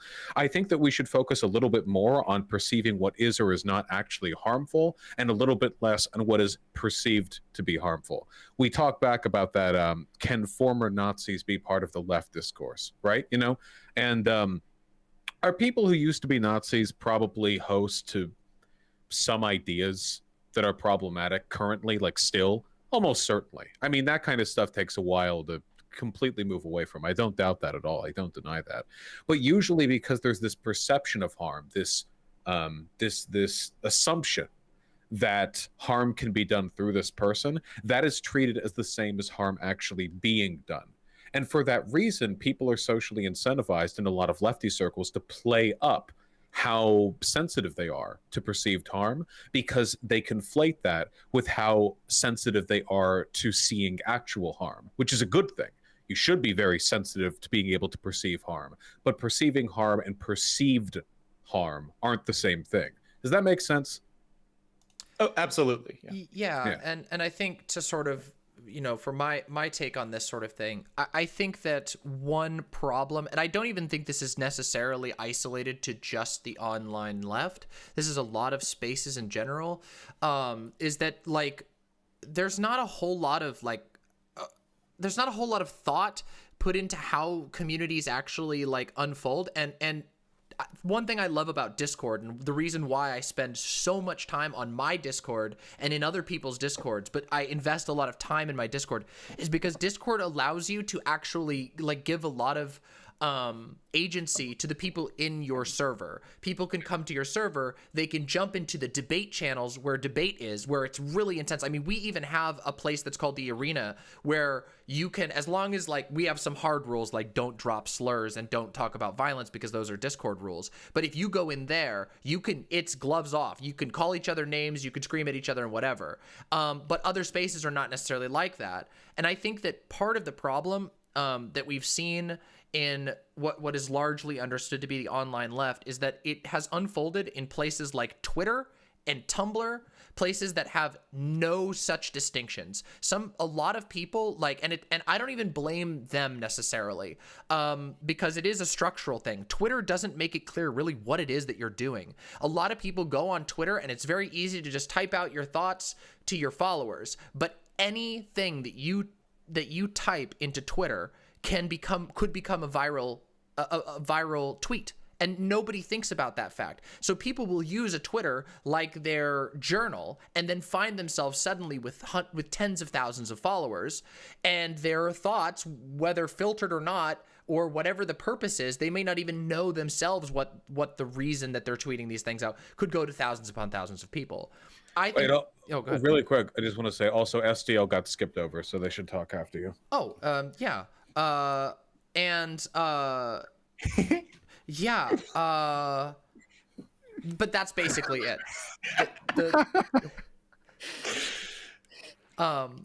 The spaces that people curate and build are very unclear on a lot of these platforms. And the reason why I encourage people to move their communities to platforms like Discord is because it allows you to actually delineate those spaces, to set reasonable expectations, and to put power back into the hands of the actual users themselves. Whereas in Twitter, people don't really have a control over their experience. On Discord, on Twitch, on YouTube, you do have some control over your experience. And that alleviates a lot of this conflation, I think, that Vosh was mentioning, which I do think exists, that some people find themselves exposed to, or on the flip side, expose others to their venting or their emotional feelings, and it becomes very messy very quickly. Anyway, yeah.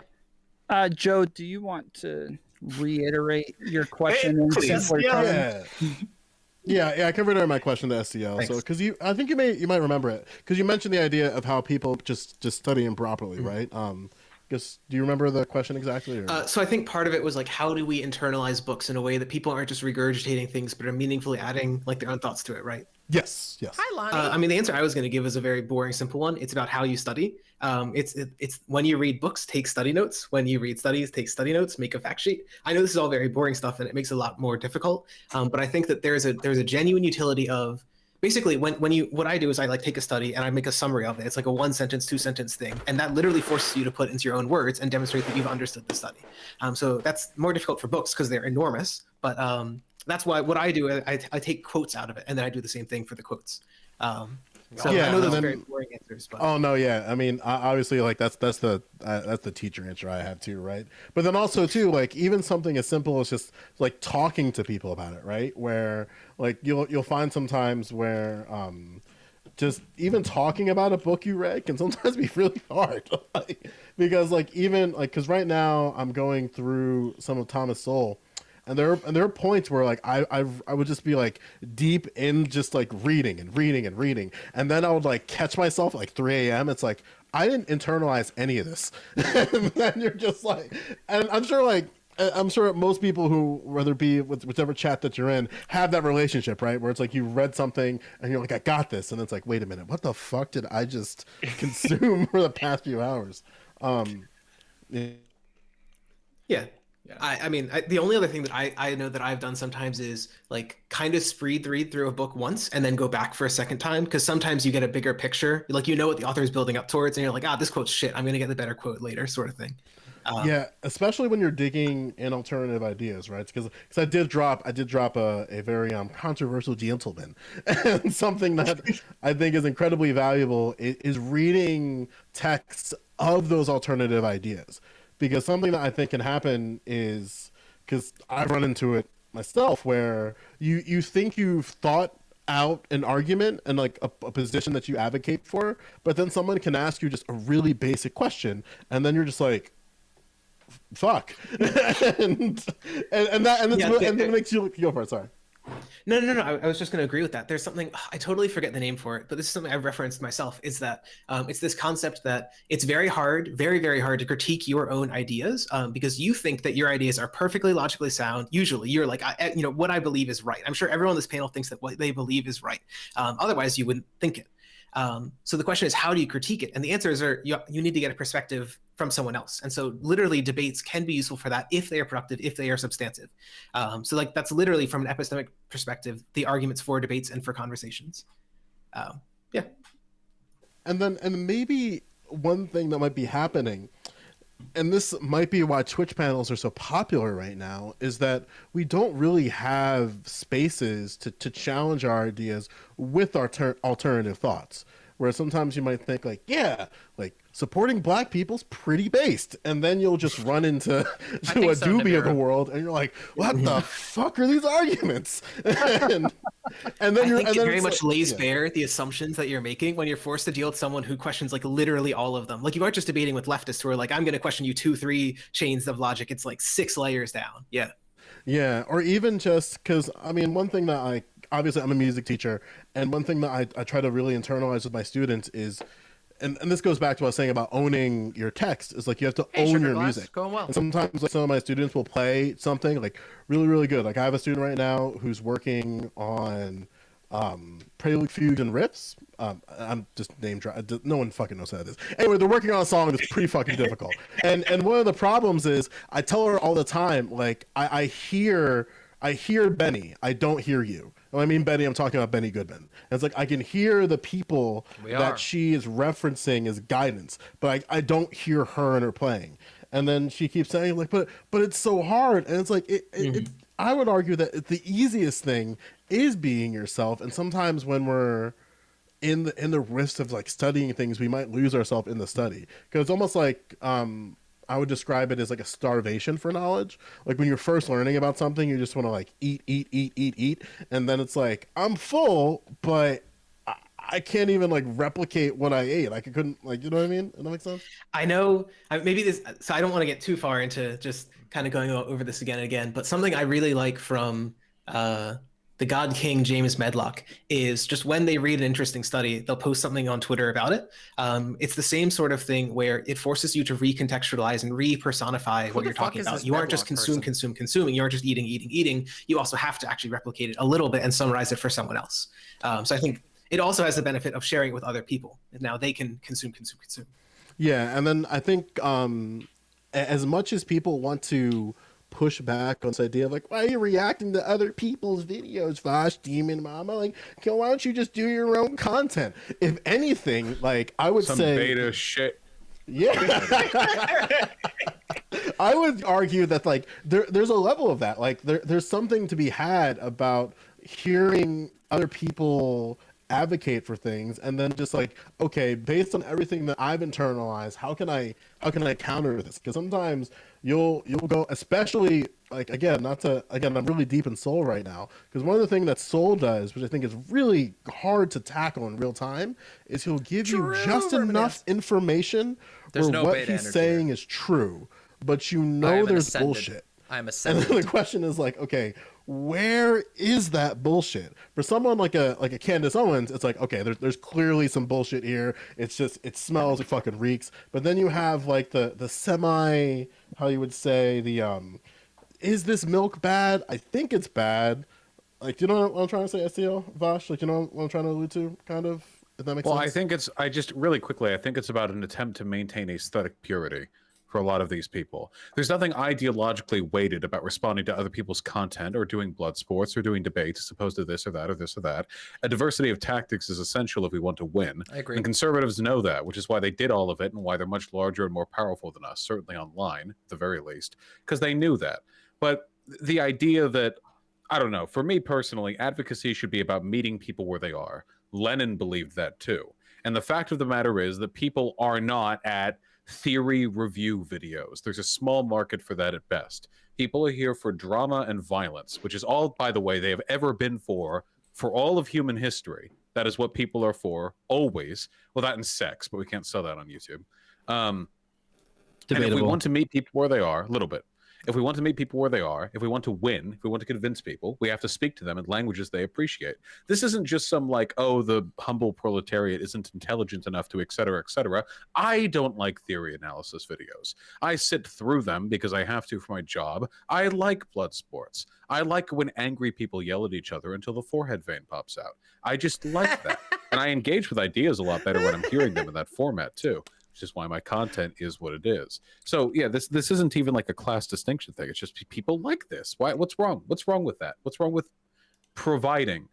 Yeah, I don't think there's anything. In fact, I think there's only. Nothing. I think there's good things. I do believe that there are things to be cognizant of. I think that it's possible for, individual creators to find themselves creating content they don't like, or pulled into the algorithm chasing or whatever. But like I said before, like, I think that it would be great, and I would celebrate if there were 10 more lefty cooking channels that talk about politics once for every 20 recipes that they cook on stream. That would be amazing. And it would also, I don't know, I feel like it would alleviate a lot of the stressors that already exist in some of the in some of the spaces that currently exist.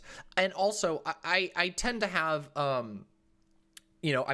people know I really got my start in streaming doing debate panels, which people have a lot of, like, some people online have a lot of really bad things to say about debate panels. But I think a lot of it is more about, like, setting the expectations. At least for me, my audience knows what they're coming to my show for. They know they're not coming here to be taught maybe once in a while, have some, like, deep philosophical conversation. But for the most part, it's going to be for entertainment. There's going to be, hopefully, some edifying and valuable things there, just like how you can watch a documentary that's super entertaining and learn a whole bunch of stuff. And I do believe that there's room for more, like, granular content and whatnot, of course, obviously. But I think that there is, and again, a lot of this is mostly on Twitter. I point at Twitter a lot, but there's this idea of the holier than thou, the aestheticization that Vosh mentioned, that absolutely does play a part. I just think that we should be more willing to embrace those shows that are going to talk about issues in ways that everyone understands, because quite frankly, it's not a matter of intellect at all. I have spent much time reading lots of books. I don't really like reading theory that much personally. I've enjoyed some pieces of theory, but I don't do it all the time. And also, I left religion. I didn't leave religion to come in and be told, okay, well, now you need to study a new book of holy laws that if you don't understand these, well, then you're surely destined to sin. And I'm just like, no, like, that is not, I critique that. There's a reason why I don't think, like, dogma is very helpful in that way. Obviously, you can learn from all kinds of things, and I will point out that much like you can learn from theory, you can also learn from religious texts, even as a leftist. You may not learn as much, but you can certainly learn from it. And I think that we need to remember that. A lot of, I'm very much a believer in the idea that people can both communicate and understand pretty complicated topics as long as you're speaking the same language as them. And sometimes that means you have a bunch of Pepes on your screen, and sometimes that means you have a million GIFs on your screen, or you make jokes about Fortnite or whatever. I think that can be a way to reach people, and I think we should embrace that. Yeah, I think that's a common thing. Like, I'll watch panels for 20, 30 minutes. Sometimes the last one I jumped on, I was watching for an hour, and they all were disagreeing for the longest time. And it was really annoying because they were all kind of saying the same thing, but none of them could articulate it in a way to where the others were able to understand. And I think it is I think it's just kind of a gift where some people are able to explain things in a way to where others can understand better. So I'm not going to be able to get into, like, a great conversation with Joe Lewis where he's going to have this, like, sometimes, like, the academia stuff that he'll go over just goes way over my head, right? But once I understand it, I can teach it very well. I don't yet, Dead Anteater. But I jumped into that panel after about an hour, and within 2 minutes, I had all of them agreeing with just by giving a couple hypotheticals, and all of them were like, "Oh yeah, that's true. Okay, yeah, we all agree." What did I say, Joe? Yeah. Well, no, I'm saying to your point. I mean, Samantha and I are refugees from a conservative panel that we both got ousted. We both got. I don't know what you're talking about. I was called a slur. Okay. I was called many more slurs than you, Joe, and I got the death threats for 3 hours. But mine has People has call me a white historic. sometimes. Yeah, I know, it's a cold world. I guess my point is, like what I'm trying to get at is within this panel or this stream in question, one of the problems that Samantha ran into, I ran into, which harkens to Vosh and Demon's point, is that you'll lose people on just basic definitions. And then what happens is you gotta switch it up where I can't use whiteness on everyone. It's not possible. And then what sucks about it is that I have people in my own spaces that say, well, you can't reject the definitions. And it's like, sure I can. We do it all the time. Like we change our language for so many things. Like there's no reason why we shouldn't be able to change it to make sure we get people into understanding what we're saying. Because like sometimes I made the mistake of following a lot of MLs on Twitter, and something that happens is that they're just like, that's all the bourgeoisie, white supremacy, and it's like, bro, no one gives a shit. I love you, but no one gives a fuck. And then like you say that, and it's like, of course they give a fuck. Like, bro, they literally think you're a fucking tanky. Like, there's got to be a better way that you can relay your ideas in a way that just levels you.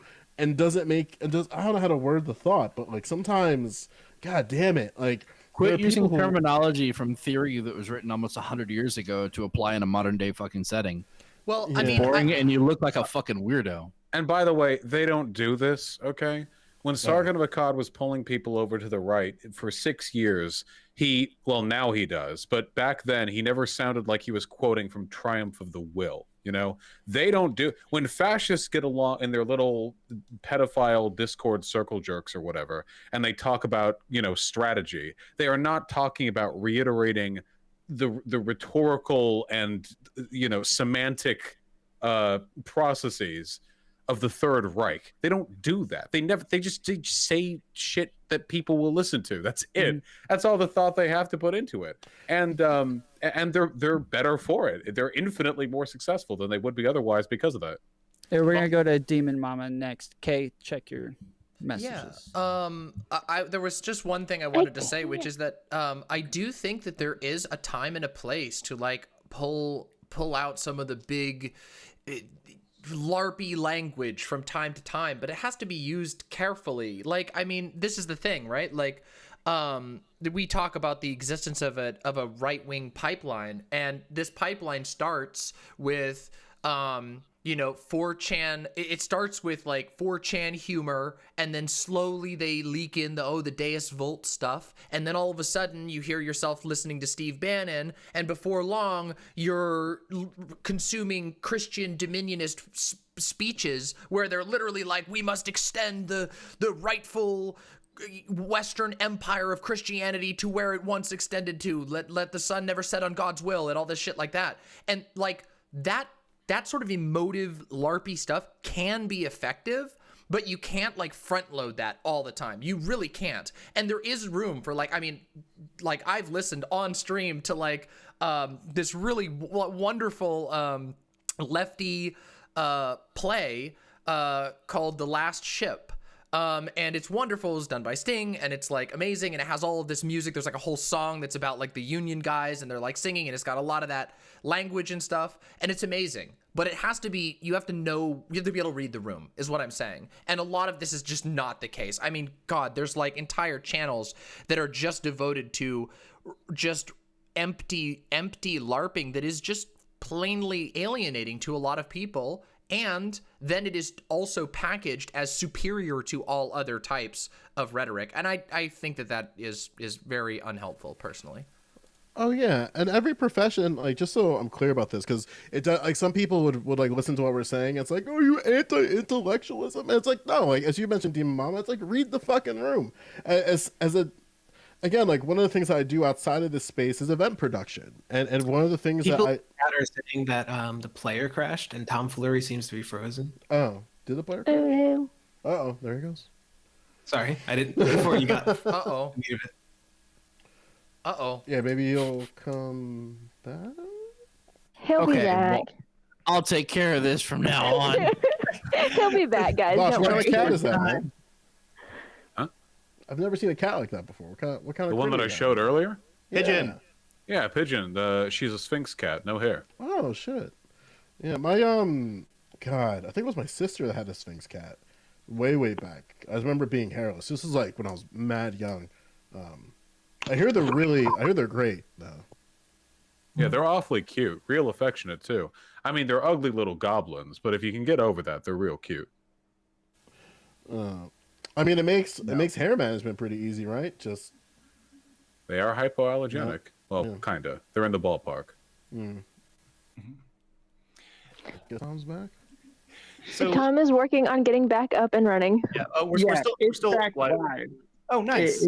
It is still live. Just having some issues. Oh, okay. Gotcha. So even me coming into the communist space, I found that running into a bunch of the MLs on Twitter was like one of the worst things I ever fucking did in my life. And then I found out recently what the true tankies are like, and I will say that I would much more rather be blown up in Afghanistan all over again than spend 30 seconds talking to infrared. Easy there.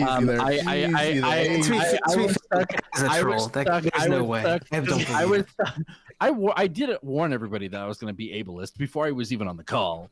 Then they got mad about that. But then I woke up to 100 personal messages on Twitch and 200 personal messages on Twitter from a bunch of angry fucking tankies. Which was even worse than the attack I got from DGG people when I yelled at Destiny, telling Destiny that his community is fucking problematic sometimes with a pattern of transphobia. So tankies are weird. It's the internet. I will say, I still have a standing offer out to Infrared, not to undercut you, Vosh, but it is only $185 to secure your debate with Demon Mama. Right now, Infrared, if you or the Guerrilla Gang or whatever you call your group are watching, $185 if you use the discount code 85D2D Derek. So the referrer, of course. So feel free. So much cheaper than the other people. I'm still like Guerrilla Gang. That's such. I'm still new here, and what I'm they ended up putting my phone number somehow.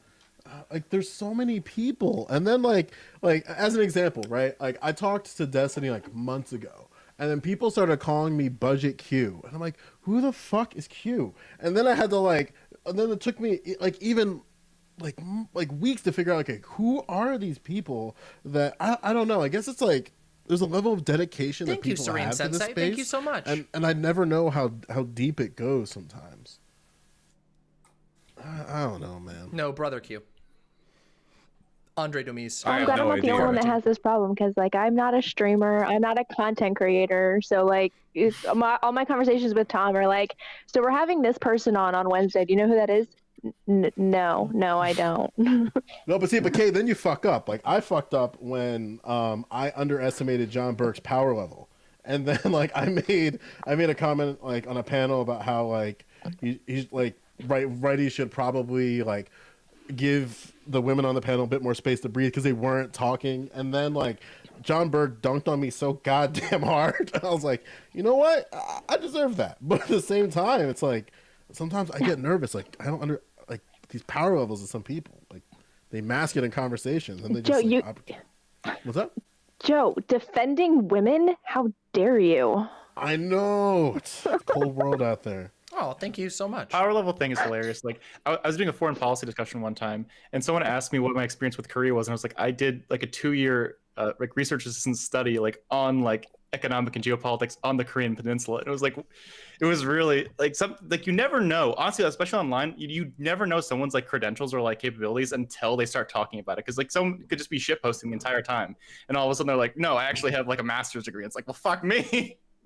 Yeah, I think the best was I'm in this Facebook group of all like just like my entire township's on this Facebook group, and somebody was getting into the argument with the mayor, and she kept saying over like it's making like a stream of talking about the like basically our mayor was talking about stuff, but this woman didn't understand that the person that she was antagonizing was the mayor, so she kept saying like, this person is just so ridiculous. How does he even think this is how our township works? Like, does he even like understand how taxes probably another work hour and a half or so. And then he just kind of paused. He's like, I have to stop and remind people that I am actually the mayor of this township. And then I'm just like, oh shit. And it's funny too, because like there's two sides of it, right? There's the side of like people just don't know who the players are, but then one side that I'm learning the hard way is like there's so many players on these teams, so many. It's great, but fuck, man. Okay, but that's where the permanent revolution by like Trotsky's beliefs can come into play. Apparently, like that was a meme. Power went out on my whole block. Sorry about that, guys. So real quick, I got some stuff I still gotta fix. But Hans, can you? Well, actually, Kate, can you go into the next topic for everybody? Tom, I'm on my phone. Like, I don't have anything pulled up. Okay. Hans, you want to do the decommodification? Yeah, sure. For me, but of course, no problem.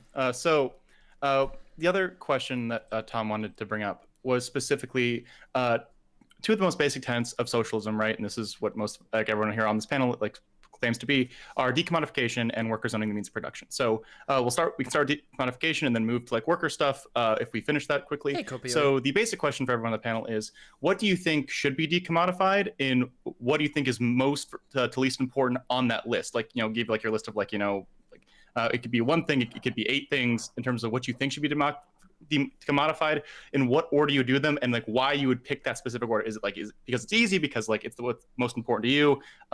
Everyone, feel free to go ahead. I'll come in at the end, unless I'll go first. Housing, education, healthcare, water, big one right there. Water, and medication. That's from my head. Yeah. I mean, so the question of what you decommodify, the answer is usually you want to look at things where people reach satiation, meaning that if you provide free healthcare, there's not too much evidence that people like insanely overconsume healthcare. Same for water. So there's less of a risk of people like really abusing something when you decommodify it, i.e. bring it closer and closer to being free at the point of service. So that's like some of the easy stuff. Like water is an example, healthcare is an example. Somewhat education, people could theoretically spend a long time there. There might need to be like limits there.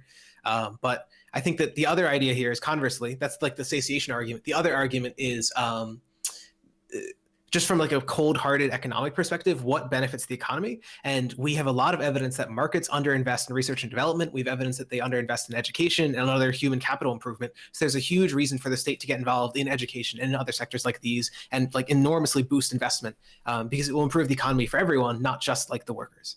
Yeah, you're also looking for industries that don't respond healthily to the supply-demand curve.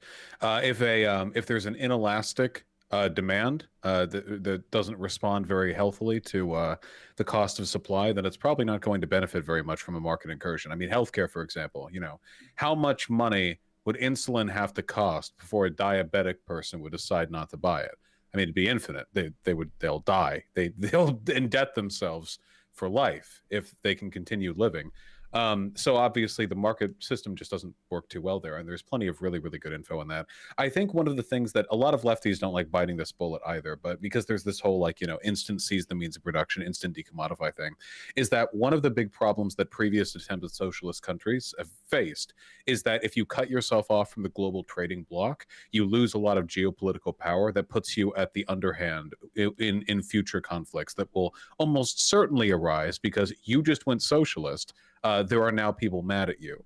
If you cut yourself off from the neoliberal trade bloc in the world right now and everything that goes on in it, then you are putting your country at an unbelievable disadvantage. Geopolitically, you're going to skyrocket the cost of whatever commodities you're still purchasing for the people in your country. There might be shortages or outright famine in some cases. And all of that comes if you do not properly structure your decommodification. You need to make sure that other economies are still dependent on you and that you're still dependent on other economies, because that's the number one best way to avoid warfare in the modern world, to make sure that both countries would economically suffer if either were to attack the other. And if you can manage that, I think you can get away with decommodifying quite a bit. You just have to make sure that you do it in a way that doesn't stir needless unrest. Something I've been kind of working on is just so like I don't know, man. Like it's pretty simple. I just want community control of economic frameworks to produce goods and services. Sorry, that retail and produce goods and services. Excuse me. And one of the problems that like I think gets lost in the sauce is again that everybody lives in a community, and your communities are going to have different needs, different desires, and what have you. And so you have like your local needs and desires. Then you have your county needs and desires, which then extends to your district, to your state, your tri-state area, and then the federal at large. And like things that I've been kind of eyeing on within my community is just more business within the community. So I've been having a really close eye on HR 4999, which again, for those of you who don't know who's watching, don't know anything about this bill that I'm talking about, it basically revises the the Internal Revenue Tax Code in respect to opportunity zones. One of the problems that I have with opportunity zones, because my community suffered from it my entire life, is that you'll have large businesses coming in to communities and giving these promises that they're we're not going to pollute your lakes. We're going to hire workers in your area. Like just trust us, please. Like we're Walmart. You can trust us. When in reality, sometimes the levels that they're going to contribute to the community is just dog shit. And so something that I want, right, is that I want businesses through community advisement and oversight to make a conscious, dedicated effort to invest in their communities through things like employment, community infrastructure, investment guarantees. So what that looks like in my township, because my township has this, is that every business that opens has a percentage of what they earn that's going to be guaranteed to be given back into the community, however like the community decides what that is. I think respectfully it should be a higher percentage, but like that's one thing that I would really like to see within my community. I think a lot of communities could adopt something like that. And then another thing is just environmental reports and committees for environmental reports, so we can really have a better job at analyzing overburdened communities. Where sometimes that happens, because Jersey plagues this, is that you'll have an area like Newark where it's very, very much, it's incredibly overburdened, and any business that comes in there is walking into a fragile infrastructure environmentally. But they just like, these companies go in here, mostly like medium-sized oil, medium-sized developments, and they just put a giant sickle through it. And thank God we finally passed a bill that prevents this from happening, where businesses have to show through an environmental report that they are not going to, whether it be increase emissions or even add more to the pollution within that community.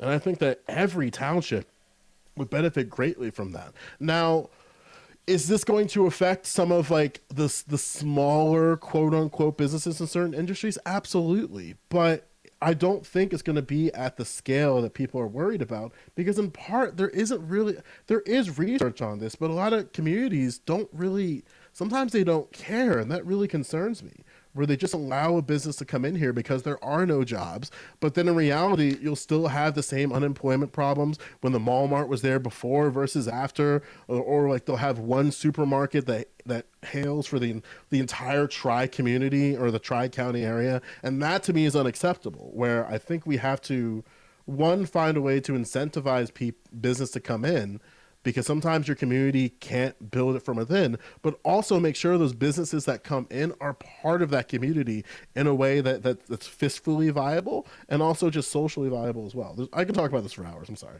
So I'm going to cut in before Demon Mama tries to go again. I just wanted to say a brief thing linking what you and Vosh said. You mentioned about giving back to the community, and Vosh talked about not immediately being able to like decommodify everything. So one of the linkage institutions that I think about is social wealth funds. You don't necessarily need to directly decommodify a good for the profits of that good and the ownership of that good to be placed into social hands, either directly via nationalization or indirectly via, again, a social wealth fund, which is where the state would like buy shares in a company, even if it allowed it to operate more or less as it did regardless. And then payouts from that social wealth fund could be provided to people so they would benefit from like production in their community. So it's like a stepping stone, I guess, is the idea. Yeah. And then last thing, and I'll shut the fuck up. Like, I live in Jersey. Our taxes are high as fuck. So I want to make that incredibly clear. I also live in one of the most affluent areas in the entire United States. And one of the things that I'm noticing of concern is that the people in my community don't give a fuck about the outside world, but they care about little things within their community, and sometimes you just need a little bit of a nudge to help push people in that direction, right? Because one thing that this community doesn't have is a center. We don't have a center. We have a sort of center that drives like business and commerce, but then in reality, like when people are complaining in this township saying that like, well, our businesses are failing, like all of these our businesses in our township are failing, and then I call out and it's like, listen, everybody, like we don't have a lot of businesses here in the first place that produce goods and services that this community needs or wants. So of course they're going to be failing, because the need of like this idea that the outside community has to come in to create profit, to me is just it's a failed dream. And then they go like, well, what do you mean? It's like, well, because of COVID, we can't have people from outside communities coming in. So if you have an infrastructure that can survive without outsiders driving business, then of course they're going to do a little bit better, you know? Yeah. I mean, most of what I was going to say has been touched on in some form or another. I mean, I think the quick and easy answers are healthcare and housing, which America is in dire straits when it comes to housing, and that's especially visible in places like where I live, which is Seattle, which has one of the highest rates of homelessness in the country, for a complicated number of societal reasons. But I think something that like hasn't been really touched on here that I think is super important, and I'm sure there are some people who might scoff at this, but I really want people to think about it, is the internet. I think that the internet is something we should very seriously decommodify. It is, if you really think about it, it is it is the nervous system of the human race. We're able to immediately communicate with one another in a way unlike we've ever been able to do before. And that is so important. Everything from general education to learning languages to understanding what's going on somewhere else to being able to transmit weather data to being able to just connect with one another and find other humans like you who are important to you. It is so unbelievable what the internet has allowed us to achieve and what the potential is for the future of the internet. And I think that sometimes it gets neglected. I think that we're going to see that, countries and communities that choose to make the internet a right are going to be able to excel in ways that we didn't even think was possible. The internet makes it possible for people to receive top-notch world-class education in their own home, if it's decommodified. And so I really, really, really think that like it's something that I want to be talking about a lot more in the future, is how we can actually functionally get to that point. I do happen to think that it's going to be a little bit hard for us to get there in this country because we have severe issues with monopolies when it comes to the internet, but I think that's all the more reason for us to begin talking about it in a very serious way. We are hindering ourselves by not providing the internet to everyone who can possibly get it and making the internet better for everyone who can get it. I recognize that, of course, the internet poses some risks, as we've seen with the spread of COVID denial and whatnot. But I think that if we are able to give everyone access to the internet, we're going to be able to actually approach that on equal footing, and the potential for the enlightenment of all people in so many different directions makes this so important. And I always say, like, if you had to think about like a part of your body that you wouldn't want to live without, the nervous system is going to be one of those that's pretty important. And the internet is what allows us to have instantaneous communication. So I think we should start to see it as vital as it really is. So, yeah. Yeah, I think a good place to start is, I mentioned this in a couple of panels ago, I think schools is the perfect place to start to scale this up. And COVID-19 pretty much exposed this problem. And what sucks about this is that some communities are not going to be able to have the funds due to the toxic relationship that property tax has in schooling. But in reality, there's a point where if there's a problem within a community, it has to be up to the state to step in at a certain point. And then if the state cannot step in at a certain point, then the federal government has to assist. Like, one thing that I'm really excited about in Jersey is that there's a close the divide, like what they call it, like closing the digital divide, which basically it's the caveat, or I guess the TLDR of this mission, is that if you're in a public school in the state of New Jersey, you're going to have access to the internet and a machine that gives you access to the internet so you can learn, period. And even despite this conscious effort, there are still students almost a year in, and well, now 2 years in, just still behind. And that to me is disgusting. And as much as like certain districts in my state want to brag about how they have like, oh, we have 100% internet access for our entire student body. It's like, I don't give a fuck about your 100% internet access. If my capital still is in the sub 40%, despite its population density, then we're just a bunch of fucking losers. And again, like, yes, this is going to be a long effort and a conscious effort that communities have to do. But to Dima Mama's point, like, internet access and the benefits that it gives are incredibly essential. But I think if we want to start somewhere into scaling this up, I think we start with schools. I do agree with that. Hans, you said there was another part of it that you wanted to get to, right? Oh yeah, the other thing, I have nothing really out of this. I would add electricity to the internet to make sure we all have like power so we can use the internet that Demon Mom was talking about. For Joe Lewis, universal education goes down like past like, into preschool and then hopefully into higher education, all that sort of good stuff. And then the last thing that about this was about workers' rights, workers' own means of production. I think this might help this be maybe a bit potentially more contentious or potentially more like fruitful in terms of discussion. Market socialism has come up a lot recently as like an idea of like a modern like possibility of workers owning the means of production just by having a bunch of worker-owned firms. Do we think that market socialism goes far enough? Do we feel like it adequately solves the problems of capitalism? Should we go farther? Should we not? And what are the like flaws so far in that? So I think I'll throw it first to SDL on that, and then we can just move around from there. I'm sorry, I was totally spaced out. Repeat the last part of that question. Oh my gosh. Pay attention to me, man. What you doing?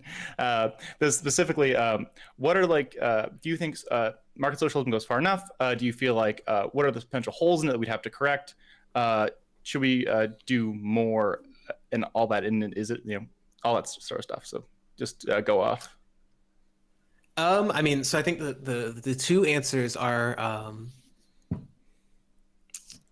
so I think that like the ultimate goal of most people here is like living in a communist utopia where communism probably requires something like post-scarcity. We were talking before about satiation goods. And so at a certain level of production, goods increasingly become satiation goods. Like before in human history, food was not a satiation good, neither was water, because people literally didn't have enough of it to survive. Now we produce more than enough. So we are increasingly, as production increases, reaching the point where we get to that for more and more goods. It becomes more and more possible to decommodify. So long as scarcity exists, that possibility does not exist. So the answer of like, is socialism far enough is no. I think like in short, you want to increase production. This is totally ignoring all the ecological and like other impacts of production, but just like increase production in general so that people can decommodify more things and have access to more goods. Does market socialism in particular go far enough? Well, apparently you're a market socialist now, so you would agree with me. It seems like so to me, socialism means the overarching concept is economic democracy. It's the idea that people should be able to, like the people as a whole and people within workplaces, people within communities should be able to determine the economic conditions that they live in. And like the goal of socialism as political advocacy is to take power mostly from like the very rich, the people who disproportionately have that power, and transfer it more horizontally to more and more people. So I think market socialism does so well for two reasons. One is that it does like the decommodification, it does nationalization. It does a lot of what we're talking about for certain types of goods. But for other goods where we still need to increase production, where we really care about efficiency and so on, it does seem like you need competition to improve the ability to produce, because competition produces innovation, and in turn innovation increases the ability to produce things more efficiently, lower ecological impacts, and further get closer to that decommodification goal. So I know that was a very long answer, but in short, it's like a good enough for the short term, because we can't get to the long term unless we have more efficiency. We need market socialism to get efficiency to get to the long term, which is communism. I'm sorry for reading. Yeah, I'd like to jump in. Oh no. I think it's a stupid question. Does it go far enough?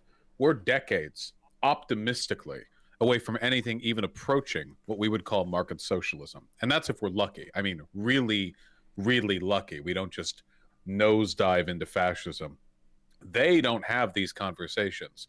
The drooling monkey fascists in their little planning meetings don't talk about, well, do we want to expel all of the Jewish people, or do we keep a small number of them, or we're talking full extermination, or what? They don't have these weird conversations about what systems or projects they're trying to build at the end. They talk about what they can do now, or at the very least what rhetoric pulls people to the right now.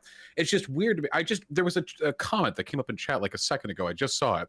These MFs talking about market socialism when they couldn't even get the $15 an hour minimum wage. I think it's really important to keep where we are in perspective, because there are a lot of lefties online who actually get caught up in this discourse. Is market socialism enough, or is this just rad liberal? Is this just capitalism, more capitalism? What about full communism? Can we even get there? Oh, nothing less than that specifically is acceptable to these people. And it's like, okay, come on. It's good to know what you want to move towards. I think that's important. I do, by the way. I think market socialism is a good idea. And what's more, I think that a lot of the decisions that we'll make after that point will be contingent upon whatever we discover in between now and the invocation of such a system. We don't know what the material conditions of a society 50 or 100 years in the future is going to look like. Nobody 50 or 100 years before now ever could have guessed where we'd be at now. Nobody could have guessed that. We're in a moonland compared to where we were 50 years ago. So why should we assume that we should make prescriptions for our future selves? We don't know. All we know is what we think can work now. And I think market socialism, if applied effectively, could work now if we could snap our fingers and make it happen. You know, of course, we can't do that. It's a long and grueling road ahead, but it could work now. It's a good template. It's a good base to work towards. And then if we want more, we can move when we get there. But even then, conversations like this, selective decommodification, worker ownership of the means of production. I like these conversations because they help us know what we should be moving towards. But I don't hear these conversations, you know, I would like to hear conversations about unionization more often, or I don't know, getting more progressives into the Senate, stuff like that. Because unless we have conversations about the means by which we might arrive at a better system, the pontificating about a better system is just jerking off. We aren't actually getting anything out of it. If anything, we're priming people for a lot of disappointment, you know? They get all hyped up. Oh my God, look at how good the world can be. But you didn't build a ladder, you know? So we never actually get to go to that world. We just get to stay in this one. Does that make sense? The question, does it go far enough, has always rubbed me the wrong way. Oh, I'm sorry for like specifically for that question. The reason why like we phrased it as we did is because this panel is like full of socialists and it was supposed to like be a deeper dive like into like that specific thing. Again, I'm sorry if that's like wait. I'm not offended at you or anything like that. I'm not trying to. The question was well posed. This is my response to the question. I think it's important to contextualize whatever intra-left discourse we have on that type of subject. You know. Okay, and then if we want to like move past that, then I think Demon Mama might have won. I'm not trying to shelf the subject. I'm only saying that is my response to it. Other people can believe what they want. I have one minor disagreement with Vosh, though I do agree that on the right they do tend to sort of focus more on how they can get their victories. I will say that all you need to do is listen to a little bit of Steve Bannon talking about his ideal formulation of a young white men's Christian militia to literally bring a new crusade to Europe, to realize they do also pontificate about their ideal worlds. And again, religious, that's especially true when you talk about the religious right. They talk about heaven on earth and God's kingdom and all of these things all the time. It's a very minor disagreement, but I do think it's important to realize they utilize that rhetoric very much so.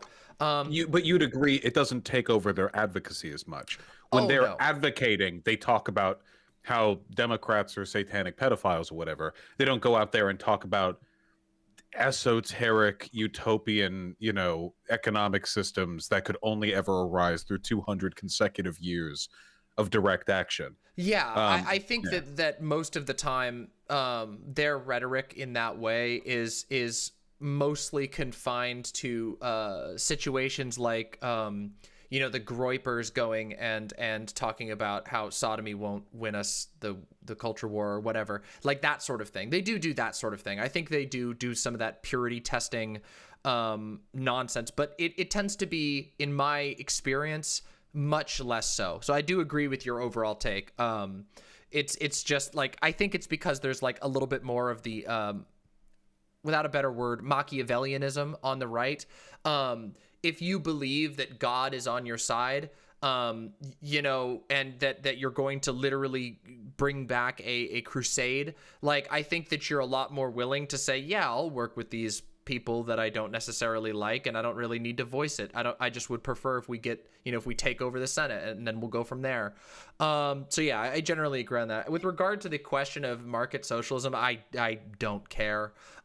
This is like, no offense, like I don't mean that. It's just that, like, I don't mean that I don't care at all about the question. It's just that, like, everybody has their own little ideal system and their own thoughts. I tend to believe that that we are in for some very strange times. And I think that some of these solutions that we're talking about right now won't even be relevant in a couple of years as far as how we look at the structure. Like, our economy is undergoing a complete change. We've got automation barreling down on us. COVID is a mess, and we don't even know how long that's going to rage on for. Nobody has work. People are poor. People are increasingly homeless. I think we're going to see really, really big changes to the economy that's going to require us to look less at, like, sort of specific frameworks for how we're going to build things, and more at, like, the principles that we use to build something new that doesn't quite have a name yet. I don't know how like, we as a society are going to cope with the increasing gig economy, the fact that more and more people make their entire livelihood, including all of us, on the gig economy, where you have next to no protections whatsoever and no ability to meaningfully organize. I think it's going to be very strange if we see the increasing rhetoric on the right. I mean, I watched a couple of, like, last week, I watched with my chat the Trump CPAC speech, where they were just, like, openly espousing, like, America first, like, literally a previous American fascist movement, just literally just spewing that out all over the place. I think we're going into really weird times, and I don't know that, like, things like what we conceptualize as market socialism are even going to make any sense when we have an economy of, like, gig economy, micro gig economy, which is like, oh God, like, there's so much you can look into with the here in Seattle. There was this this is a bit of an anecdote, but here in Seattle, there was this article I read about people will finance phones, like cheap smartphones, that they can put outside of Amazon delivery centers that they can use as a relay to be sure that they get the first deliveries in their gig delivery job.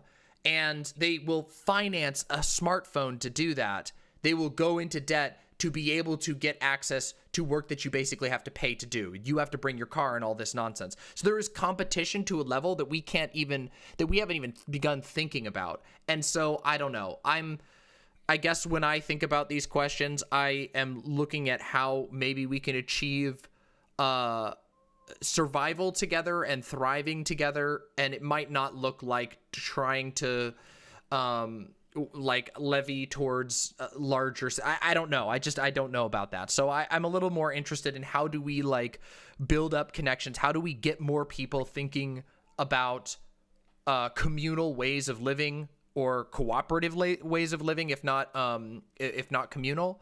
And that's, I think there's, like, I don't know, maybe I'm like culture war poisoned, but I think that it's pretty important that we start having very honest thoughts about how we're going to actually, like, respond to a society that's looking more and more like we're going to be basically living in company towns in a couple months' time, or maybe a year's time. It's a little concerning. So I don't know if That was a long-winded answer, but I don't know if I concern myself as much with those specific structures. Is it my turn to tackle this dumbass question? I'm just kidding. I'm just kidding. I'm a hurt. I mean, everyone else is welcome to provide questions as well. Yeah, so this is why I advocate for community involvement, right? Like, one of the things that I've found in the stuff that I do is that I love every parent that I've ever come in contact with in my community, but respectfully, they're not involved. So what happens is you get sex? Is that the word?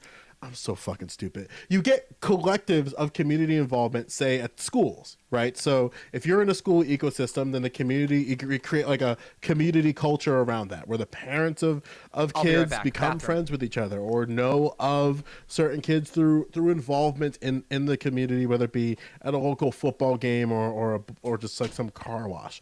Then when you scale that out, is that people's community involvement is based on sometimes their need to be involved in the community. As much as that may sound, like if you have a child and your child's in a school, you're part of that school community, whether you like it or not. And something that I'm trying to do here is just bully parents.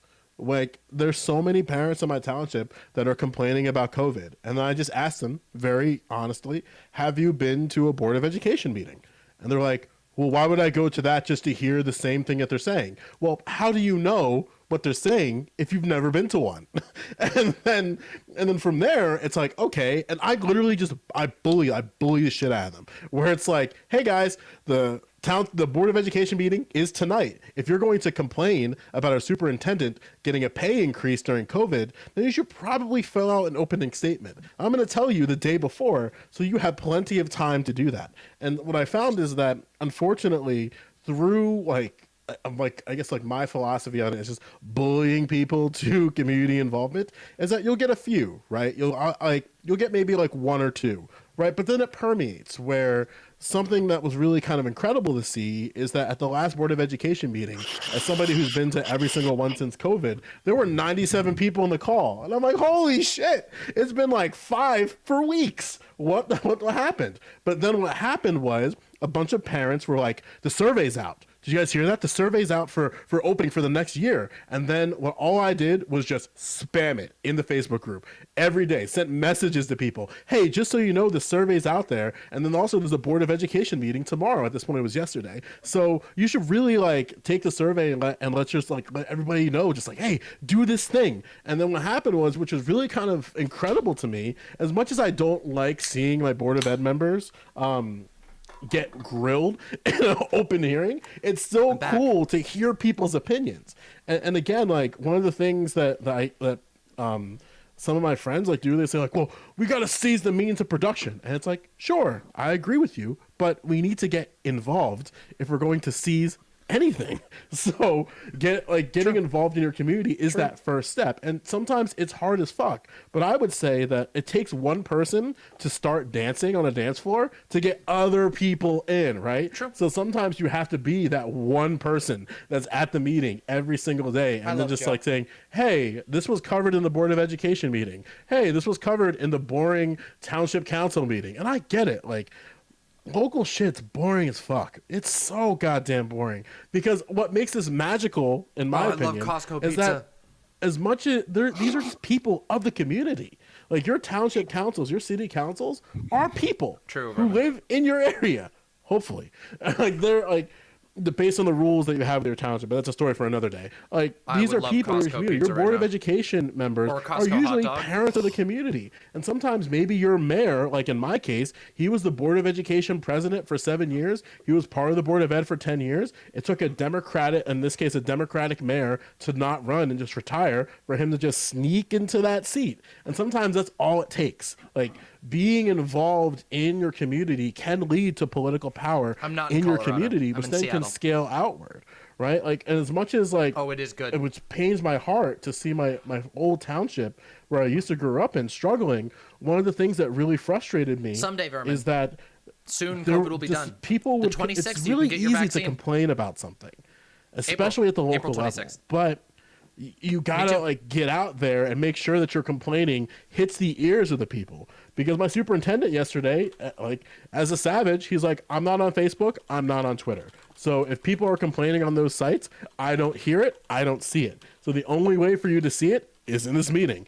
And then lo and behold, he learned the hard way that a lot of people showed the fuck up. But that's kind of where I am in terms of just like, whether it be socialism or what have you, where it's just, I want people to be involved. And sometimes you gotta just push them. You gotta just be like, hey, just be a bully. And in a nice, respectful way that respects their identity and all those great things, but just bully them in a way that kind of forces the involvement. Like, I'd rather someone being like, fuck you, Joe, I went to that Board of Education meeting and you weren't there. And it's like, cool. Maybe I was there in the chat. Woo! Like shit like that, you know? As a brief little thing, there was a comment. So you guys probably know that the Nevada Democratic Party had this big turnover event where DSA slates got elected and they took control of the Nevada Democratic Party, which like left and sent all their money to the, I think it was like the state or the DCCC or something. Anyway, there was this big turnover where now the Nevada Democratic Party is apparently going to be run by DSA, which POG. And on the whole note of like people focusing way on the far future and like purity testing the far future rather than focusing on today, someone said the Nevada Democratic Party was not taken over by socialists. It was taken over by social democrats who still uphold capitalism, and social democracy is the moderate wing of fascism. So instead of like any organization, any like acceptance of like reform, you just get this sort of shit where any reform less of like full communism is fascism, is like just a total failure. So. Yeah, this is what I mean, by the way, about the aestheticization of political advocacy. Those people, the people who are saying that, are anti-working class. They don't give a single shit about socialism, communism, Lenin, Marx, Stalin, whatever. The only thing they care about is being leftier than thou. That's it. This social fascism theory has existed exclusively to the detriment of leftists for as long as it has existed. If your political theory, if your way of looking at the world is so inarticulate, so lacking in descriptive utility that you cannot tell the difference between an honest-to-God fascist and Bernie Sanders, you are lost. You are utterly lost. You are insane. You've adopted the political equivalent of a mental illness. You were removed from reality now. You're gone. You're floating in space. The fact that anybody takes these ideas seriously is absolutely fucking beyond me. Honestly. Social democracy is the moderate wing of so all things are fascism except for total communism. And by the way, if you actually look at these people and follow their social media feeds, which you should never do unless you feel like you could benefit from a little more suicidality in your life, they are almost to a man massive fucking hypocrites, one and all. Either they don't adhere to the standards they set for themselves, or their definition of communism is state capitalism, which is quite a bit closer to fascism than anything Bernie Sanders advocates for. But Vosh, it's not that they're not following it and they're hypocrites. It's they're gonna use that we live in a society thing. That's what they're gonna respond with. Well, and then like, and so does Bernie Sanders.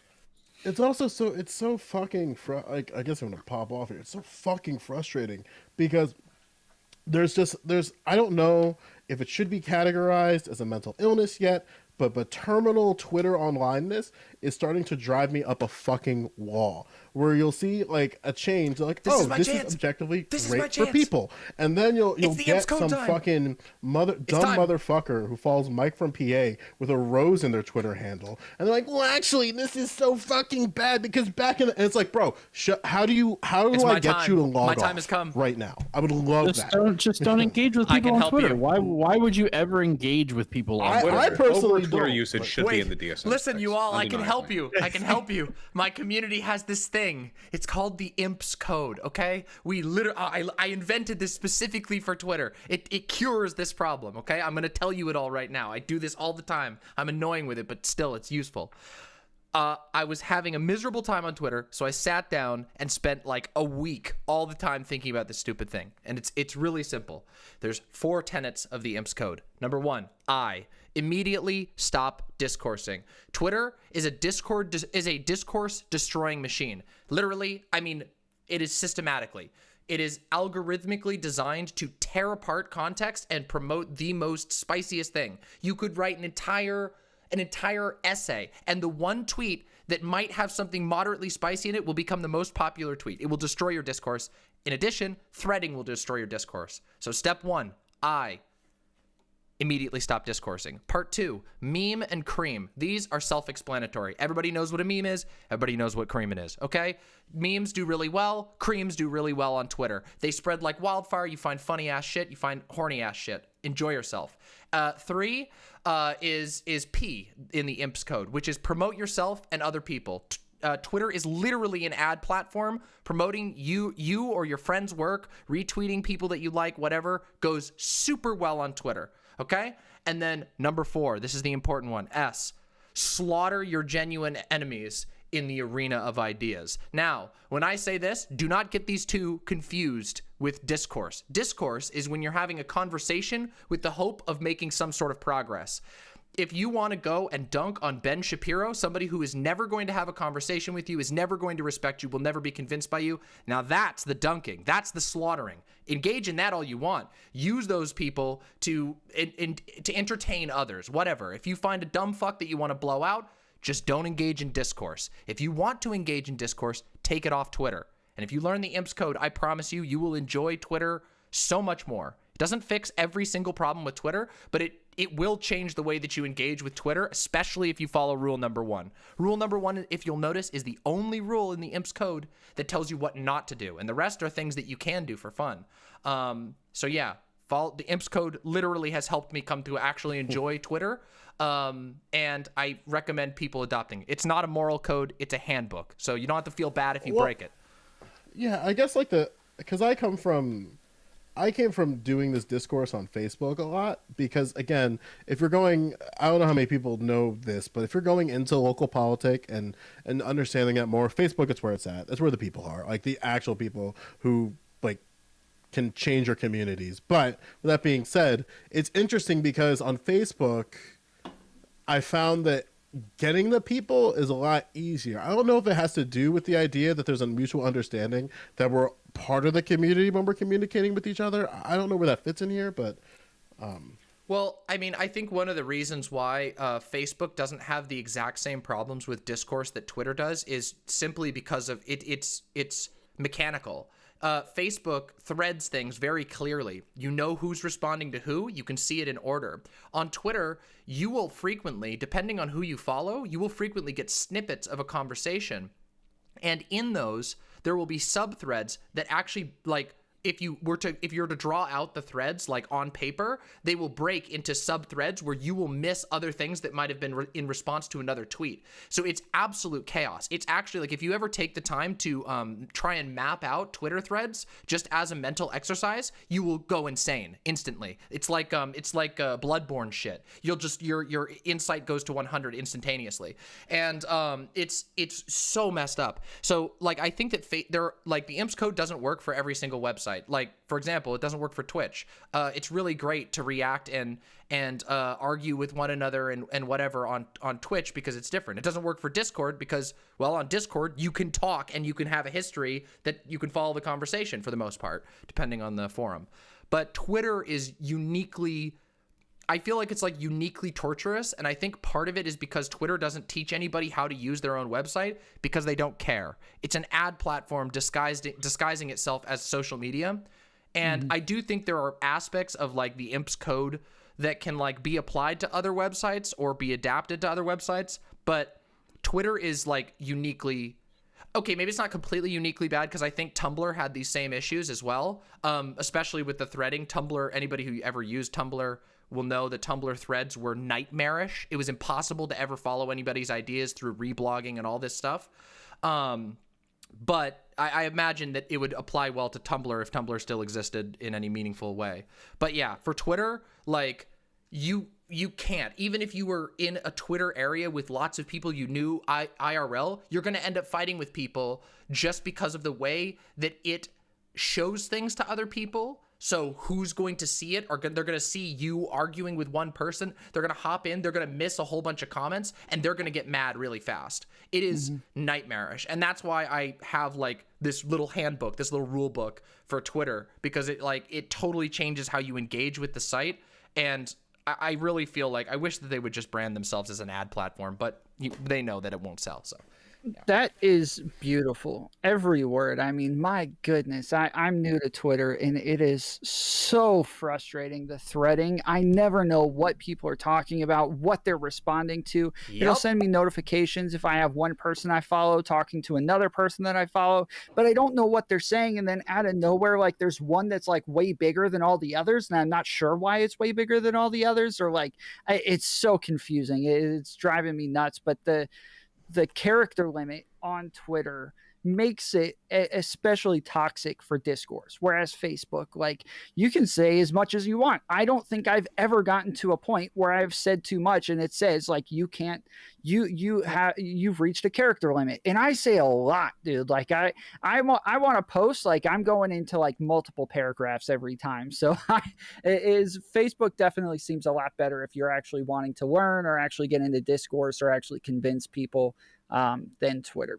All right. So did you want to say something else? Oh, I was just gonna say, like, to sort of wrap up that Twitter thing, like the character limit absolutely contributes, but it isn't actually just the character limit, because it's like you can write more, you can have multiple tweets, but then the threading comes in. So it's like you're super locked into the character limit. Which means, though, that there are ways to make political statements and political comments on Twitter that are effective, but they have to be able to fit within that character limit, because the moment you start threading, or I guess you could have like a limited amount of threading, but the moment you start responding to people, you're done for. It's all sense is gone. Yeah. Yeah. Okay. I The just last post porn on my Twitter. That's what you should do. Welcome to Twitter. Yes. Okay. Correct. Correct. Yep. Yeah. Correct. So for the last topic, everybody voted, and by far the one that they want the most is they want to know: are there any parts of conservatism as an ideology that you find useful for leftists? Are there parts like tradition that you think would be useful, or at least some things that you would find that it is consistent within conservatism that leftists could grab onto? I know, Vash, I think it was about a month ago, you had a point where you were talking about what was it, like responsibility or work ethic. You were talking about work ethic, and your chat blew up, and we're like, what? You sound like a conservative right now. How could you tell us we need work ethic? Like, are there things like this that you wish leftists were better at? Yeah, to me, it's not so much that there are elements of conservative ideology that are defensible, because I don't think that, is that there are things that get roped up in the conservative aesthetic that I think are good. So work ethic and discipline, I think, are incredibly important. Now, there's nothing inherently conservative about that, by the way, at all. I mean, some of the most disciplined people in American history have been all the organizers and labor activists that have fought for our rights, 50, 100, 150 years Probably back. not And Goddess today, Trans Girl. that's discipline. There's nothing Americana's conservative dead. about it, but a lot of people associate it intrinsically with some, this reflexive guilt that you're not doing enough, that there's a moral need to prostrate yourself before the state, which is not all of what discipline is. I also think that community is pretty important. Now, again, that's not inherently a conservative value, but conservatives tend to promote it a lot more than leftists do. Leftists like talking about community in the abstract, but usually like in an immediate sense, the way conservatives talk about community, whether that be church or family, they tend to, I think, hammer on that a little bit more emphatically. They're more emotionally persuasive with it. So I think that's something we could adopt, because, hey, people are lonely. And I think... I've talked about that before, Sugar. Again, there's nothing inherently conservative about this, but I think that performative cruelty is something that people need to, if nothing else, I can address that after to. Sugar Glass. I don't think we're ever going to live in a world where people are all like super duper kind to each other. I don't even know if that's the world we're looking to push for. Some people, some behaviors, some tendencies don't warrant kindness. I don't know why that should be the goal. Fairness can be the goal, maybe. Tolerance, maybe, you can make arguments for those things, but I don't think that there's anything inherently wrong with being mean. there are a lot of lefties who I agree with that. have I agree with that, almost by the way. a reflexive aversion to mean tendencies or behaviors, which is really strange to me. I mean, what is the dirtbag left, right? There's a million definitions, but I think the general one is like they're edgy and they're okay being mean to people. But for God's sake, if the left is so obsessed with this point that you're willing to make an entire separate identifier associated with people who are performatively cruel the way everybody else is, I feel like you might be dividing yourself over something utterly meaningless. You know what I mean? Yeah. That's not to say we should all be cruel or mean, or that we need to add more harm to the world. Only that I think this is something that a lot of lefties unnecessarily fixate on, and often that can check it out. Make us look kind of weird and puritanical to a lot of people outside the lefty sphere, that we're, you know, a bunch of shave-headed monks who walk around in robes with 1,000 qualifiers before every speech, and we all have to be extra nice to each other because we're all very sensitive. Just these things, I don't think we need them. I don't think they benefit us in any way, and I definitely don't think they benefit the people who occasionally claim to benefit from them either. Sensitivity is a reflex, much like cruelty. You know, the more you adopt it and feel comfortable expressing it, the more likely you are to do so again in the future. And it's not good in either case, I don't think. Well, I think a lot of lefties don't want to be like mean or performative mean or whatever, because they might feel it's hypocritical when they're sitting here trying to promote like a society where everyone is better and happier, healthier, or whatever.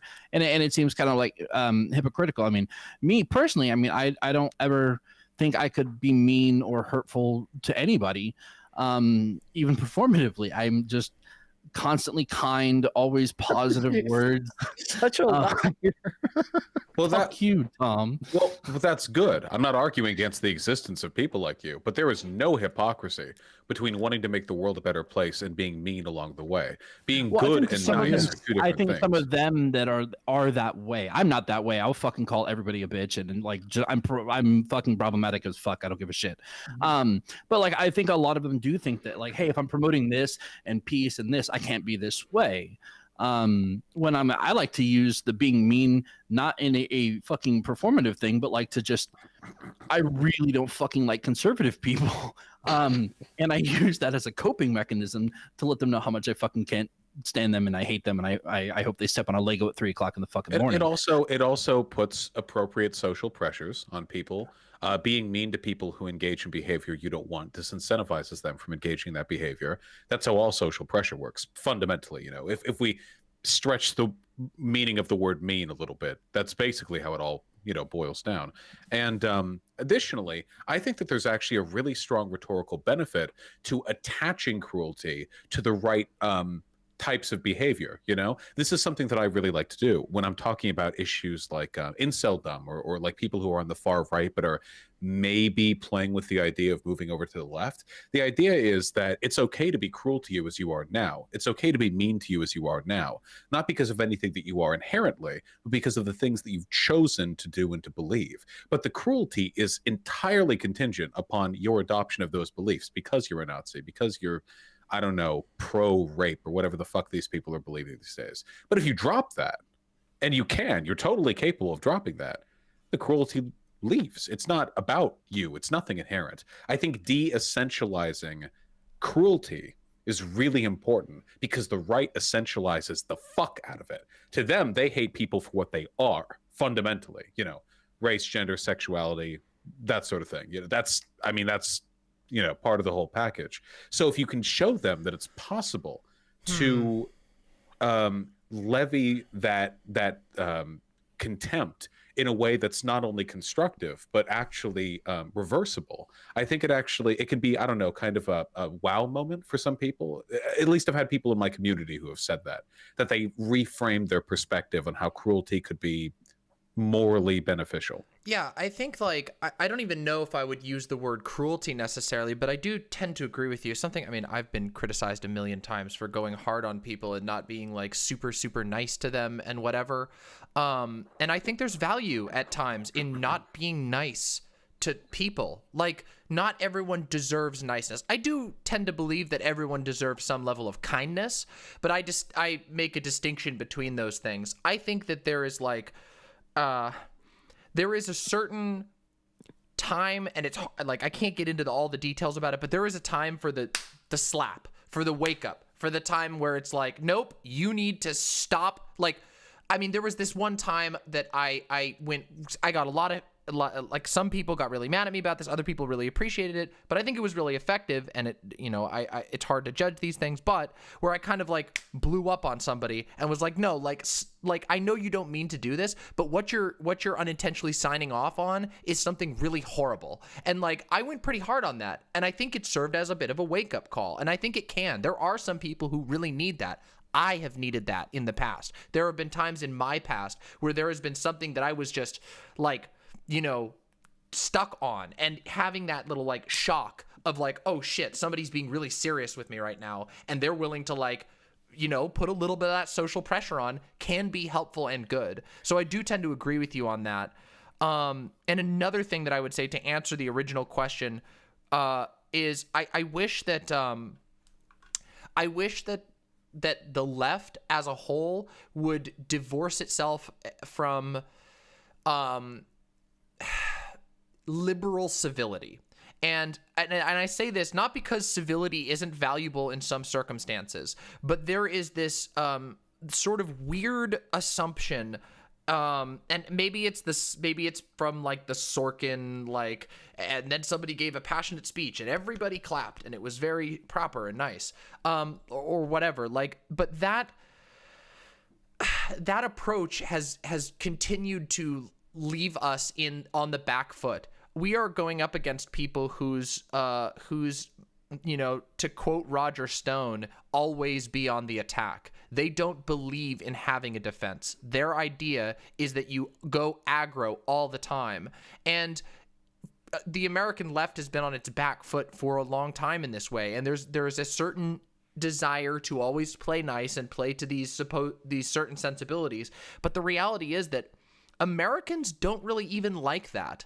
Like, a lot of Americans don't really even like that. I mean, the Americans are bombastic. We're annoying as fuck. And sometimes we like to see somebody who's willing to say something we might not even agree with, but in a way that is strong and confident and forward thinking, like on the aggressive. And I think the left needs to adopt that a little bit. We need to like stop aiming always for the sort of, I don't know what the right word is, not really compromise necessarily, but I think a lot of times there's this tendency to look at like extreme right-wingers and say, maybe we could win them over if we said this in a slightly nicer way, or maybe they would be more likely to hear us out if we said this in a slightly different way. If you're looking at a far righter, if you're looking at somebody who was like me when I was younger, when I was in a cult, it will not happen. It will not get through. It is, like the strongest right-wing ideologies are they will put a shell of their ideology around you. They are literally designed to make you not be able to understand or even allow into your head the wisdom of the world, to use the Christian term, or there's all kinds of other ones, liberal logic, or whatever you want to come up with. They are thought terminating cycles. And those people can be reached when they've started to break their own shell, but there are a million other people who are not indoctrinated. There are a million other people who might have a few like right-leaning tendencies or some edgy things, or they might do some wrong things. Those are the majority of the people we're trying to reach. And those people, they want to know that they might have some like racist assumptions, or they might have some sexist or some transphobic assumptions. A lot of people got those transphobic ones. A lot of people got those racist ones. But those people, if they see somebody stand up and kick ass in the right direction, that will be an inspiration to them, because they have usually, and most people will have contact with that type of shit from jingoistic, hyper patriotic, hyper nationalist bullshit, and they're not used to seeing strength from leftist positions. But righteous rage is very, very powerful. It is very rhetorically and emotionally powerful, and it speaks to a lot of people who are hurting really bad right now. And if we cede that to just the right, they're going to keep getting the most inspired and emotionally worked up people. Obviously, we don't have the same taglines. We can't appeal to base discuss. We can't appeal to prejudice, and we shouldn't, frankly, obviously. But they can do that, but we still can show that righteous anger or righteous fury is viable. And then one other thing that I think, this is a shorter one, this doesn't just apply to lefties, but it applies to the general American left, is like, people need to realize what politics is. Politics is jockeying for power. When you walk into a political space, it is going to be cutthroat. And your opponents are not going to be so kind as the infighting you have on the left, where most infighting on the left is just people block each other, call each other names, and then that's that. If you're going up against Dick Cheney is a guy who shot another man in the face, and that guy apologized to Dick Cheney. Like, publicly, on national news. This is the type of people that we're going up against. And people who decide to make that step into politics on any side of the American left, like, need to understand that. You need to understand that this is like, that a lot of this politics, and this doesn't mean every single aspect of politics, but if you're going into electoral politics, if you're going into national politics, it is a cutthroat business. And people need to realize that, I think, because they will have a more sober approach to the tactics that are effective and the tactics that will actually get us victories and not have us die in a death camp. Because I really don't want us to die in a death camp. I really, really don't. Well said. What was the question again, Tom? Just refresh me. I'm sorry. The question was, are there parts of conservatism or conservative rhetoric that you find useful or you think that leftists should employ on a more consistent basis? Oh, guns. That's it. Guns. True. Listen. True. A Mossberg 590 with a Woodstock is fucking based, and I hope everybody has one in their fucking garage, ready for that fucking intruder. One thing that really frustrates me about the gun K-Fellows is a co-host. Is there's the criminality aspect of guns and the constitutionality aspect of guns. We can have these conversations, and I would love to have conversations about the constitutionality of guns. I know, it but wasn't then very so clear. many Don't worry. people, and like whether it be in my community or communities at large, they'll say some shit. Well, the left wants to take your guns, and I'm like, listen to me, brother. I don't want to take your guns. In fact, I want to make sure that gun rights are fucking protected because they usually target black people. So I have a very invested interest in making sure that I stay fucking strapped. But that being said, I'm totally for disarmament. Unfortunately, there's one side of this discourse that does not want to give up their guns because there's only one. Like, as long, well, let me clarify it this way: as long as the oppressor, whatever the identified enemy, has guns, then I'm going to stay strapped. However, and we're in a state of like a stalemate, which we're never going to really get any farther. So I'm not going to see a lifetime where guns are going to get taken away, but yeah, right. At the get I'm this sorry, idea Joe. that, No. You got all right. Let's do it. What do you got? So, being my people, and you know my people's history, right? As long as you know we're only 2% of the population, fuck you. I'm keeping my guns, just to protect my little bit of reservation land we have I get left. a rifle first. Useful. But on for top of that, a lot no, of things. fuck cold dead fingers. I'll go down that path. That was one of the big things that kept me on that libertarian side for so long. Until quite a few leftists kind of pointed out, if I go farther left than rad libs, right, I can get my guns back, and that was one of the happiest moments of my life. I thought the Second Amendment was cool, and then Karl Marx had that whole line, and the whole like under no pretext, and I was like, wow, fuck the Second Amendment, this is way better. I'm with that. Another thought I have. No, hit it. No, okay. No, I want to speak on the gun thing. I think most of us can agree that in an ideal sense, we would like to live in worlds where nobody felt they had to own a gun. Not so much because we trust the state to defend us, but because the idea of us even needing one is utterly unthinkable. Of course, that's not a world that we live in, and realistically, we're never going to get rid of interpersonal violence entirely. I've read a lot of really interesting data on gun ownership and its propensity to assist us in difficult situations. Owning a gun does not make it more likely to defend yourself against an intruder if they break into your house. And the idea that gun ownership can assist you in some sort of John Rambo, shooters invade my local Walmart and I took them all out with my, with my Glock. That doesn't happen either. There are people who use guns for hunting, of course, but let's leave that separately, of course. We're talking about guns used for self-defense or political purposes. The main reason that lefties like guns is because of the revolutionary argument, under no means, et cetera, et cetera. And conceptually, I couldn't disagree with this less. I mean, this is a phenomenal idea, really. We know the state has a monopoly on violence. I can show you it after. We know that it would be lovely if it didn't. And owning guns, as a member of the proletariat, does in some small part contribute to the shift in a power balance. And there's a lot of discourse on whether or not revolution can even happen these days. You have a country like America. If America wants a part of the world turned into glass, then that gets what it wants. There's not really any civilian force that can meaningfully stand up against an army of drones and, except for maybe cannons Iran. that can fire shells 2 miles into the shore. Like it's not something we can really do. The real argument then would be that civilian ownership of firearms could be tangentially useful in matters of civilian occupation where total loss of life is not on the table. Or alternatively, it can be helpful in some sort of inter-party conflict where the military steps out. Because that's usually what happens in coups. If it's not a military coup, if it's not the military itself doing the coup, what usually happens is that the military is sympathetic to the side with the guns and steps back, because that way they get to maintain this, this aesthetic of ambivalence. And in that case, civilian firearm ownership actually is helpful. Sometimes arms are supplied one direction or another. And I read all this, and it's very fascinating. Maybe there is some revolutionary benefit to proletarian armaments. And then it turns out that revolutions, or at the very least mass protests, are way more likely to succeed if they're nonviolent.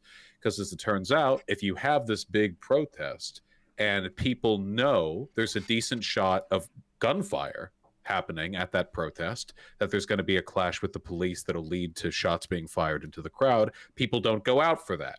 People stay inside, which cuts down on membership and, advocacy efforts. I think that the question of whether or not guns are good in America today is infinitely less important than the question of what practically should we do with regards to guns? Because America has a bajillion fucking guns within its own borders. We're not getting rid of these guns. It's not happening. Yeah, that's true. This isn't Japan. This isn't the United Kingdom. Maybe the best thing that we can do is be gung-ho with guns to try to help conservatives on that wedge issue and fight for a world where we no longer feel as though we need them down the line. Because I feel like that gun thing, that's a really strong wedge issue that we can that we can push conservatives over on. Yeah, I'm with you there. One thing that I want to push back on a little bit, kind of gently. I understand that I think there's a bit more to a point that you could probably elaborate on, is that one of the things that I'm very frustrated when I'm looking at the political movements in the past couple of years, whether it be Black Lives Matter or what have you, but I'll focus on Black Lives Matter here directly, right? Holy shit. That one of the problems that we're seeing in real time is this collapse of communities, in this case law enforcement, helping their communities. And something that really frustrates me is that you can kind of see the hypocrisy of like the power struggle in real time, where if I'm going to a demonstration and I'm a law enforcement officer, my job is to make sure that people feel safe and protected.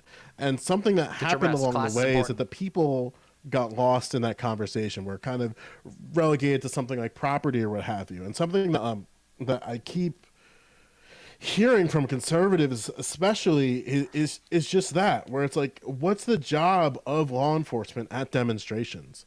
And in reality, it should be to protect people.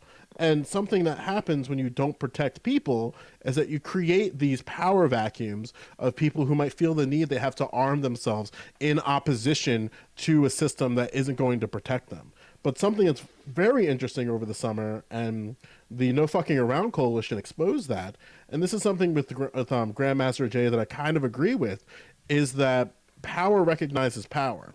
So when you have an all-black militia going into a demonstration and their job is just to protect people, despite the fact that in their instances, all the instances where they had discharges were either accidental or from an outside party, it was just they went there, they did their thing and left. But even then, despite that, you still saw instances of people trying to, especially on the right, painting them as this like undisciplined, unregulated militia, which I would agree they are undisciplined. However, there's a side of it too, which I'm trying to get righties on board with, where it's like, okay, isn't it very incredible to see an all, like, just not even an all black militia, let's just race the id poll, like the modern id poll there, just a group of people who understand that there's a power vacuum. They're going there to protect people. They protect people and leave, but your argument's in training. So why don't we try to fight towards making sure that if people are going to mobilize this way, they are trained in a way that's appropriate. If I could jump off on that too. I just want to say that was framed as a disagreement with me, but I don't disagree with any of that. So okay. Yeah, and if I could jump off. Yeah, that's why I said it was like maybe probably just like a missed part there on my end. But yeah. Oh, no, I tend to take that position as well, Joe. Like something along those lines, which is that I don't really look at gun ownership from like an individual perspective very frequently. I grew up in a state where everybody had guns. Every single household had guns. It was a very rural state. I grew up around them. I'm comfortable with them. I think they're cool to shoot, whatever. And I always advocate, if people are if they're personally thinking about it, you need to make sure that, one, you have the safety stuff in place, gun locks, et cetera, and two, that you're mentally stable. Don't get a gun if you're not mentally. Just don't do it. You're not don't. You're better off not having a gun. It's not. Don't get into this revolutionary fantasizing thing. And the way that I think about guns, the way that I tend to think about guns is that they are a preventative step from certain groups that would otherwise feel much more at ease taking action on communities. And I like the line that you said, power recognizes power, because that is what it is. If you have, say, a gang of largely white supremacists that feels like it can go into a neighborhood and cause shit with little to no repercussion whatsoever, they might change their mind, and history seems to agree with this, even though there's no way there will ever be a study on this. The aggression with which the conservatives and Republicans in the country tried to disarm black folks and queer folks in the past seems to indicate that they are afraid of this. It would show that these communities being heavily and evenly communally armed would likely make them less likely to be considered a target in the first place. Think about it like this. If there's somebody robbing a house and you have a dog, your dog never has to bite a person in order to stop your house from getting robbed. They're just going to choose a different house than one that has a dog in it. If you have a dog in your house, no one's going to rob your house. Why would they choose a house with a dog? That's ridiculous. So, likewise, why would this potential, maybe existent, maybe non-existent white supremacist state-sanctioned gang, maybe they would just not choose your community to try and oppress. And if all the communities are like that, maybe they'll just think twice before they going in there. Nothing ever has to happen because the power recognizes the power. And that's all I wanted to jump off. Yeah, and that's my perspective. And something to that also, which is why, again, like I've had success with righties on this. So I've been using it kind of ad nauseum, where we understand, like, there's this idea that the Black Panther Party was nothing more than guns and breakfast, right? And in reality, that's farther from the fucking truth. With that being said, one of the cleanest examples that we have of gun legislation that was only designed to oppress people was the Mulford Act in California.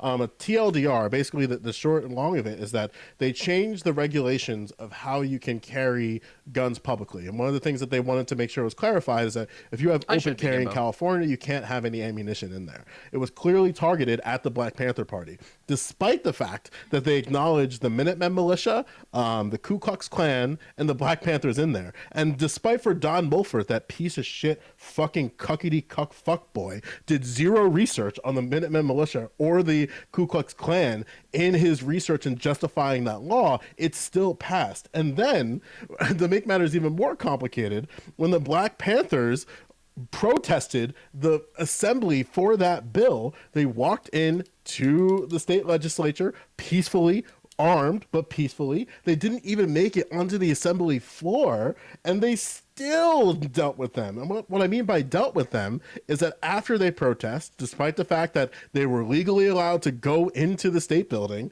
to protest this bill, they were arrested off-site a couple hours later after their demonstration on bullshit. Bobby Seale, I want to say, served 3 months probation on that nonsense, despite the fact that they were exercising their rights.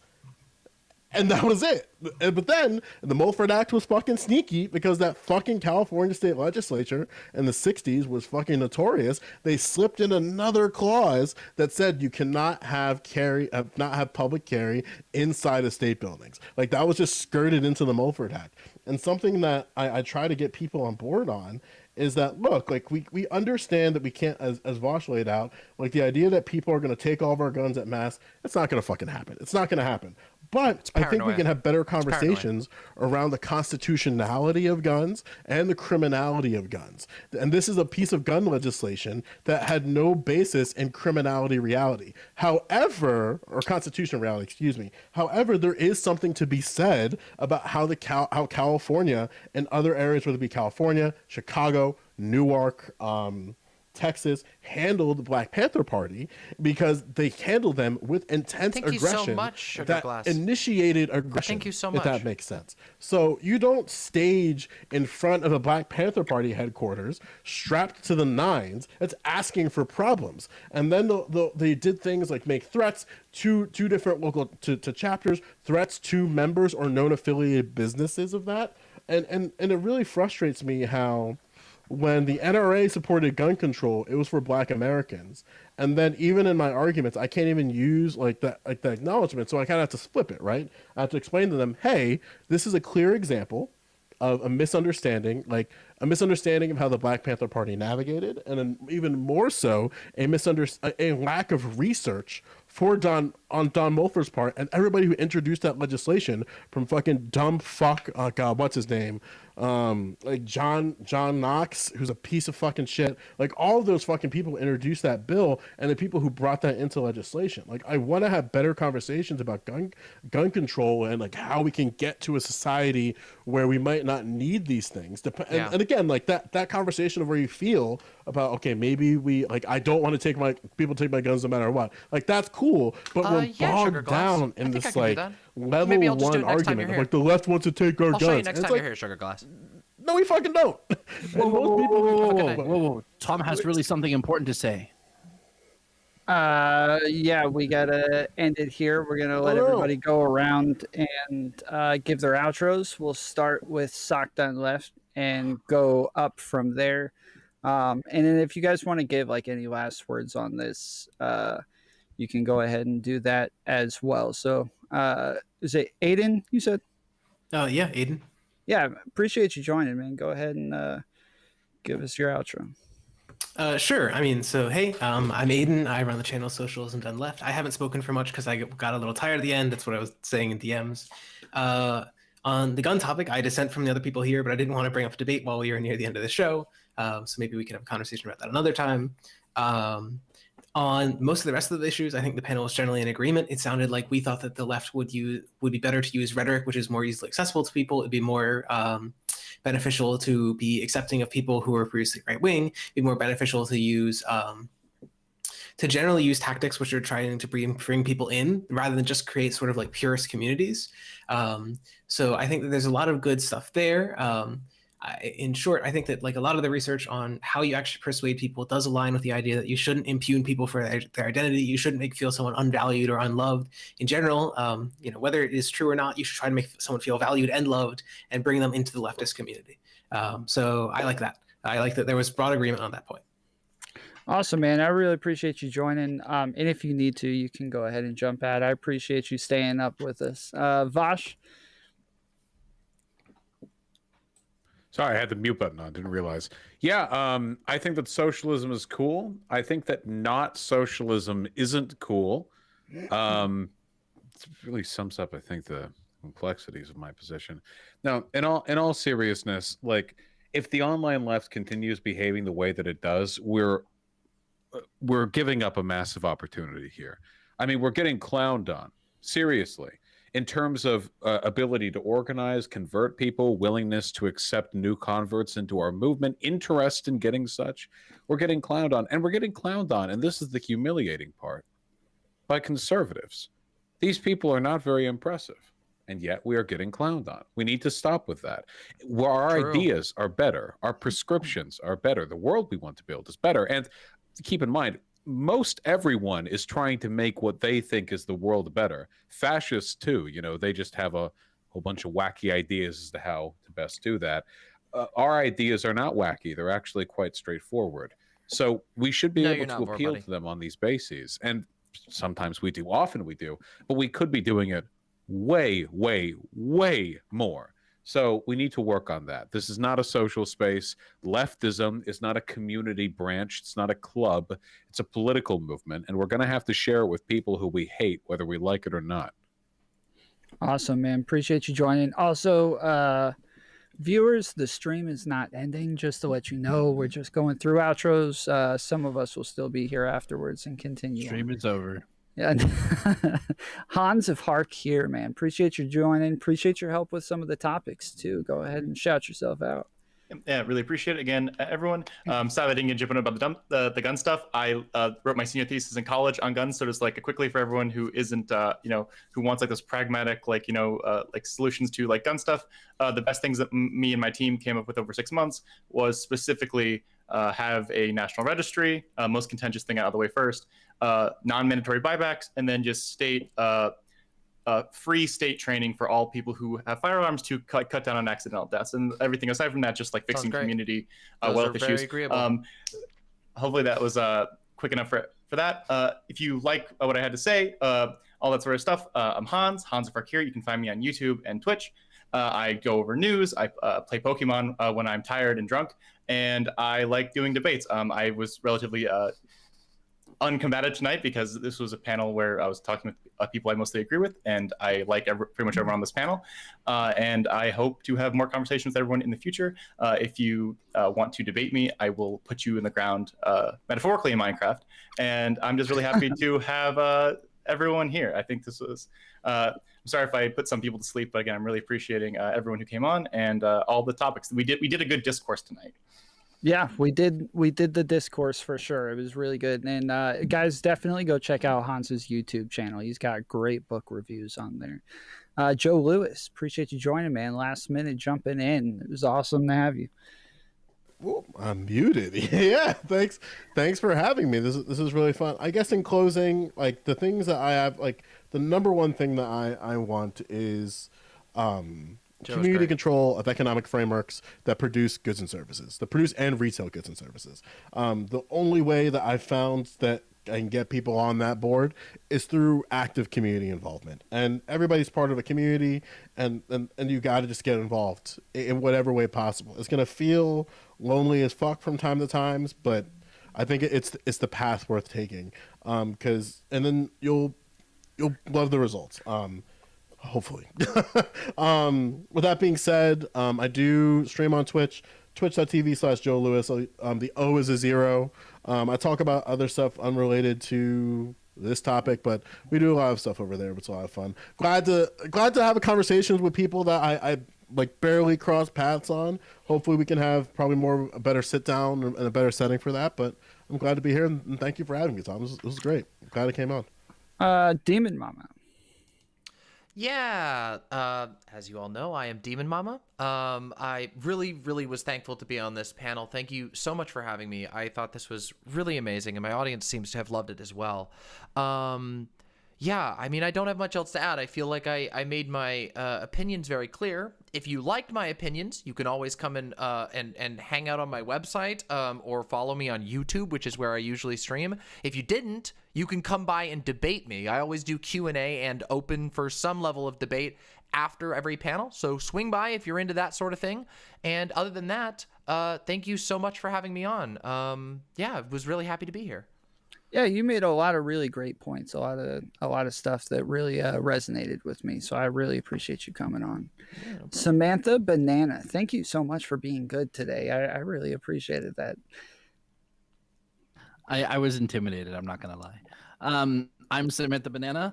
I'm a relatively new leftist. Still learning. I stream sometimes. Most of the time I'm streaming Dungeons and Dragons with my other Twitch politics friends who are a bunch of freaking nerds.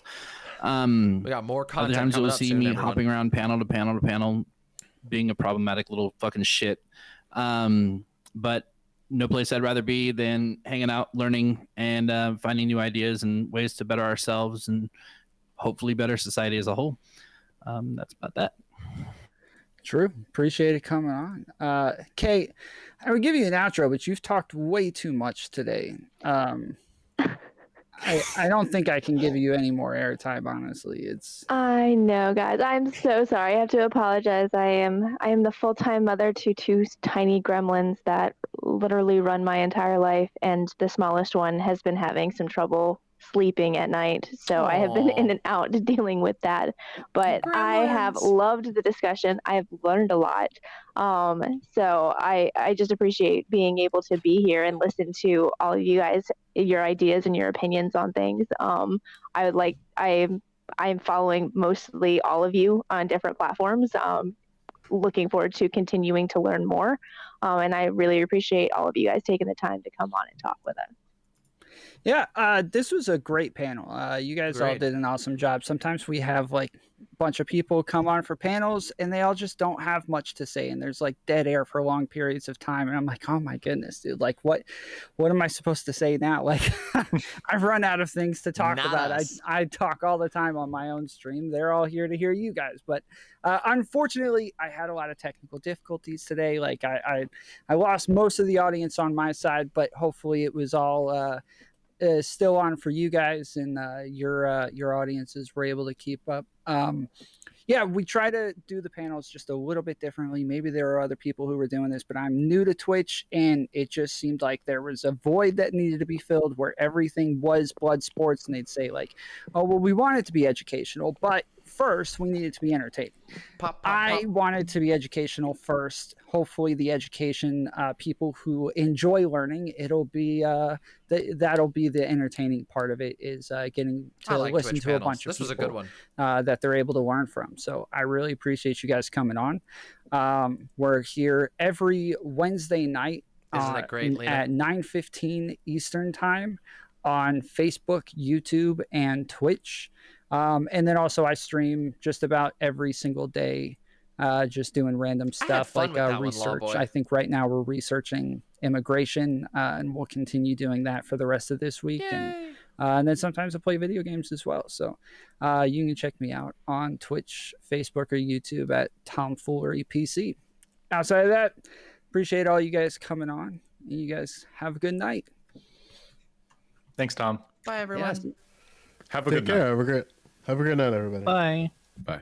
See you. Yeah, and anybody who wants to stick around definitely can. I meant to say that. Alrighty. Damn. That was fucking awesome.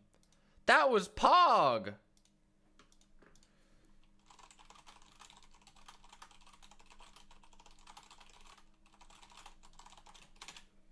That was Pog as fuck.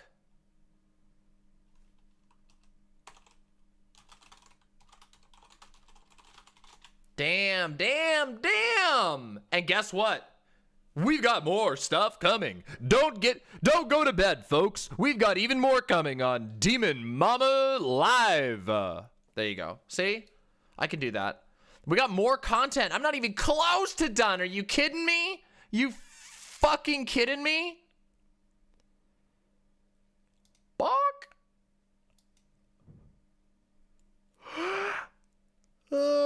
Give me a quick yawn. Fortnite $19 card, no trolls. All right.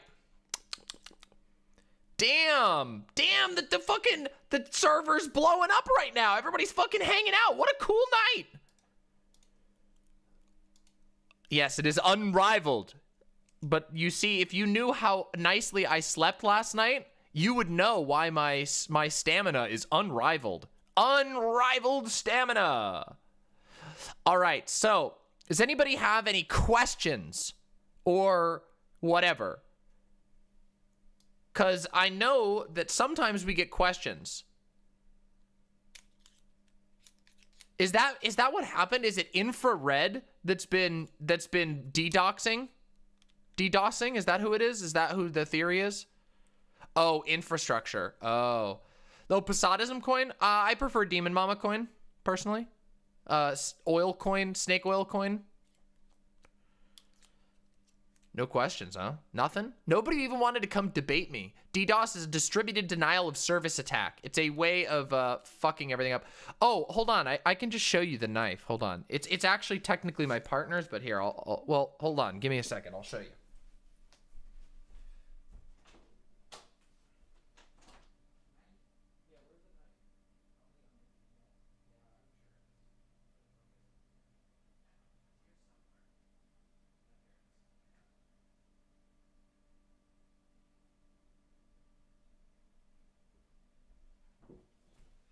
Again, technically not mine, but whatever. This is the one. It is the Smith & Wesson HRT, interestingly. How fitting, right? How fitting. Yeah, it's a pretty knife. Full tang, nice and durable. Oh yeah, there was that person. Yeah, no, the panel didn't get spicy, but it was very productive. No, good faith, I like you too much. I can't kill you. I like you too much. So, yeah. It's Dexter's knife. Is it Dexter's knife? Yeah, it's cool as hell, huh? Yeah. Yeah, it's pretty cool.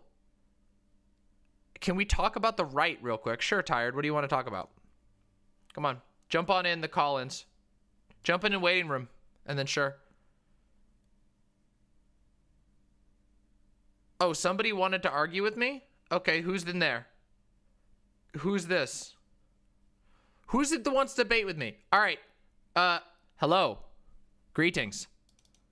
Hi. Hello. Oh, you're very quiet. Oh, I'm sorry. You'll need to boost your audio just a little bit. Somehow. Maybe move closer to your mic or something like that. I'm currently reducing my sensitivity. Is that better? No, not really. Unfortunately, you're still very quiet. Try turning that up. Is that better? A little bit, but let's see how high I can boost you. Try give me a... I'm Okay, going through that'll do. Okay, yeah, I'm speaking through a interface / mic setup. So. Okay. What are your pronouns? Excuse me. What are your pronouns? Oh, they them. Okay. All right, Tired. Hit me with it. What do you got for me? Oh shit. Yeah. So first of all, just great panel overall. That was amazing. Thank you. Just real quick, because I think this was done in response to the future of the right panel with Blair White and whatever. Fuck. So we're gonna be. I was thinking of watching that before I end stream tonight. I thought we were gonna do some bonus content. We might not have time though. Is it today? Yeah, I think it already happened. Already happened. Oh, well, I saved myself several spoons because I did not fucking at all. Anyway, yeah, just real quick. Well, fuck, if it happened today, I guess there's nothing really to talk about because we just ignored it. But I guess I was going to say that I was just going to ask, yeah, how do we beat that? Which is kind of like the entire point of the panel is how we beat that, and it was a very productive one. But you know, how do you beat the future of the right? I mean, not even that. You can't. Like That isn't our fight. That's their fight. They're having internal purges, and yeah, there's not a whole lot. That's not our fight. We just have to focus on everybody else. Them having their internal purges of queer, gay people, whatever. We don't have any say on that. They will do this. It was inevitable. We knew this was going to happen. What we have to hopefully do is prevent as many little gay internet babies and trans internet babies and whatever from ever falling into the right in the first place, so they never have to suffer from being a token who gets discarded and killed. Yeah. Fair enough. Yeah, I was not expecting it to be today, so but seeing how we just ignored it, and in fact we don't have to talk about it anymore. I guess we can move on. Can you imagine how terrible? And we're going to talk about this to its full extent, but can you imagine how terrible it would be to be Blair White and have one of the people you're going to talk to on that panel it just be like, yeah, you know how I feel about platforming degeneracy. That is horrifying. That is like a nightmare scenario. That's like a hell like scenario. Like you spend your whole life like gritting your teeth against unfettered online hate, being a token for the right, only to have like the panel opened by the person you're supposed to be debating about the future of the right movement say that they don't really agree with platforming degeneracy. Oof.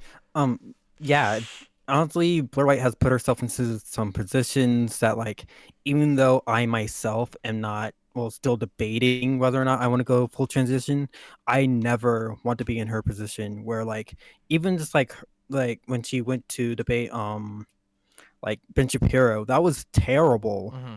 Like seeing the way that that Ben talked about her, it's really tragic, and she just took it and said, oh well, at least we're not the left and trying to cancel everybody, LEL. And just like, no, your humanity is literally being defaced in front of you, and I'm so sorry that you went through it. So yeah, I feel I do have empathy for Blair White sometimes. I still despise her content, and I have since the day she got popular, and when we're talking like back in like 2015.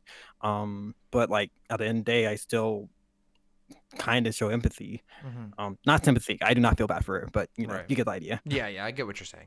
She's still a human. So. Oh yeah. Mm-hmm. All right. Well, thank you cool, for coming on and talking about it. We're gonna cover it. So I don't know if I'll be able to get to it tonight. Maybe. I have quite a lot of energy still, so we'll see. But yeah, you might get your curiosity sated in that way. Yeah, go off again. Like I was not prepared for it to actually like happen today. I was thinking it was like next week or something, but no, it was today. Yeah. Kind of came out of nowhere. Yeah, it kind of that's all. Am I back?